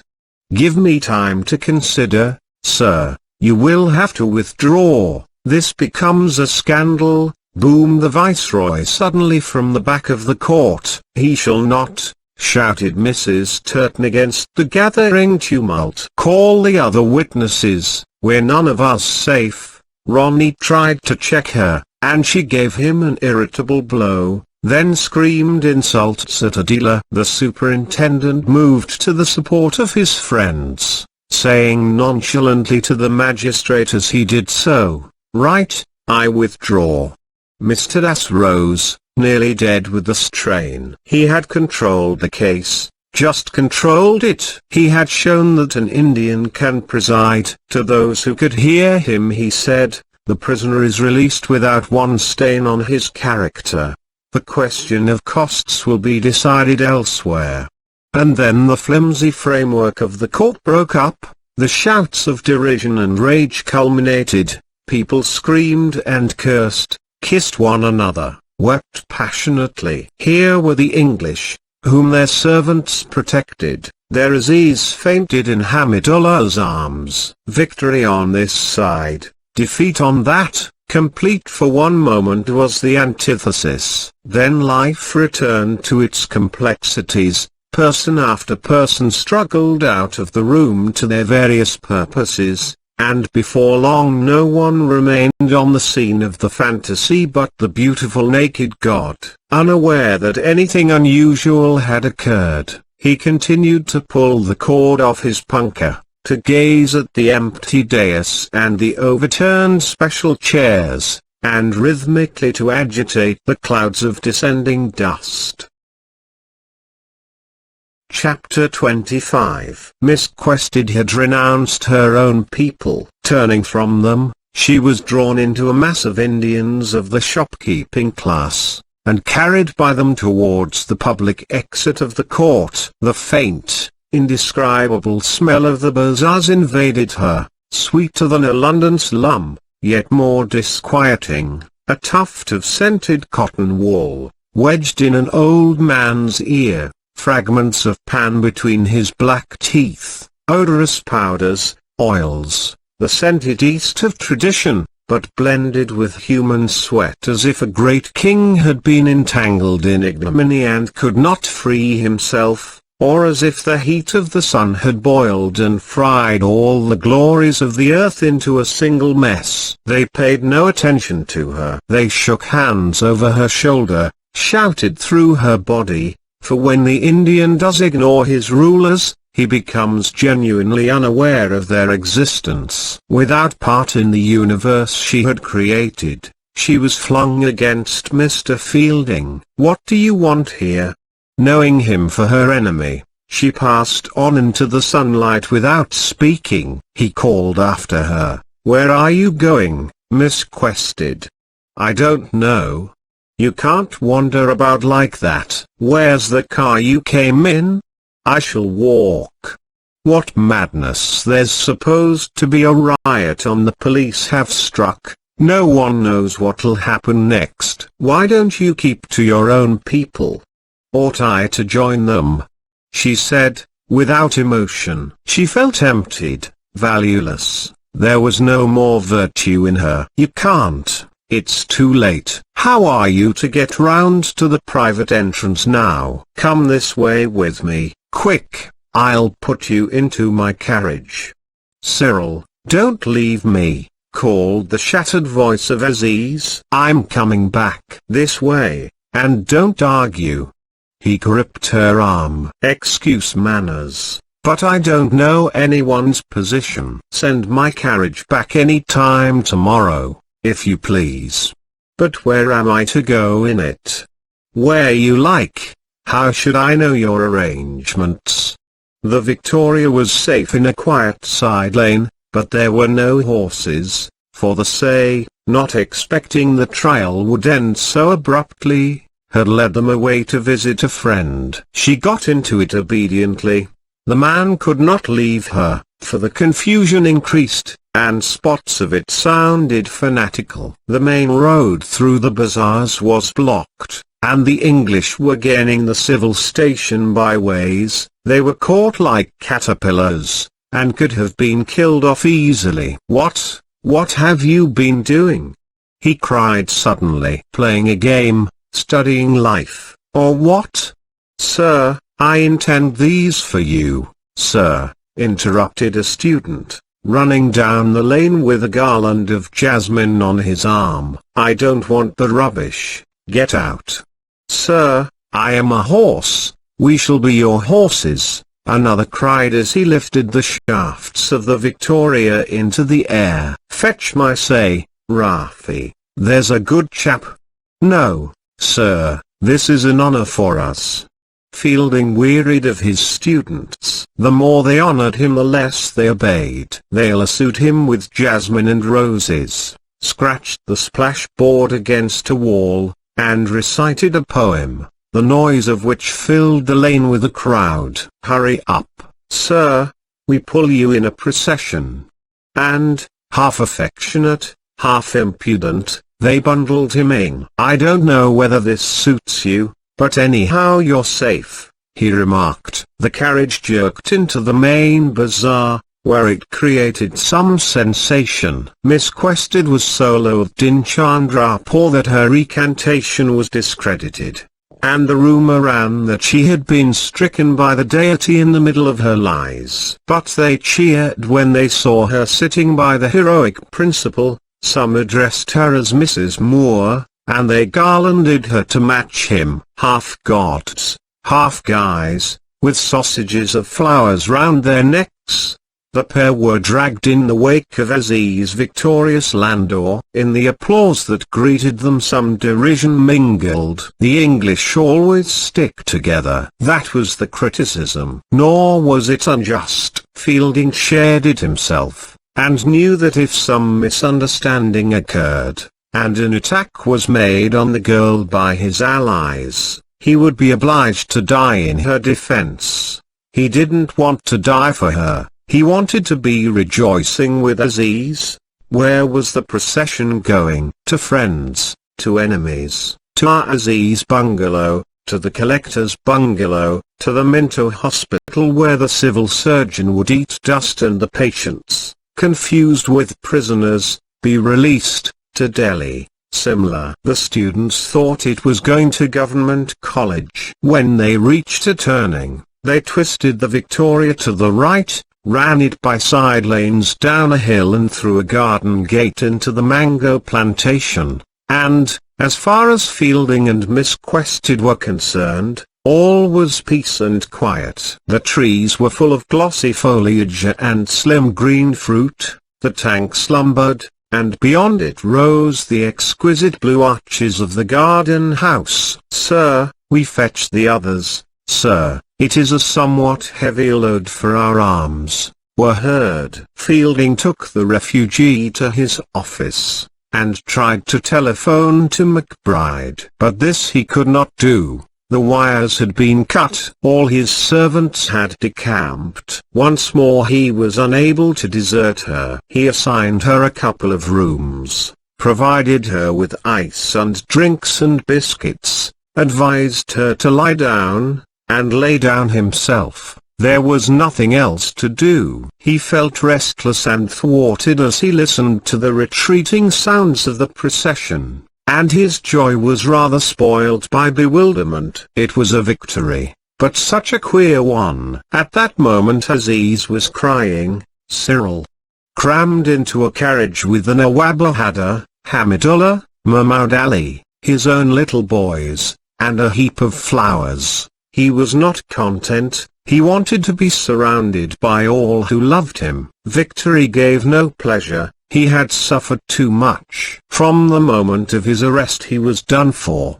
He had dropped like a wounded animal. He had despaired, not through cowardice, but because he knew that an English woman's word would always outweigh his own. "It is fate," he said, and, it is fate. When he was imprisoned anew after Muharram, all that existed, in that terrible time, was affection, and affection was all that he felt in the first painful moments of his freedom. Why isn't Cyril following? Let us turn back. But the procession could not turn back. Like a snake in a drain, it advanced down the narrow bazaar towards the basin of the Maidan, where it would turn about itself, and decide on its prey. "Forward, forward," shrieked Mahmud Ali, whose every utterance had become a yell. "Down with the collector, down with the superintendent of police.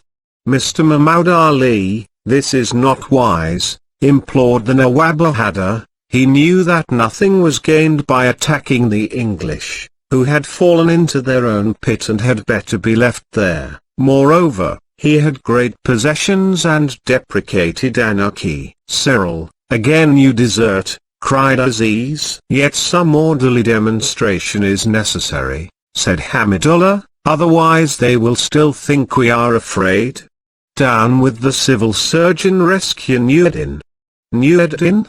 They are torturing him. Oh, my God. For this, too, was a friend." "They are not. I will not have my grandson made an excuse for an attack on the hospital," the old man protested. "They are." Calender boasted so before the trial. "I heard through the tatties," he said. "I have tortured that nigger." "Oh, my God." "He called him a nigger, did he? They put pepper instead of antiseptic on the wounds." "Mr. Mahmoud Ali, impossible. A little roughness will not hurt the boy, he needs discipline." "Pepper." Civil surgeon said so. "They hope to destroy us one by one, they shall fail."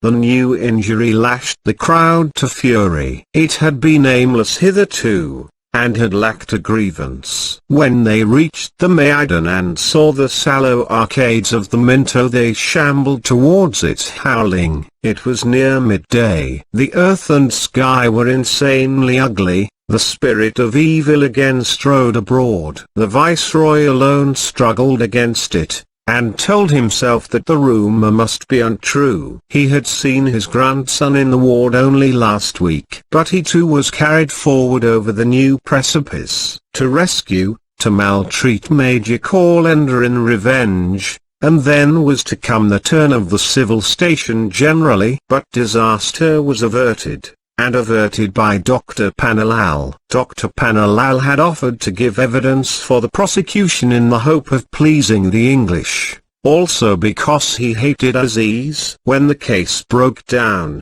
he was in a very painful position. He saw the crash coming sooner than most people, slipped from the court before Mr. S had finished, and drove dapple off through the bazaars, in flight from the wrath to come. In the hospital he should be safe, for Major Calender would protect him.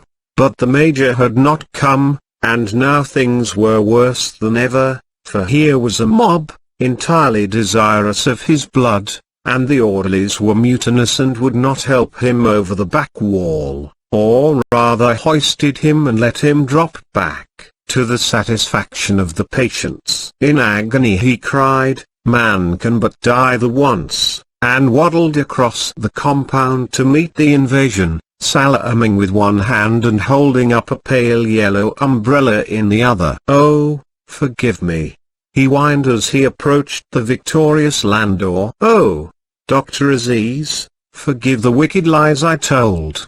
Aziz was silent. The others thickened their throats and threw up their chins in token of scorn. "I was afraid, I was mislaid," the suppliant continued. "I was mislaid here, there, and everywhere as regards your character. Oh, forgive the poor old Hakim who gave you milk when ill. Oh, Viceroy, whoever merciful, is it my poor little dispensary you require? Take every cursed bottle."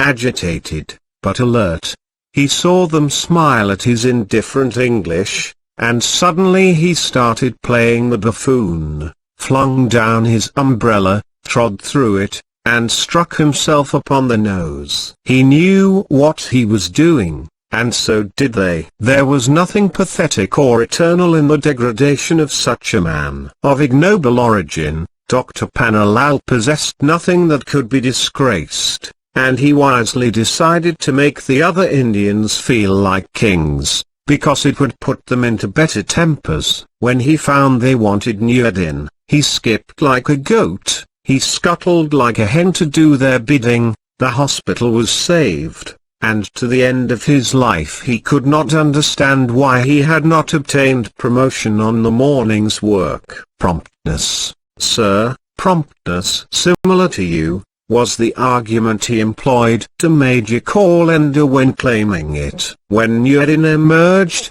his face all bandaged, there was a roar of relief as though the Bastille had fallen. It was the crisis of the march, and the Nawab had managed to get the situation into hand. Embracing the young man publicly, he began a speech about justice, courage, liberty, and prudence, ranged under heads which cooled the passion of the crowd. He further announced that he should give up his British conferred title, and live as a private gentleman, plain Mr. Zulfikar, for which reason he was instantly proceeding to his country seat. The landau turned, the crowd accompanied it, the crisis was over. The Marabar caves had been a terrible strain on the local administration.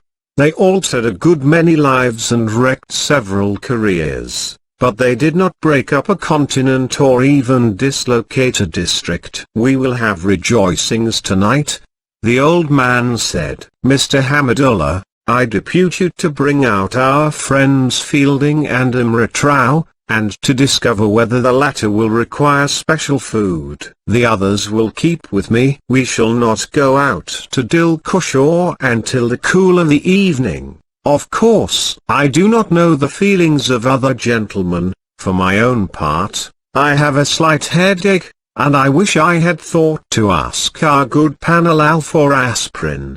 For the heat was claiming its own. Unable to madden, it stupefied, and before long most of the Chandrapur combatants were asleep. Those in the civil station kept watch a little, fearing an attack, but presently they too entered the world of dreams, that world in which a third of each man's life is spent, and which is thought by some pessimists to be a premonition of eternity.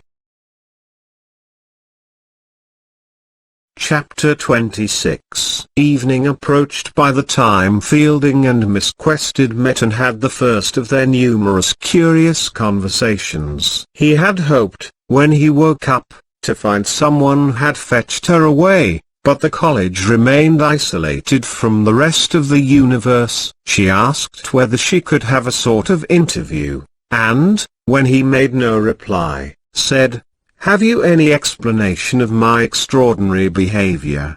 "None," he said curtly. "Why make such a charge if you were going to withdraw it?" "Why, indeed? I ought to feel grateful to you, I suppose, but I don't expect gratitude. I only thought you might care to hear what I have to say." "Oh, well," he grumbled, feeling rather schoolboyish, "I don't think a discussion between us is desirable. To put it frankly, I belong to the other side in this ghastly affair. Would it not interest you to hear my side?" "Not much. I shouldn't tell you in confidence, of course, so you can hand on all my remarks to your side. For there is one great mercy that has come out of all today's misery. I have no longer any secrets. My echo has gone. I call the buzzing sound in my ears an echo. You see, I have been unwell ever since that expedition to the caves, and possibly before it." The remark interested him rather. It was what he had sometimes suspected himself. "What kind of illness?" he inquired. She touched her head at the side, then shook it. "That was my first thought, the day of the arrest. Hallucination." "Do you think that would be so?" she asked with great humility. "What should have given me an hallucination?"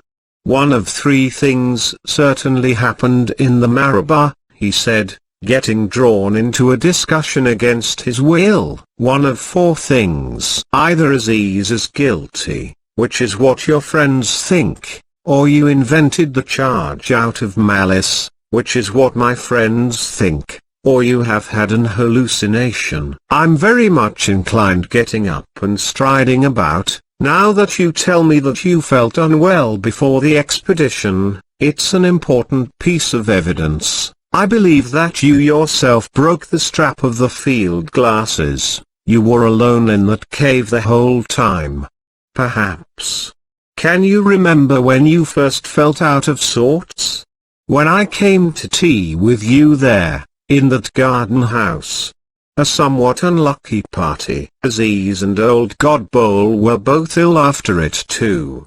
I was not ill, it is far too vague to mention, it is all mixed up with my private affairs. I enjoyed the singing, but just about then a sort of sadness began that I couldn't detect at the time. No, nothing as solid as sadness. Living at half pressure expresses it best. Half pressure. I remember going on to polo with Mr. Heaslop at the Maidan. Various other things happened, it doesn't matter what, but I was under par for all of them. I was certainly in that state when I saw the caves, and you suggest, nothing shocks or hurts me. You suggest that I had an hallucination there, the sort of thing, though in an awful form, that makes some women think they've had an offer of marriage when none was made. You put it honestly, anyhow. I was brought up to be honest, the trouble is it gets me nowhere. Liking her better, he smiled and said, it'll get us to heaven. Will it? If heaven existed. Do you not believe in heaven, Mr. Fielding, may I ask? She said, looking at him shyly. I do not. Yet I believe that honesty gets us there. How can that be? Let us go back to hallucinations. I was watching you carefully through your evidence this morning, and if I'm right, the hallucination, what you call half pressure, quite as good a word, disappeared suddenly. She tried to remember what she had felt in court, but could not. The vision disappeared whenever she wished to interpret it. Events presented themselves to me in their logical sequence, was what she said, but it hadn't been that at all. My belief, and of course I was listening carefully, in hope you would make some slip, my belief is that poor McBride exorcised you. As soon as he asked you a straightforward question, you gave a straightforward answer, and broke down. Exorcise in that sense. I thought you meant I'd seen a ghost. I don't go to that length. People whom I respect very much believe in ghosts, she said rather sharply. My friend Mrs. Moore does. She's an old lady. I think you need not be impolite to her, as well as to her son. I did not intend to be rude. I only meant it is difficult, as we get on in life, to resist the supernatural. I felt it coming on me myself. I still jog on without it, but what a temptation, at 45, to pretend that the dead live again, one's own dead, no one else's matter. Because the dead don't live again. I fear not. So do I. There was a moment's silence, such as often follows the triumph of rationalism. Then he apologized handsomely enough for his behavior to Heaslop at the club. What does Dr. Aziz say of me? She asked, after another pause. He has not been capable of thought in his misery. Naturally he's very bitter, said Fielding, a little awkward, because such remarks as Aziz had made were not merely bitter. They were foul. The underlying notion was, it disgraces me to have been mentioned in connection with such a hag.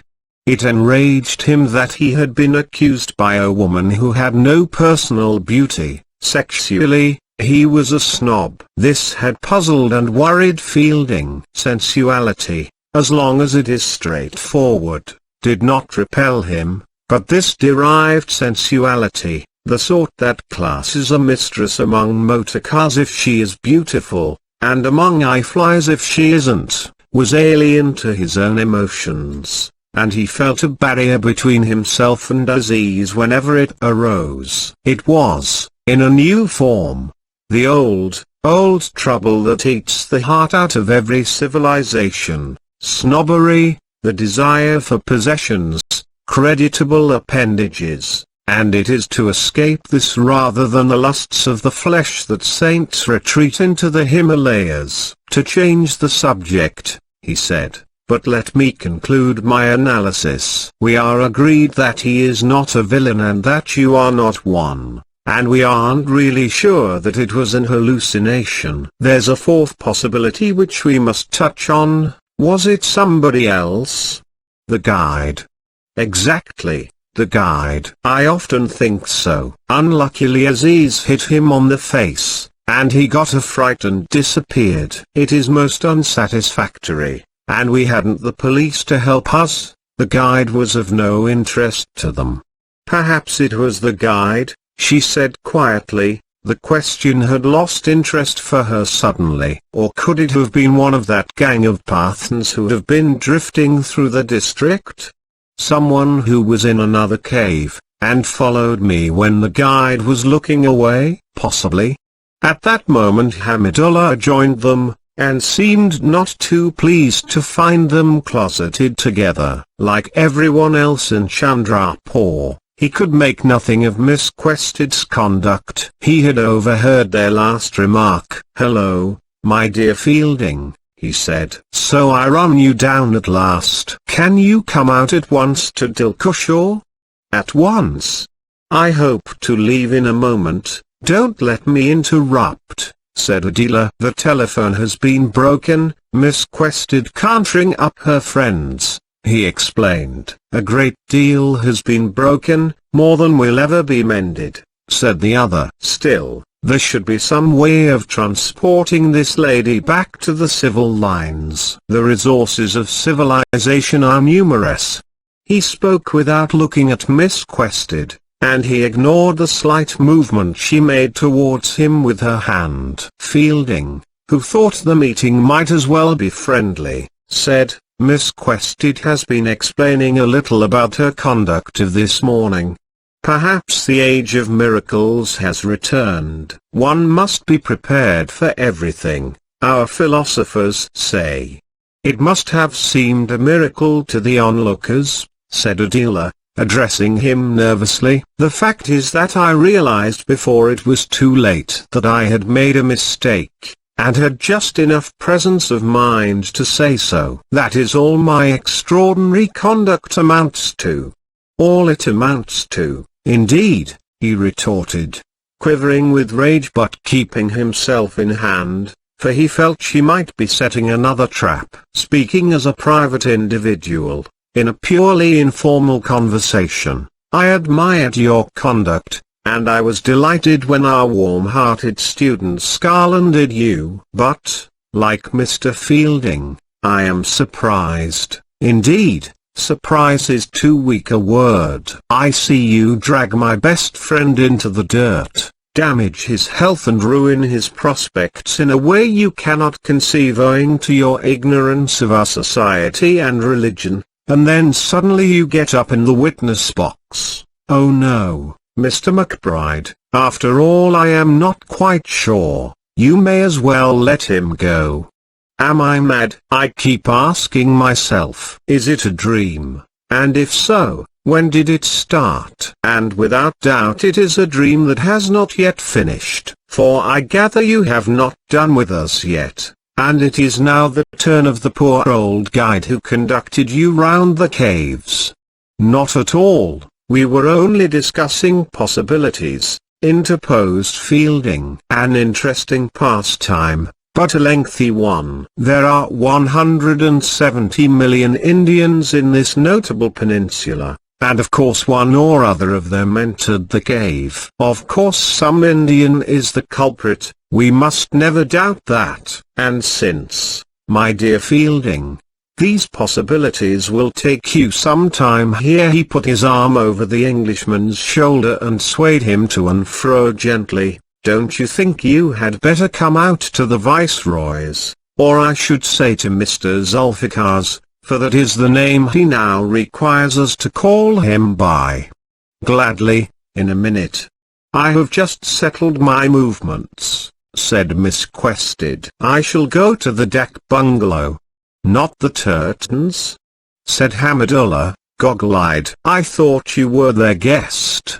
The Dak bungalow of Chandrapur was below the average, and certainly servantless. Fielding, though he continued to sway with Hamidullah, was thinking on independent lines, and said in a moment, I have a better idea than that, Miss Quested. You must stop here at the college. I shall be away at least 2 days, and you can have the place entirely to yourself, and make your plans at your convenience.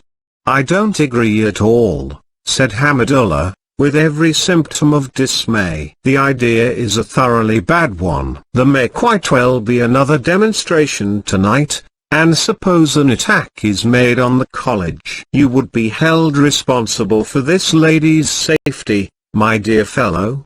They might equally attack the Dak bungalow. Exactly, but the responsibility thus ceases to be yours. Quite so. I had given trouble enough. Do you hear? The lady admits it herself. It's not an attack from our people I fear. You should see their orderly conduct at the hospital. What we must guard against is an attack secretly arranged by the police for the purpose of discrediting you. McBride keeps plenty of roughs for this purpose, and this would be the very opportunity for him.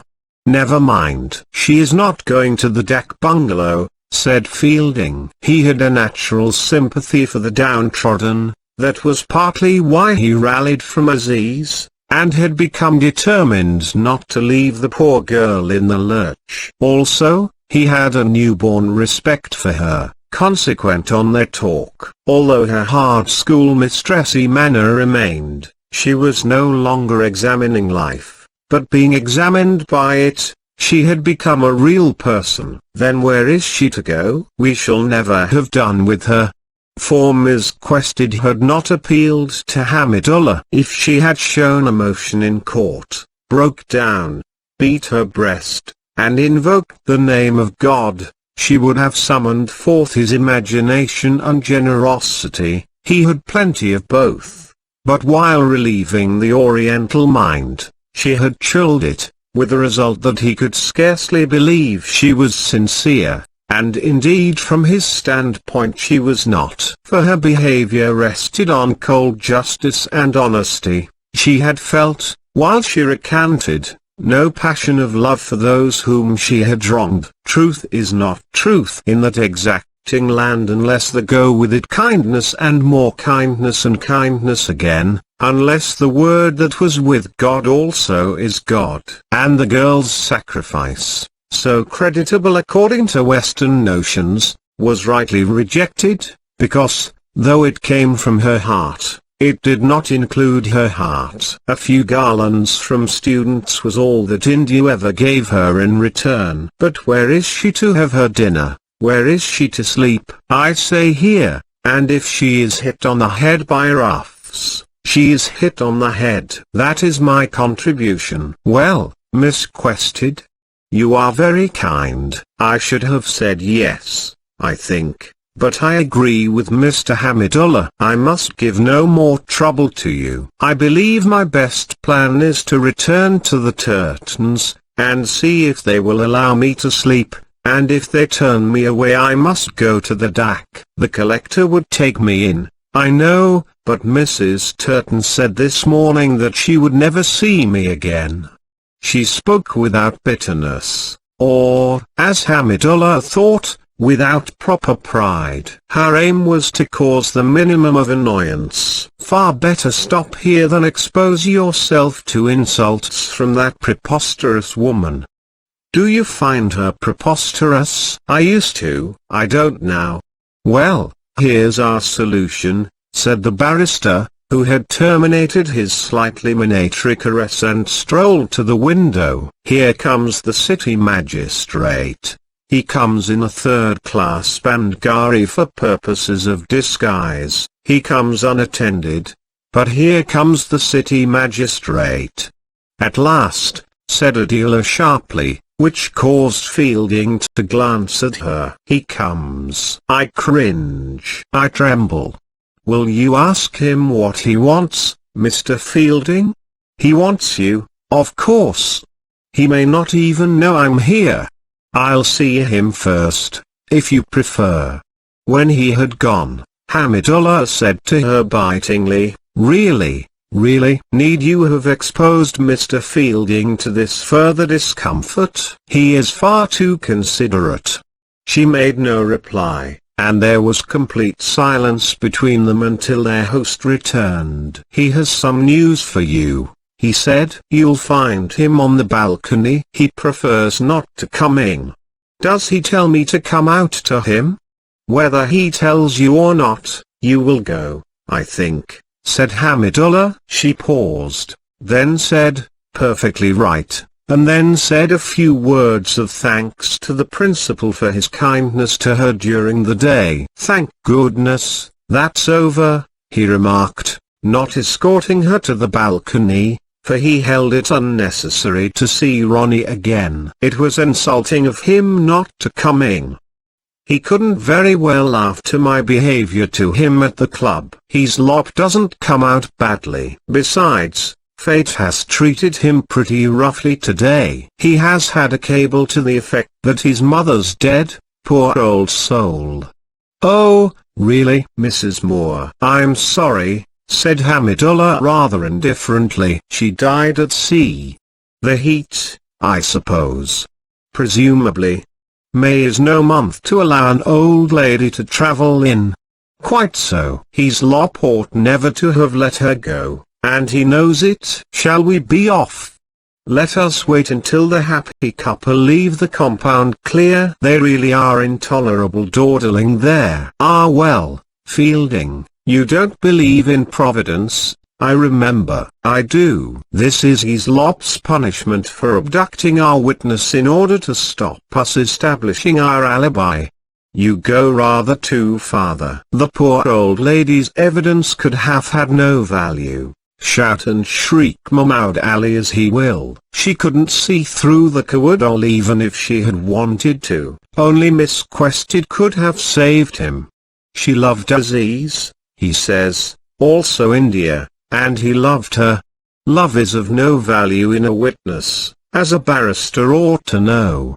But I see there is about to be an as Mrs. Moore legend at Chandrapur, my dear Hamidullah, and I will not impede its growth. The other smiled, and looked at his watch. They both regretted the death, but they were middle-aged men, who had invested their emotions elsewhere, and outbursts of grief could not be expected from them over a slight acquaintance. It's only one's own dead who matter. If for a moment the sense of communion in sorrow came to them, it passed. How indeed is it possible for one human being to be sorry for all the sadness that meets him on the face of the earth, for the pain that is endured not only by men, but by animals and plants, and perhaps by the stones. The soul is tired in a moment, and in fear of losing the little she does understand, she retreats to the permanent lines which habit or chance have dictated, and suffers there. Fielding had met the dead woman only 2 or 3 times. Hamidullah had seen her in the distance once, and they were far more occupied with the coming gathering at Dilkushaw, the victory dinner, for which they would be most victoriously late. They agreed not to tell Aziz about Mrs. Moore till the morrow, because he was fond of her, and the bad news might spoil his fun. Oh, this is unbearable, muttered Hamidullah, for Miss Quested was back again. Mr. Fielding, has Ronnie told you of this new misfortune? He bowed. Me. She sat down, and seemed to stiffen into a monument. His lop is waiting for you, I think. I do so long to be alone. She was my best friend, far more to me than to him. I can't bear to be with Ronnie. I can't explain. Could you do me the very great kindness of letting me stop after all? Hamidullah swore violently in the vernacular. I should be pleased, but does Mr. Hislop wish it? I didn't ask him. We are too much upset. It's so complex, not like what unhappiness is supposed to be. Each of us ought to be alone, and think. Do come and see Ronnie again. I think he should come in this time, said Fielding, feeling that this much was due to his own dignity. Do ask him to come. She returned with him. He was half miserable, half arrogant, indeed, a strange mix-up, and broke at once into uneven speech. I came to bring Miss Quested away, but her visit to the Turtons has ended, and there is no other arrangement so far. Mine are bachelor quarters now. Fielding stopped him courteously. Say no more, Miss Quested stops here. I only wanted to be assured of your approval. Miss Quested, you had better send for your own servant if he can be found, but I will leave orders with mine to do all they can for you. Also I'll let the scouts know. They have guarded the college ever since it was closed, and may as well go on. I really think you'll be as safe here as anywhere. I shall be back Thursday. Meanwhile Hamidullah, determined to spare the enemy no incidental pain, had said to Ronnie, we hear, sir, that your mother has died. May we ask where the cable came from? Aden. Ah, you were boasting she had reached Aden, in court. But she died on leaving Bombay. Broke in Adela. She was dead when they called her name this morning. She must have been buried at sea.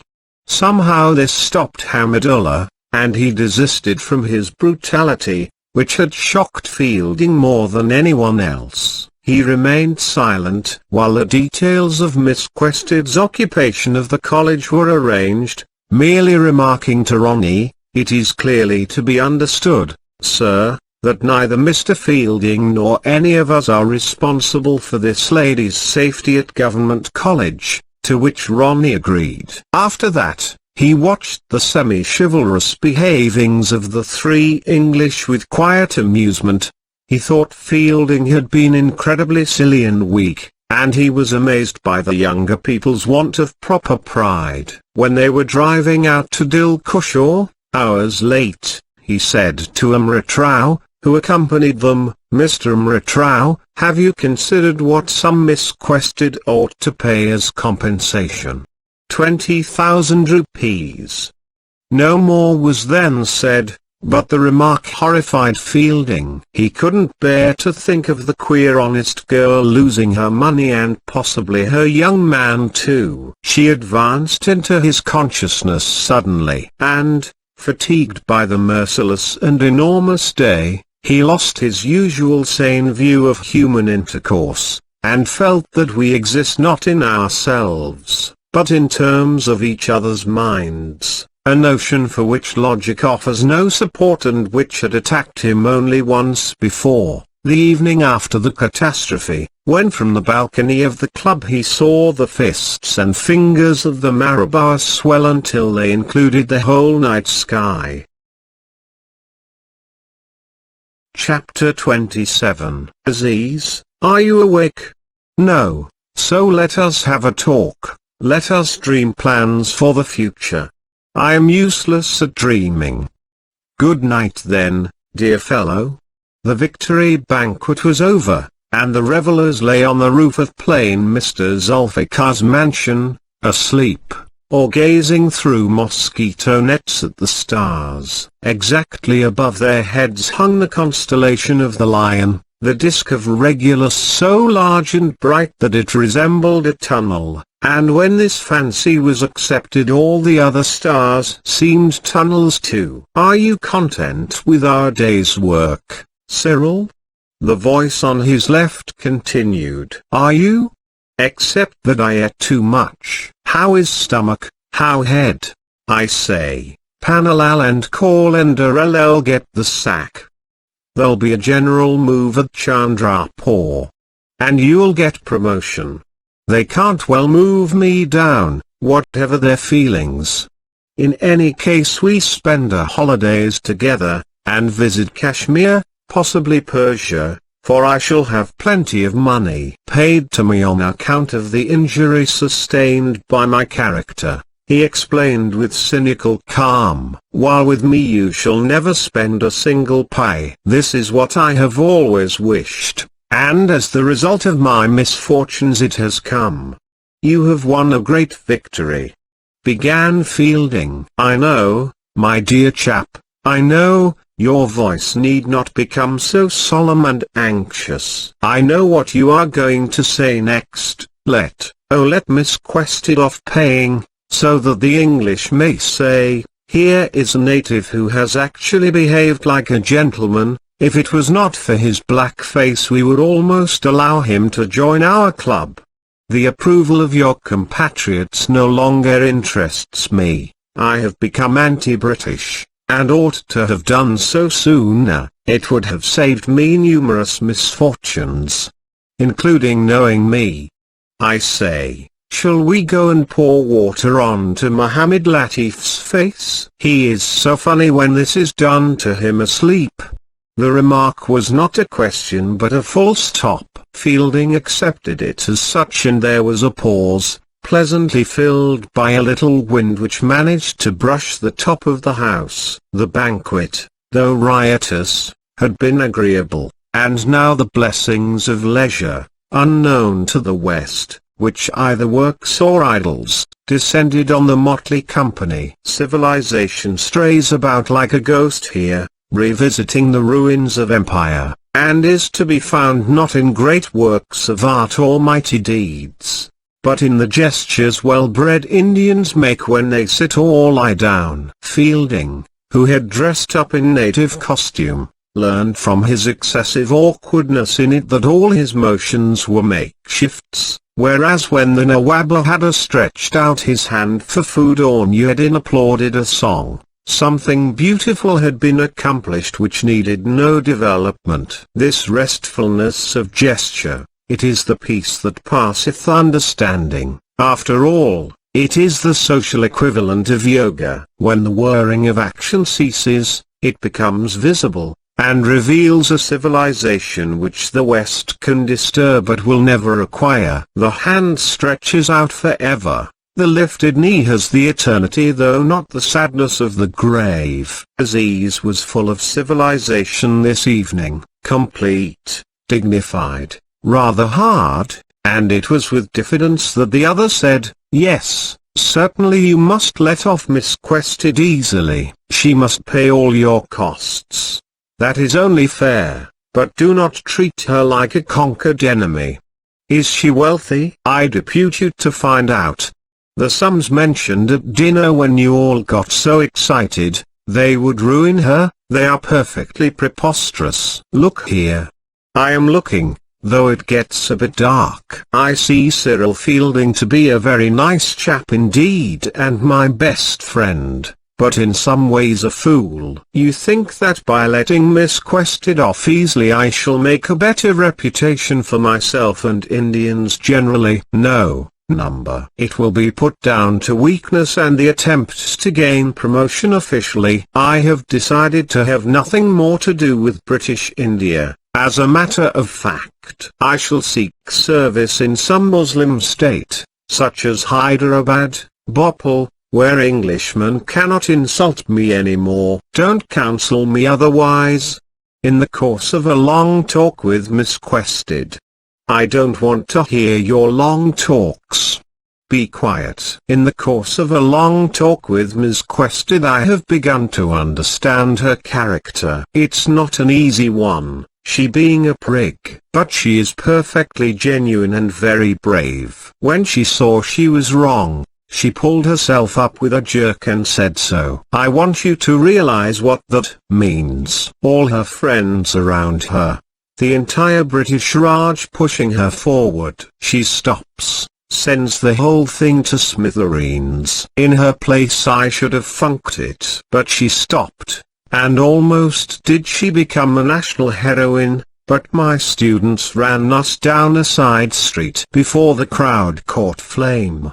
Do treat her considerately. She really mustn't get the worst of both worlds. I know what all these," he indicated the shrouded forms on the roof, "will want, but you mustn't listen to them. Be merciful, act like one of your 6 Mughal emperors, or all the 6 rolled into one."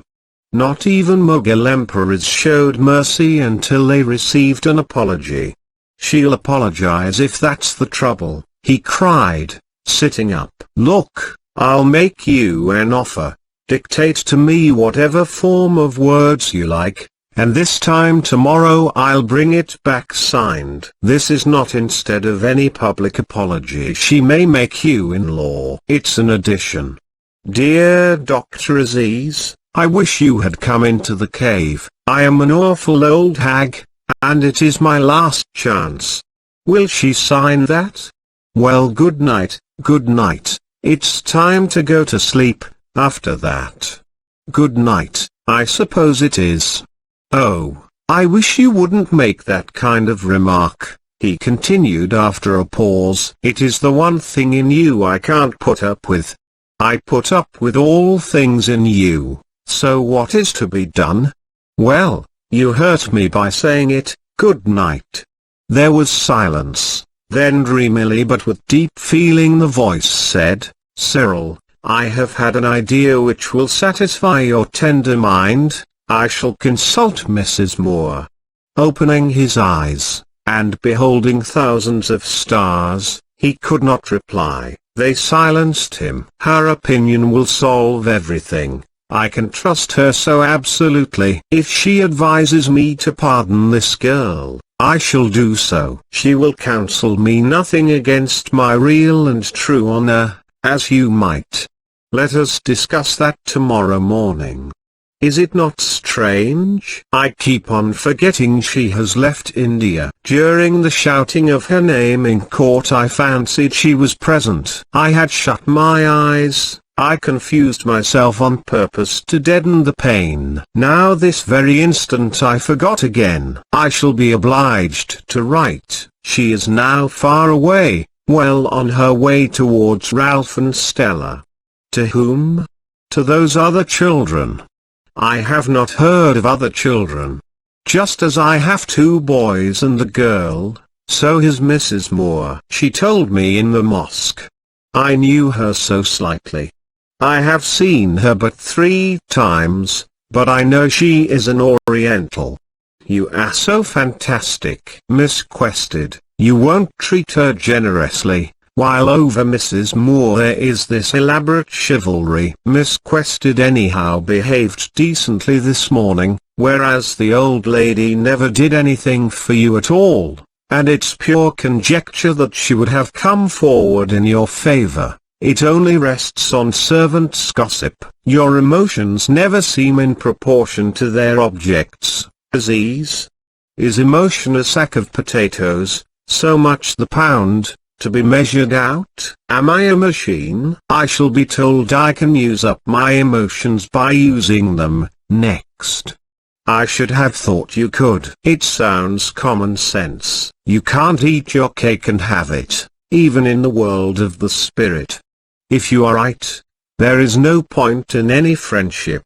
It all comes down to give and take, or give and return, which is disgusting, and we had better all leap over this parapet and kill ourselves. Is anything wrong with you this evening that you grow so materialistic? Your unfairness is worse than my materialism. I see. Anything further to complain of? He was good-tempered and affectionate but a little formidable. Imprisonment had made channels for his character, which would never fluctuate as widely now as in the past. Because it is far better you put all your difficulties before me, if we are to be friends forever. You do not like Mrs. Moore, and are annoyed because I do. However, you will like her in time. When a person, really dead, is supposed to be alive, an unhealthiness infects the conversation. Fielding could not stand the tension any longer and blurted out, "I'm sorry to say Mrs. Moore's dead." But Hamidullah, who had been listening to all their talk, and did not want the festive evening spoilt, cried from the adjoining bed, "Aziz, he is trying to pull your leg, don't believe him." The villain. "I do not believe him," said Aziz. He was inured to practical jokes, even of this type. Fielding said no more. Facts are facts, and everyone would learn of Mrs. Moore's death in the morning. But it struck him that people are not really dead until they are felt to be dead, as long as there is some misunderstanding about them. They possess a sort of immortality. An experience of his own confirmed this. Many years ago he had lost a great friend, a woman, who believed in the Christian heaven, and assured him that after the changes and chances of this mortal life they would meet in it again. Fielding was a blank, frank atheist, but he respected every opinion his friend held. To do this is essential in friendship, and it seemed to him for a time that the dead awaited him, and when the illusion faded it left behind it an emptiness that was almost guilt. This really is the end, he thought, and I gave her the final blow.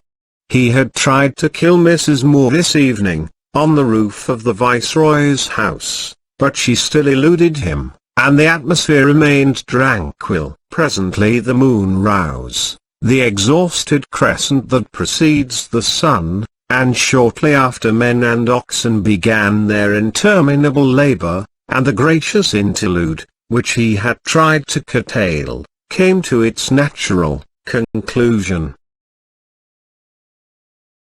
Chapter 28. Dead she was, committed to the deep while still on the southward track, for the boats from Bombay cannot point towards Europe until Arabia has been rounded. She was further in the tropics than ever achieved while on shore, when the sun touched her for the last time and her body was lowered into yet another India, the Indian Ocean. She left behind her sore discomfort, for a death gives a ship a bad name. Who was this Mrs. Moore? When Aden was reached, Lady Mellanby cabled, wrote, did all that was kind, but the wife of a lieutenant governor does not bargain for such an experience, and she repeated, I had only seen the poor creature for a few hours when she was taken ill. Really this has been needlessly distressing, it spoils one's homecoming. A ghost followed the ship up the Red Sea, but failed to enter the Mediterranean. Somewhere about Suez there is always a social change. The arrangements of Asia weaken and those of Europe begin to be felt, and during the transition Mrs. Moore was shaken off. At Port Said the grey blustery north began. The weather was so cold and bracing that the passengers felt it must have broken in the land they had left. But it became hotter steadily there in accordance with its usual law. The death took subtler and more lasting shapes in Chandrapur. A legend sprang up that an Englishman had killed his mother for trying to save an Indian's life, and there was just enough truth in this to cause annoyance to the authorities. Sometimes it was a cow that had been killed, or a crocodile with the tusks of a boar had crawled out of the Ganges. Nonsense of this type is more difficult to combat than a solid lie. It hides in rubbish heaps and moves when no one is looking. At one period 2 distinct tombs containing Mrs. Moore's remains were reported, one by the tannery, the other up near the goods station. Mr. McBride visited them both and saw signs of the beginning of a cult, earthenware saucers and so on. Being an experienced official, he did nothing to irritate it, and after a week or so, the rash died down. There's propaganda behind all this, he said, forgetting that 100 years ago, when Europeans still made their home in the countryside and appealed to its imagination, they occasionally became local demons after death, not a whole god, perhaps, but part of one, adding an epithet or gesture to what already existed, just as the gods contribute to the great gods, and they to the philosophic Brahm. Ronnie reminded himself that his mother had left India at her own wish. but his conscience was not clear. He had behaved badly to her, and he had either to repent, which involved a mental overturn, or to persist in unkindness towards her. He chose the latter course. How tiresome she had been with her patronage of Aziz. What a bad influence upon Adila. And now she still gave trouble with ridiculous tombs, mixing herself up with natives. She could not help it, of course, but she had attempted similar exasperating expeditions in her lifetime, and he reckoned it against her. The young man had much to worry him: the heat, the local tension, the approaching visit of the lieutenant governor, the problems of Adila, and threading them all together into a grotesque garland were these Indianizations of Mrs. Moore. What does happen to one's mother when she dies? Presumably she goes to heaven. Anyhow she clears out. Ronnie's religion was of the sterilized public school brand, which never goes bad, even in the tropics. Wherever he entered, mosque, cave, or temple, he retained the spiritual outlook of the fifth form, and condemned as weakening any attempt to understand them. Pulling himself together, he dismissed the matter from his mind. In due time he and his half-brother and sister would put up a tablet to her in the Northamptonshire church where she had worshipped, recording the dates of her birth and death and the fact that she had been buried at sea. This would be sufficient. And Adila, she would have to depart too. He hoped she would have made the suggestion herself ere now. He really could not marry her. It would mean the end of his career. Poor lamentable Adila. She remained at Government College, by Fielding's courtesy, unsuitable and humiliating, but no one would receive her at the civil station. He postponed all private talk until the award against her was decided. Aziz was suing her for damages in the sub-judge's court. Then he would ask her to release him. She had killed his love, and it had never been very robust. They would never have achieved betrothal but for the accident to the Viceroy's car. She belonged to the callow academic period of his life which he had outgrown. Grasmere, serious talks and walks, that sort of thing. Chapter 29. The visit of the Lieutenant Governor of the province formed the next stage in the decomposition of the Marabah. Sir Gilbert, though not an enlightened man, held enlightened opinions. Exempted by a long career in the Secretariat from personal contact with the peoples of India, he was able to speak of them urbanely, and to deplore racial prejudice. He applauded the outcome of the trial, and congratulated Fielding on having taken the broad, the sensible, the only possible charitable view from the first. Speaking confidentially, he proceeded. Fielding deprecated confidences, but Sir Gilbert insisted on imparting them. The affair had been mishandled by certain of our friends up the hill who did not realize that the hands of the clock move forward, not back, etc. One thing he could guarantee: the principal would receive a most cordial invitation to rejoin the club, and he begged, nay commanded him, to accept. He returned to his Himalayan altitudes well satisfied.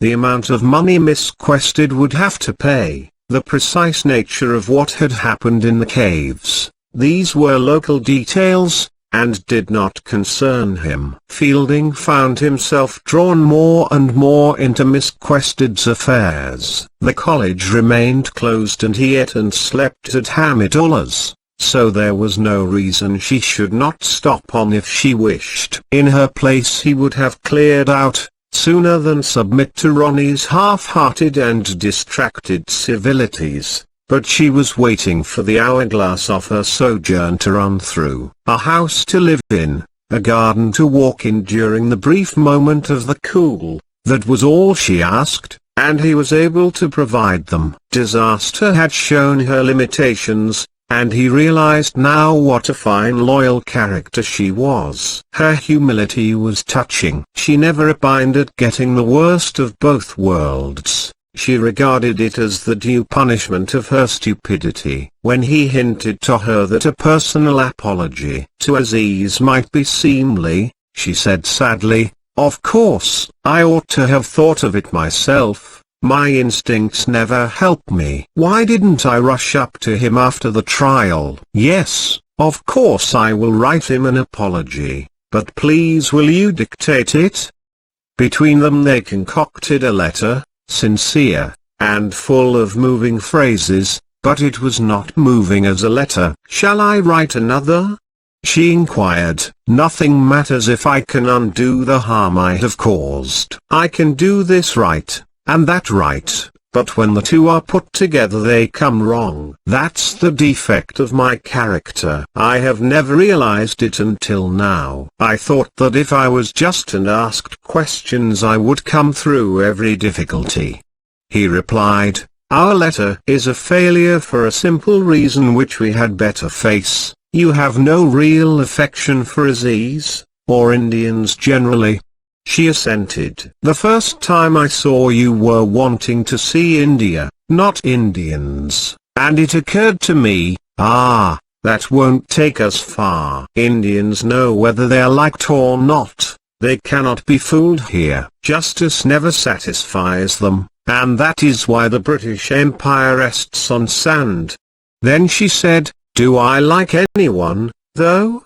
Presumably she liked Hislop, and he changed the subject, for this side of her life did not concern him. His Indian friends were, on the other hand, a bit above themselves. Victory, which would have made the English sanctimonious, made them aggressive. They wanted to develop an offensive, and tried to do so by discovering new grievances and wrongs, many of which had no existence. They suffered from the usual disillusion that attends warfare. The aims of battle and the fruits of conquest are never the same.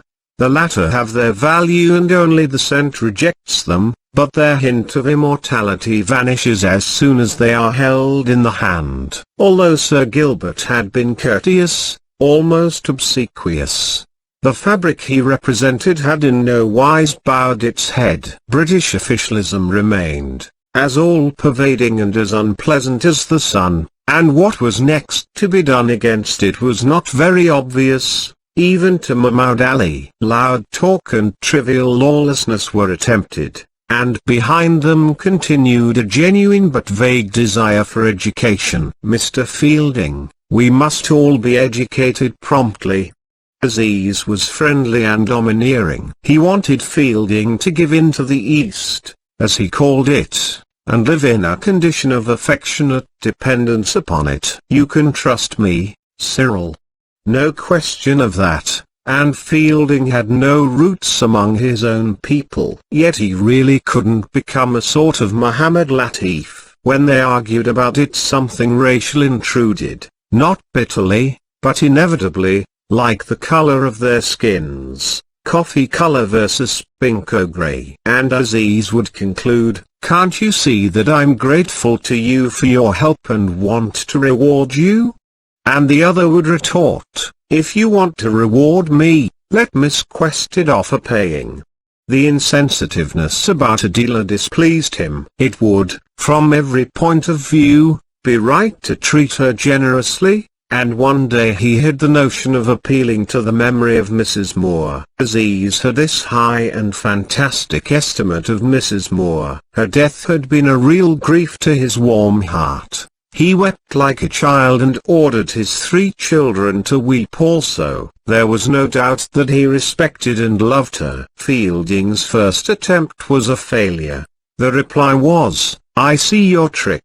I want revenge on them. Why should I be insulted and suffer and the contents of my pockets read and my wife's photograph taken to the police station? Also I want the money, to educate my little boys, as I explained to her."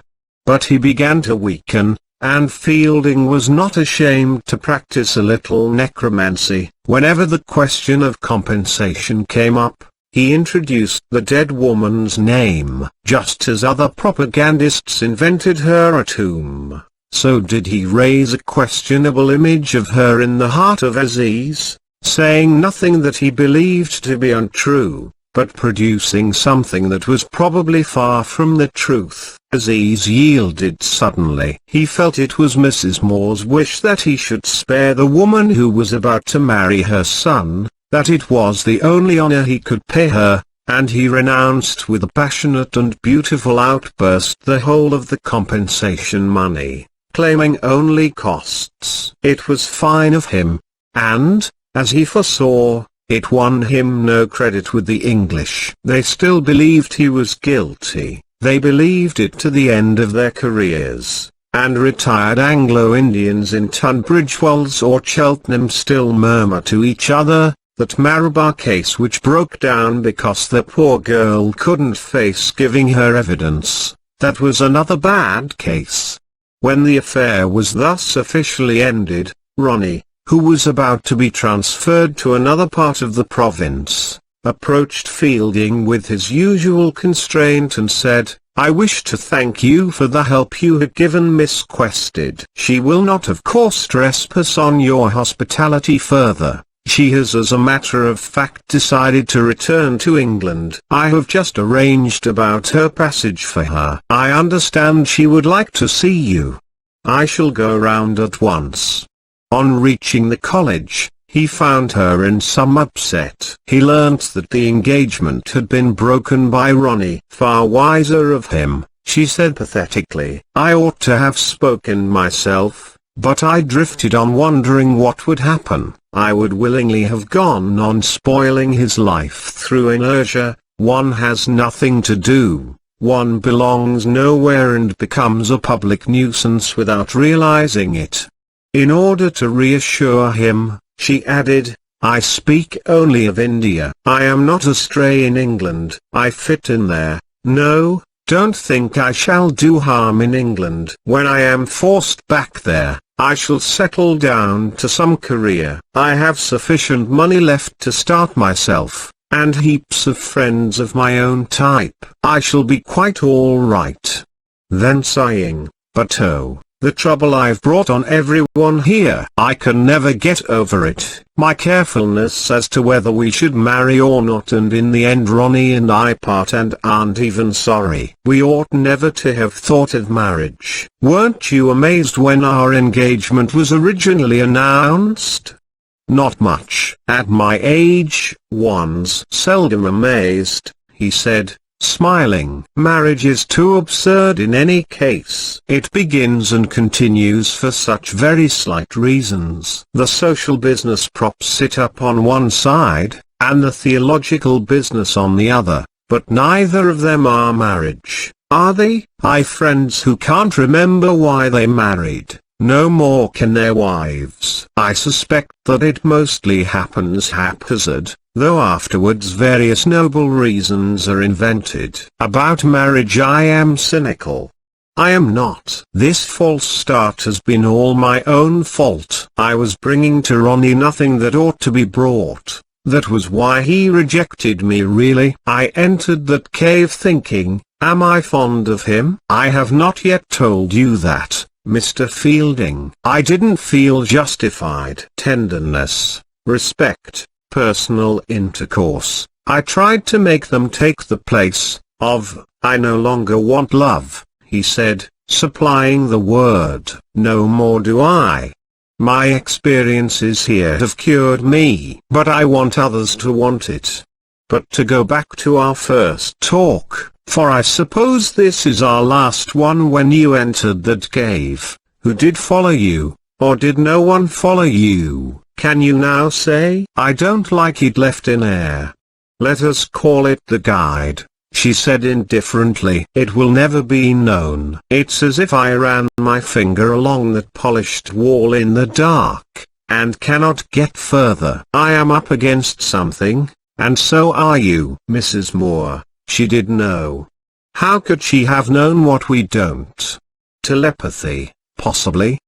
The pert, meager word fell to the ground. Telepathy? What an explanation. Better withdraw it, and Adela did so. She was at the end of her spiritual tether, and so was he. Were there worlds beyond which they could never touch? Or did all that is possible enter their consciousness? They could not tell. They only realized that their outlook was more or less similar, and found in this a satisfaction. Perhaps life is a mystery, not a muddle. They could not tell. Perhaps the 100 Indias which fuss and squabble so tiresomely are one, and the universe they mirror is one. They had not the apparatus for judging. Write to me when you get to England. I shall, often. You have been excessively kind. Now that I'm going, I realize it. I wish I could do something for you in return, but I see you've all you want. I think so, he replied after a pause. I have never felt more happy and secure out here. I really do get on with Indians, and they do trust me. It's pleasant that I haven't had to resign my job. It's pleasant to be praised by an L.G. Until the next earthquake I remain as I am. Of course this death has been troubling me. Aziz was so fond of her too.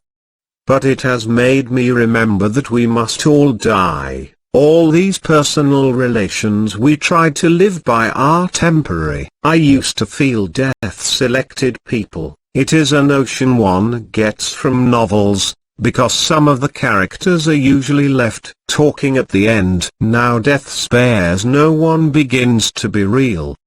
Don't let it become too real, or you'll die yourself. That is the objection to meditating upon death. We are subdued to what we work in. I have felt the same temptation, and had to sheer off. I want to go on living a bit.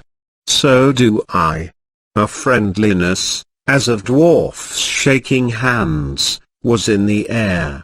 Both man and woman were at the height of their powers, sensible, honest, even subtle. They spoke the same language, and held the same opinions, and the variety of age and sex did not divide them. Yet they were dissatisfied. When they agreed, I want to go on living a bit, or, I don't believe in God, the words were followed by a curious backwash, as though the universe had displaced itself to fill up a tiny void, or as though they had seen their own gestures from an immense height. Dwarfs talking, shaking hands and assuring each other that they stood on the same footing of insight.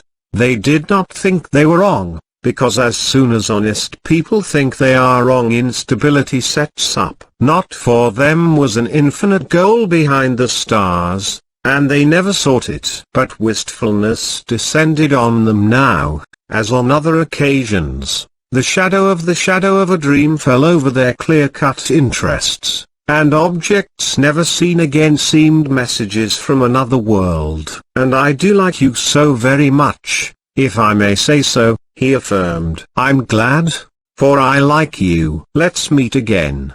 We will, in England, if I ever take home leave. But I suppose you're not likely to do that yet.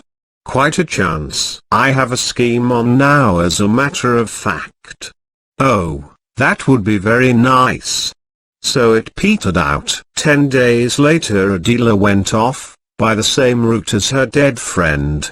The final beat up before the monsoon had come. The country was stricken and blurred. Its houses, trees and fields were all modelled out of the same brown paste, and the sea at Bombay slid about like broth against the quays. Her last Indian adventure was with Anthony, who followed her onto the boat and tried to blackmail her. She had been Mr. Fielding's mistress, Anthony said. Perhaps Anthony was discontented with his tip. She rang the cabin bell and had him turned out, but his statement created rather a scandal, and people did not speak to her much during the first part of the voyage. Through the Indian Ocean and the Red Sea she was left to herself, and to the dregs of Chandrapur. With Egypt the atmosphere altered. The clean sands, heaped on each side of the canal, seemed to wipe off everything that was difficult and equivocal, and even Port said looked pure and charming in the light of a rose-grey morning. She went on shore though with an American missionary. They walked out to the Lesseps statue, they drank the tonic air of the Levant. To what duties, Miss Quested, are you returning in your own country after your taste of the tropics? The missionary asked. Observe, I don't say to what you turn, but to what do you return? Every life ought to contain both a turn and return. This celebrated pioneer, he pointed to the statue, will make my question clear. He turns to the east, he returns to the west. You can see it from the cute position of his hands, one of which holds a string of sausages.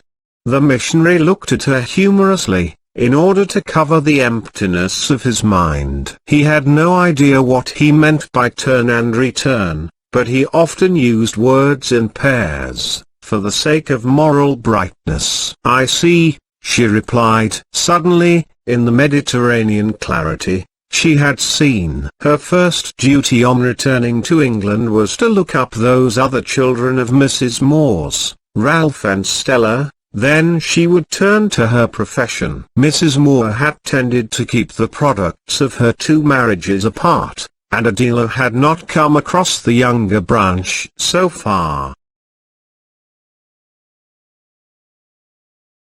Chapter 30. Another local consequence of the trial was a Hindu-Muslim entente. Loud protestations of amity were exchanged by prominent citizens, and there went with them a genuine desire for a good understanding. Aziz, when he was at the hospital one day, received a visit from rather a sympathetic figure, Mr. Das. The magistrate sought two favors from him, a remedy for shingles and a poem for his brother-in-law's new monthly magazine. He accorded both. My dear Das, why, when you tried to send me to prison, should I try to send Mr. Bhattacharya a poem? That is naturally entirely a joke. I will write him the best I can, but I thought your magazine was for Hindus.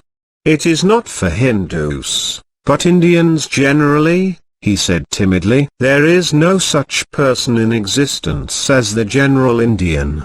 There was not, but there may be when you have written a poem. You are our hero. The whole city is behind you, irrespective of creed. I know, but will it last? I fear not, said Das, who had much mental clearness. And for that reason, if I may say so, do not introduce too many Persian expressions into the poem, and not too much about the bulbule. Half a second, said Aziz, biting his pencil. He was writing out a prescription. Here you are. Is not this better than a poem? Happy the man who can compose both. You are full of compliments today. I know you bear me a grudge for trying that case, said the other, stretching out his hand impulsively. You are so kind and friendly, but always I detect tyranny beneath your manner. No, no, what nonsense!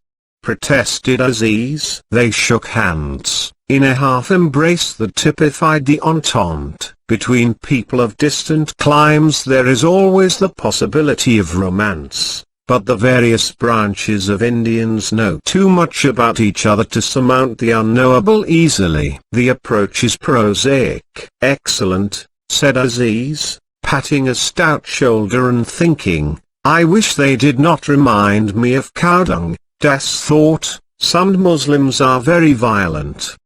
They smiled wistfully, each spying the thought in the other's heart, and Das, the more articulate, said, excuse my mistakes, realize my limitations. Life is not easy as we know it on the earth. Oh, well, about this poem, how did you hear I sometimes scribbled? He asked, much pleased, and a good deal moved, for literature had always been a solace to him, something that the ugliness of facts could not spoil. Professor Godboll often mentioned it, before his departure for more. How did he hear? He too was a poet. Do you not divine each other? Flattered by the invitation, he got to work that evening. The feel of the pen between his fingers generated bulbils at once. His poem was again about the decay of Islam and the brevity of love, as sad and sweet as he could contrive, but not nourished by personal experience, and of no interest to these excellent Hindus. Feeling dissatisfied, he rushed to the other extreme, and wrote a satire, which was too libelous to print. He could only express pathos or venom, though most of his life had no concern with either. He loved poetry. Science was merely an acquisition, which he laid aside when unobserved like his European dress, and this evening he longed to compose a new song which should be acclaimed by multitudes and even sung in the fields. In what language shall it be written, and what shall it announce? He vowed to see more of Indians who were not Mohammedans, and never to look backward. It is the only healthy course. Of what help,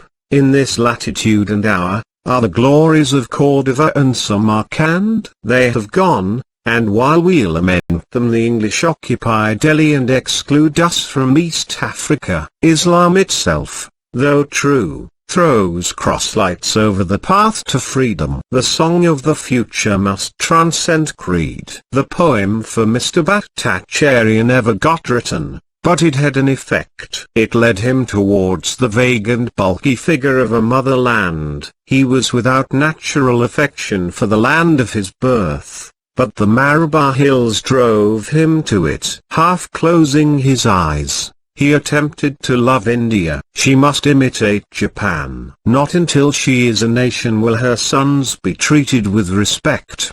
He grew harder and less approachable. The English, whom he had laughed at or ignored, persecuted him everywhere. They had even thrown nets over his dreams. My great mistake has been taking our rulers as a joke, he said to Hamidullah next day, who replied with a sigh, "It is far the wisest way to take them, but not possible in the long run. Sooner or later a disaster such as yours occurs, and reveals their secret thoughts about our character. If God himself descended from heaven into their club and said you were innocent, they would disbelieve him. Now you see why Muhammad Ali and self waste so much time over intrigues and associate with creatures like Ramchand. I cannot endure committees. I shall go right away." Where to? Turtons and Burtons, all are the same. But not in an Indian state. I believe the politicals are obliged to have better manners. It amounts to no more. I do want to get away from British India, even to a poor job. I think I could write poetry there. I wish I had lived in Babur's time and fought and written for him. Gone, and not even any use to say gone, for it weakens us while we say it. We need a king, Hamidullah. It would make our lives easier. As it is, we must try to appreciate these quaint Hindus. My notion now is to try for some post as doctor in one of their states. Oh, that is going much too far. It is not going as far as Mr. Amchand. But the money, they will never pay an adequate salary, those savage Rajas. I shall never be rich anywhere, it is outside my character. If you had been sensible and made Miss Quested pay, I chose not to. Discussion of the past is useless, he said, with sudden sharpness of tone. I have allowed her to keep her fortune and buy herself a husband in England, for which it will be very necessary. Don't mention the matter again. Very well, but your life must continue a poor man's. No holidays in Kashmir for you yet. You must stick to your profession and rise to a highly paid post, not retire to a jungle state and write poems. Educate your children, read the latest scientific periodicals, compel European doctors to respect you, accept the consequences of your own actions like a man. Aziz winked at him slowly and said, "We are not in the law courts. There are many ways of being a man. Mine is to express what is deepest in my heart." "To such a remark there is certainly no reply," said Hamidullah, moved. Recovering himself and smiling, he said, "Have you heard this naughty rumor that Mohammed Latif has got hold of?" "Which?" "When Miss Quested stopped in the college, Fielding used to visit her rather too late in the evening, the servants say." "A pleasant change for her if he did," said Aziz, making a curious face. "But you understand my meaning?" The young man winked again and said, "Just still, your meaning doesn't help me out of my difficulties. I am determined to leave Chandrapur. The problem is, for where? I am determined to write poetry. The problem is, about what? You give me no assistance." Then, surprising both Hamidullah and himself, he had an explosion of nerves. "But who does give me assistance? No one is my friend. All are traitors, even my own children. I have had enough of friends. I was going to suggest we go behind the veiled, but your 3 treacherous children are there, so you will not want to. I am sorry, it is ever since I was in prison my temper is strange. Take me, forgive me. Nureddin's mother is visiting my wife now. That is all right, I think. They come before me separately, but not so far together. You had better prepare them for the united shock of my face. No, let us surprise them without warning. Far too much nonsense still goes on among our ladies. They pretended at the time of your trial they would give up veiled. Indeed, those of them who can write composed a document to that effect, and now it ends in humbug. You know how deeply they all respect Fielding, but not one of them has seen him. My wife says she will, but always when he calls there is some excuse. She is not feeling well, she is ashamed of the room, she has no nice sweets to offer him, only elephant's ears. And if I say elephant's ears are Mr. Fielding's favorite sweet, she replies that he will know how badly hers are made, so she cannot see him on their account. For 15 years, my dear boy, have I argued with my Begum, for 15 years,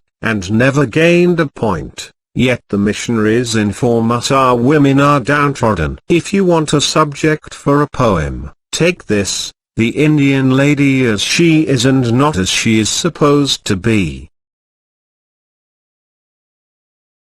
Chapter 31. Aziz had no sense of evidence. The sequence of his emotions decided his beliefs, and led to the tragic coolness between himself and his English friend. They had conquered but were not to be crowned. Fielding was away at a conference, and after the rumor about Miss Quested had been with him undisturbed for a few days, he assumed it was true. He had no objection on moral grounds to his friends amusing themselves, and Cyril, being middle-aged, could no longer expect the pick of the female market, and must take his amusement where he could find it. But he resented him making up to this particular woman, whom he still regarded as his enemy. Also, why had he not been told? What is friendship without confidences? He himself had told things sometimes regarded as shocking,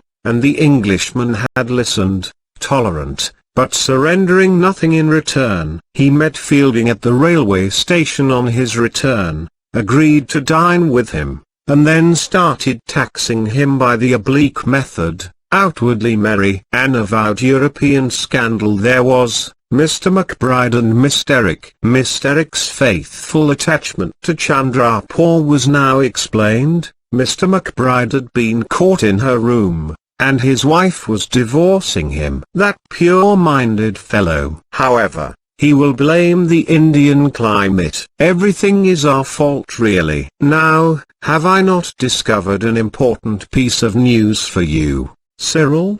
Not very, said Fielding, who took little interest in distant sins. Listen to mine. Aziz's face lit up. At the conference, it was settled. This evening will do for schoolmastery. I should go straight to the Mentone now. The cholera looks bad. We begin to have local cases as well as imported. In fact, the whole of life is somewhat sad. The new civil surgeon is the same as the last, but does not yet dare to be. That is all any administrative change amounts to. All my suffering has won nothing for us. But look here, Cyril, while I remember it, there's gossip about you as well as McBride. They say that you and Miss Quested became also rather too intimate friends. To speak perfectly frankly, they say you and she have been guilty of impropriety. They would say that. It's all over the town, and may injure your reputation. You know, everyone is by no means your supporter. I have tried all I could to silence such a story. Don't bother. Miss Quested has cleared out at last. It is those who stop in the country, not those who leave it, whom such a story injures. Imagine my dismay and anxiety. I could scarcely get a wink of sleep. First my name was coupled with her and now it is yours. Don't use such exaggerated phrases. As what? As dismay and anxiety. Have I not lived all my life in India? Do I not know what produces a bad impression here? His voice shot up rather crossly. Yes, but the scale. You always get the scale wrong, my dear fellow. A pity there is this rumor, but such a very small pity, so small that we may as well talk of something else. You mind for Miss Quested's sake, though. I can see from your face. As far as I do mind, I travel light. Cyril, that boastfulness about traveling light will be your ruin. It is raising up enemies against you on all sides, and makes me feel excessively uneasy. What enemies? Since Aziz had only himself in mind, he could not reply. Feeling a fool, he became angrier. I have given you list after list of the people who cannot be trusted in this city. In your position I should have the sense to know I was surrounded by enemies. You observe I speak in a low voice. It is because I see your say is new. How do I know he isn't a spy? He lowered his voice. Every third servant is a spy. Now, what is the matter? He asked, smiling. Do you contradict my last remark? It simply doesn't affect me. Spies are as thick as mosquitoes, but it's years before I shall meet the one that kills me. You've something else in your mind.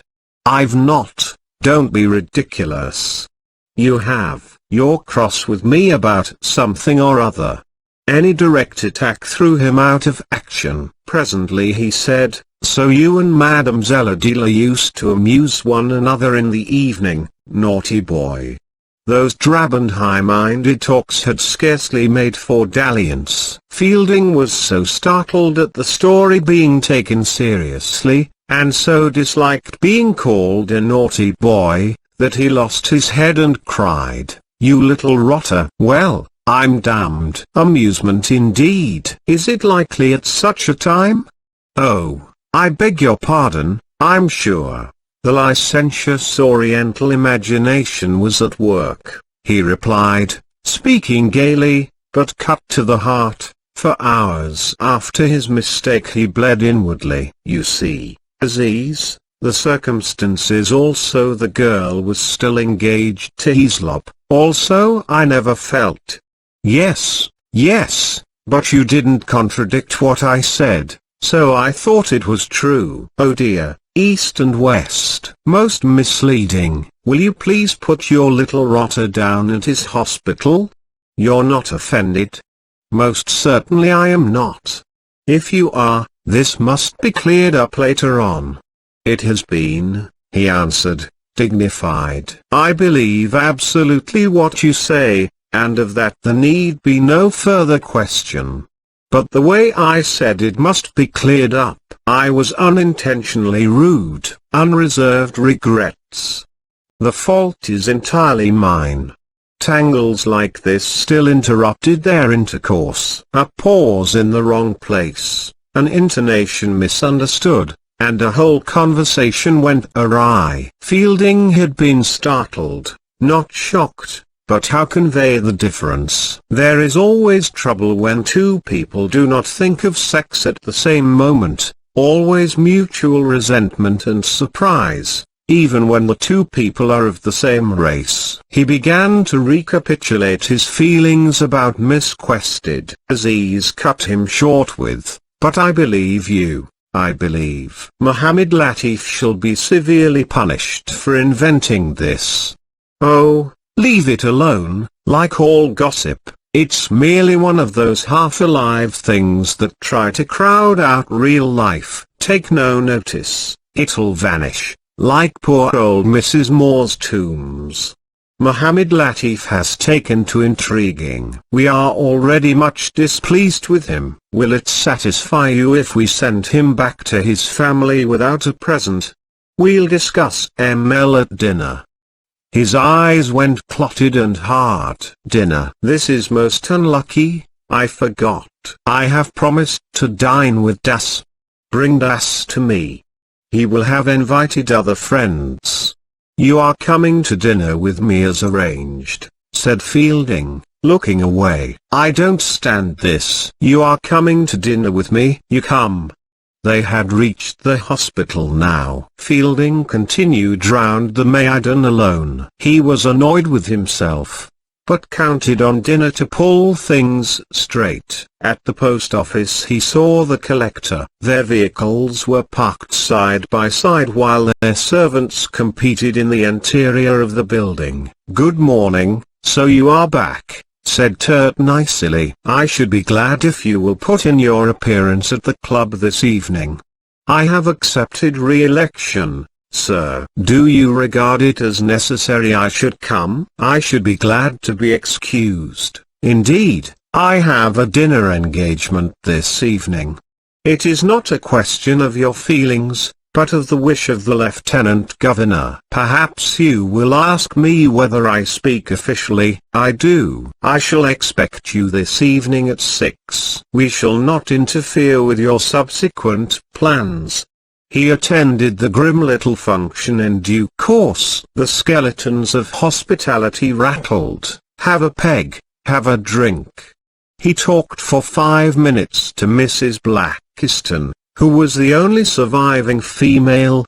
He talked to McBride, who was defiant about his divorce, conscious that he had sinned as a sahib. He talked to Major Roberts, the new civil surgeon, and to young Milner, the new city magistrate, but the more the club changed, the more it promised to be the same thing. "It is no good," he thought, as he returned past the mosque. "We all build upon sand, and the more modern the country gets, the worse'll be the crash." In the old 18th century, when cruelty and injustice raged, an invisible power repaired their ravages. Everything echoes now, there's no stopping the echo. The original sound may be harmless, but the echo is always evil.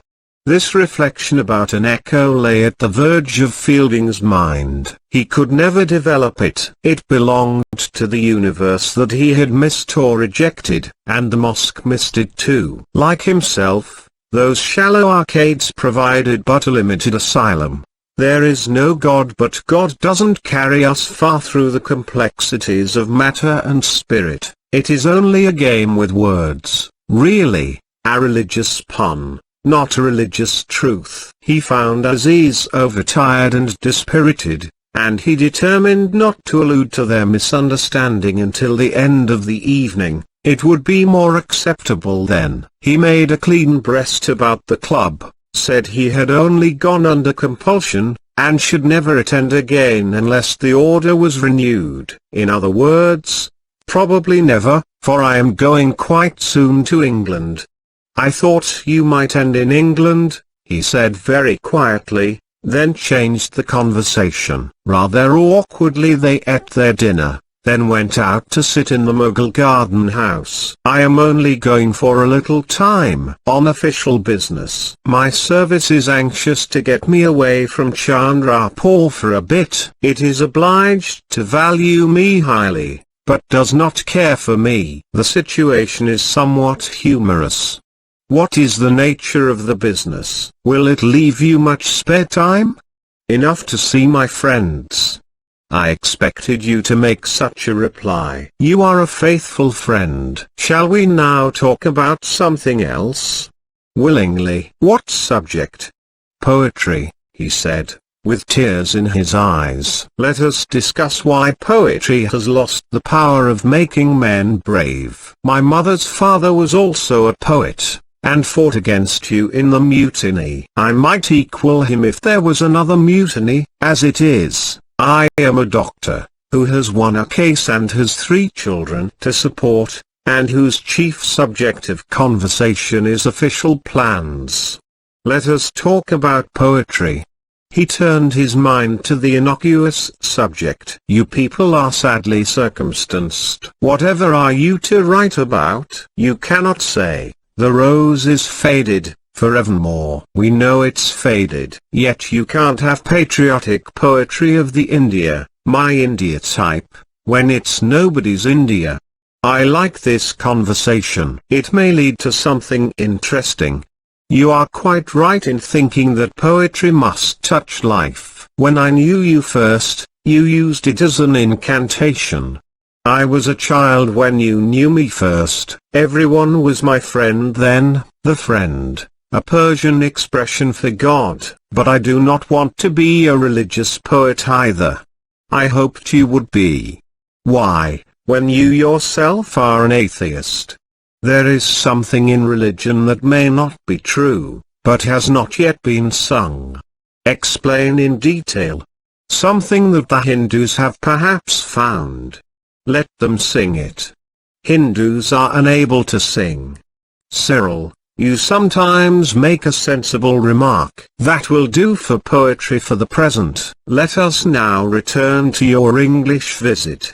We haven't discussed poetry for 2 seconds, said the other, smiling. But Aziz was addicted to cameos. He held a tiny conversation in his hand, and felt it epitomized his problem. For an instant he recalled his wife, and, as happens when a memory is intense, the past became the future, and he saw her with him in a quiet Hindu jungle native state, far away from foreigners. He said, I suppose you will visit Miss Quested.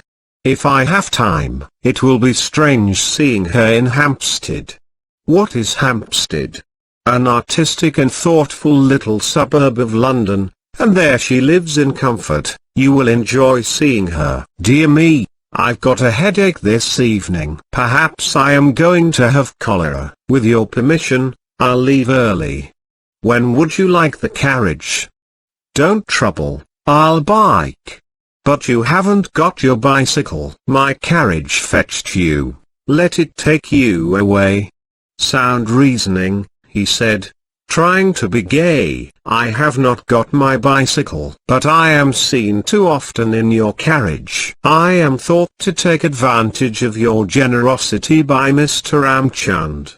He was out of sorts and uneasy. The conversation jumped from cap to cap in a broken-backed fashion. They were affectionate and intimate, but nothing clicked tight. Aziz, you have forgiven me the stupid remark I made this morning? When you called me a little rotter? Yes, to my eternal confusion. You know how fond I am of you. That is nothing. Of course, we all of us make mistakes. In a friendship such as ours a few slips are of no consequence. But as he drove off, something depressed him, a dull pain of body or mind, waiting to rise to the surface. When he reached the bungalow he wanted to return and say something very affectionate. Instead, he gave the say a heavy tip, and sat down gloomily on the bed. and Hassan massaged him incompetently. The eye flies had colonized the top of an amra. The red stains on the durry were thicker, for Mohammed Latif had slept here during his imprisonment and spat a good deal.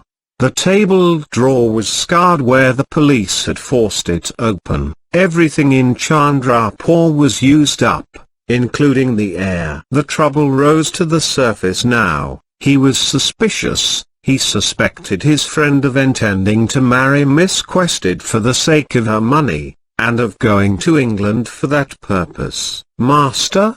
For he had muttered, "Look at those flies on the ceiling. Why have you not drowned them?" "Master, they return. Like all evil things." To divert the conversation, Hassan related how the kitchen boy had killed a snake. Good, but killed it by cutting it in two.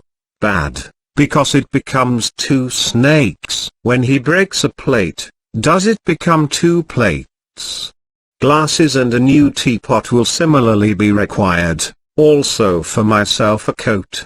Aziz sighed. Each for himself. One man needs a coat, another a rich wife. Each approaches his goal by a clever detour. Fielding had saved the girl a fine of 20,000 rupees, and now followed her to England. If he desired to marry her, all was explained. She would bring him a larger dowry. Aziz did not believe his own suspicions. Better if he had, for then he would have denounced and cleared the situation up.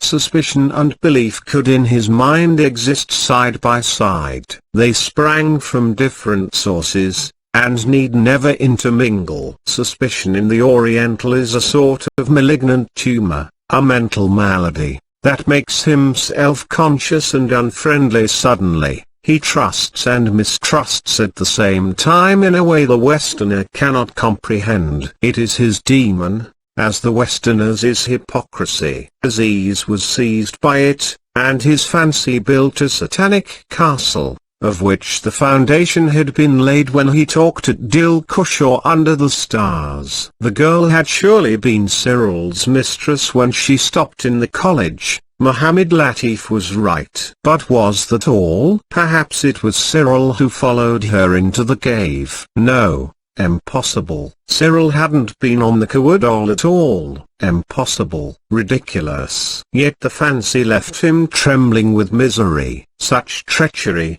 if true, would have been the worst in Indian history. Nothing so vile, not even the murder of Afzal Khan by Shivaji. He was shaken, as though by a truth, and told Hassan to leave him. Next day he decided to take his children back to Mussoorie. They had come down for the trial, that he might bid them farewell, and had stayed on at Hamidullah's for the rejoicings. Major Roberts would give him leave, and during his absence Fielding would go off to England. The idea suited both his beliefs and his suspicions. Events would prove which was right, and preserve, in either case, his dignity. Fielding was conscious of something hostile, and because he was really fond of Aziz his optimism failed him. Traveling light is less easy as soon as affection is involved. Unable to jog forward in the serene hope that all would come right,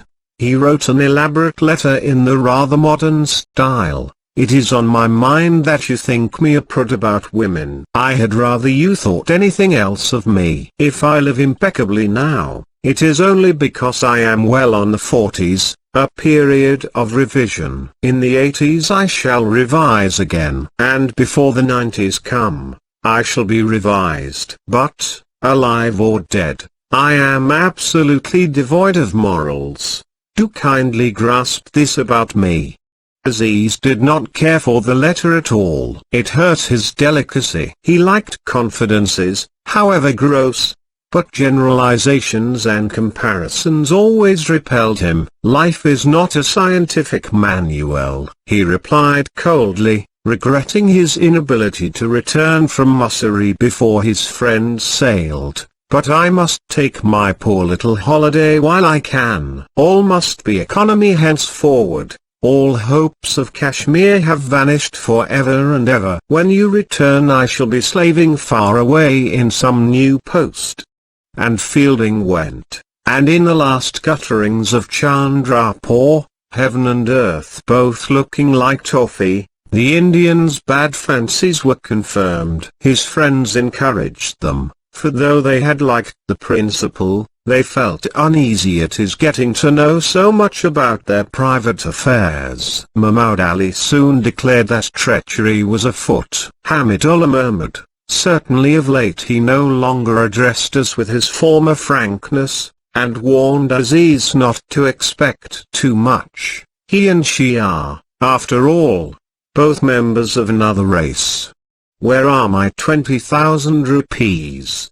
He thought. He was absolutely indifferent to money, not merely generous with it, but promptly paying his debts when he could remember to do so. Yet these rupees haunted his mind, because he had been tricked about them, and allowed them to escape overseas, like so much of the wealth of India. Cyril would marry Ms. Quested, he grew certain of it. All the unexplained residue of the Malabar contributing. It was the natural conclusion of the horrible senseless picnic, and before long he persuaded himself that the wedding had actually taken place.